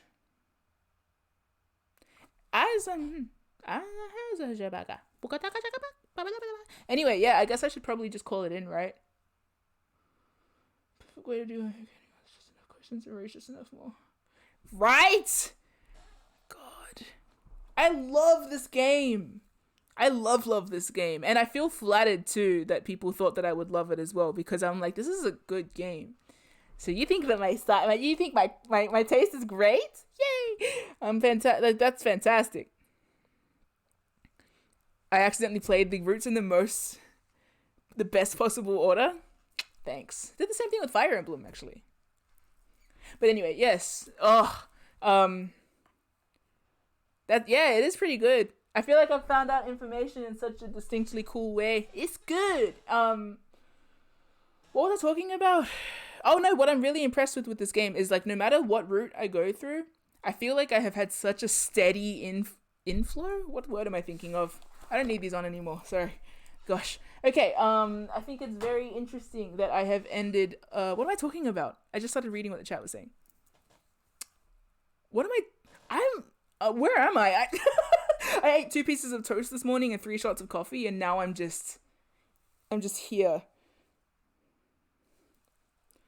What was I talking about? Oh, okay. No matter what route I did, my chair is squeaking. Was I bouncing? I was. No, I wouldn't break his chair. Yes, no matter. Is that a Waddle Dee in my background? It is. Look at Waddle. Over in the corner. My voice is going. I'm dying. Anyway, so I like that no matter what route I did, it posed enough questions and answered enough questions that I have felt like the steady forward momentum of this whole game. The pacing's insane. It's so good. And no matter what ending you arrive at, it gives you just enough to want to go to the next one. And which is like really interesting. Like I wouldn't have predicted a lot of this. A lot of it is impossible to predict. Not in a mean way though. It's just like a lot of it is not like you're not given all the pieces. So you're not going to be able to predict it so much as just speculate, which is I love speculation games because you get to go completely off the mark and then narrow down to a little site. And just when I think we're narrowing down on the answer, Snake is super powered. What? Like, and then it makes sense though because of everything you've learned previously. What? Battery's just not super powered, but like the power of stubbornly refusing to die, which is a mood. King shit again. Either way, the common denominator there is Snake hot. So congratulations, Snake, on your crimes against humanity, I guess. Oop. Nice. Yeah, it's so good. It's really good. The the ream and theme of it all. But no, they're just so good at doing hooks. It's really interesting. And like they keep giving you answers for like who's sus, who's evil, but it's never like the full answer. It's so good. I think Snake has an iron will. He wanted to avenge his sister. Maybe so. I guess you could deposit a bullet into someone without them like being dead. That's true. But for the meantime, he could be experimentally enhanced. We don't know. I don't.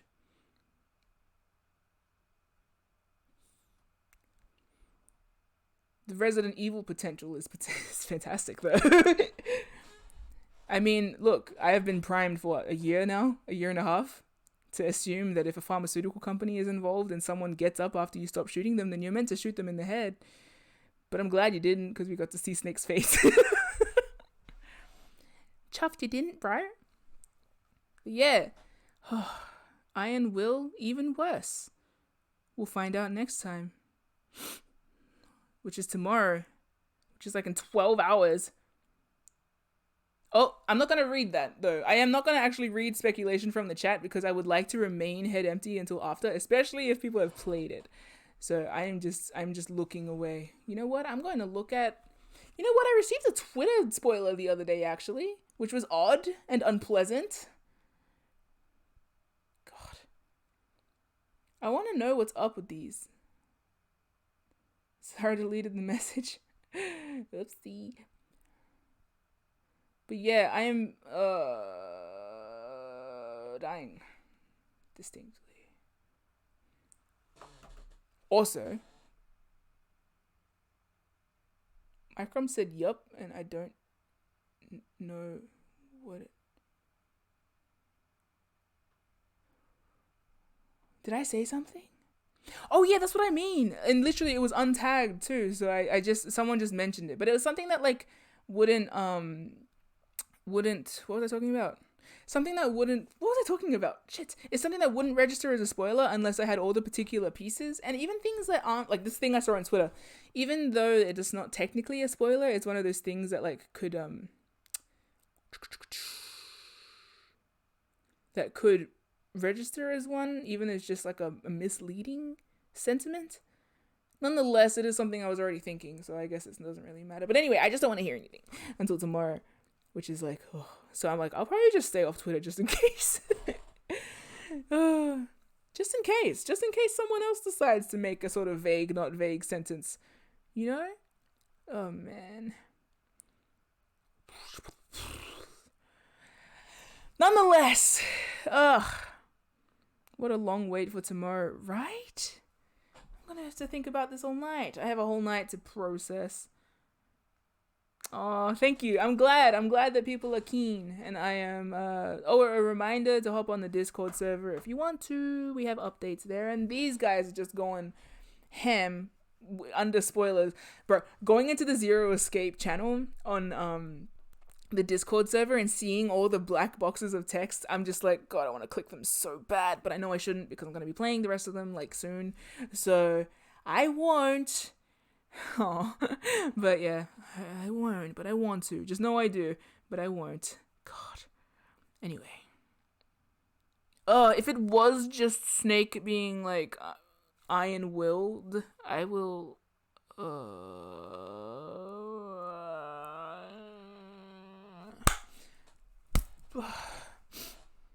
he's so good. God. Anyway, I think I'm gonna call it in. I'm so tired. Oh, let's roll the credits again. Oh, they're still rolling? Good. I'm tired.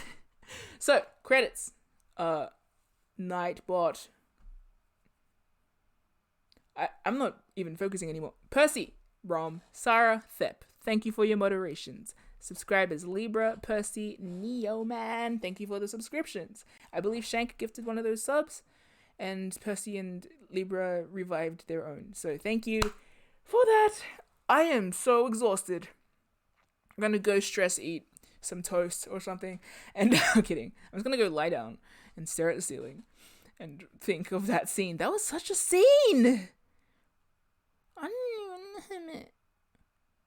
I wonder if we're gonna morphogenetically.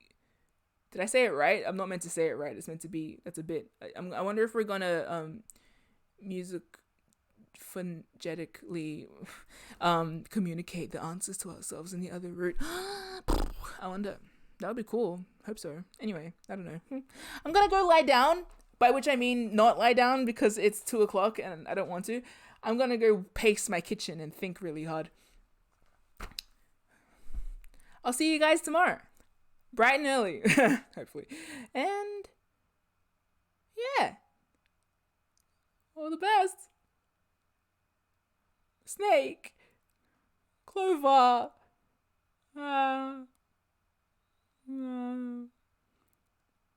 Hey, in honor of Claude's birthday, imagine the golden deer in a Nonary game. Do that. For me. For king and country. Bye. Happy birthday, Claude. And rest in peace, Snake and Clover. What if Lotus, Snake, What if Lotus, Santa, and what if they're evil? I'm gonna go Pace. Okay, bye. All the rest. See you later. Say bye to Waddle Dee. Bye.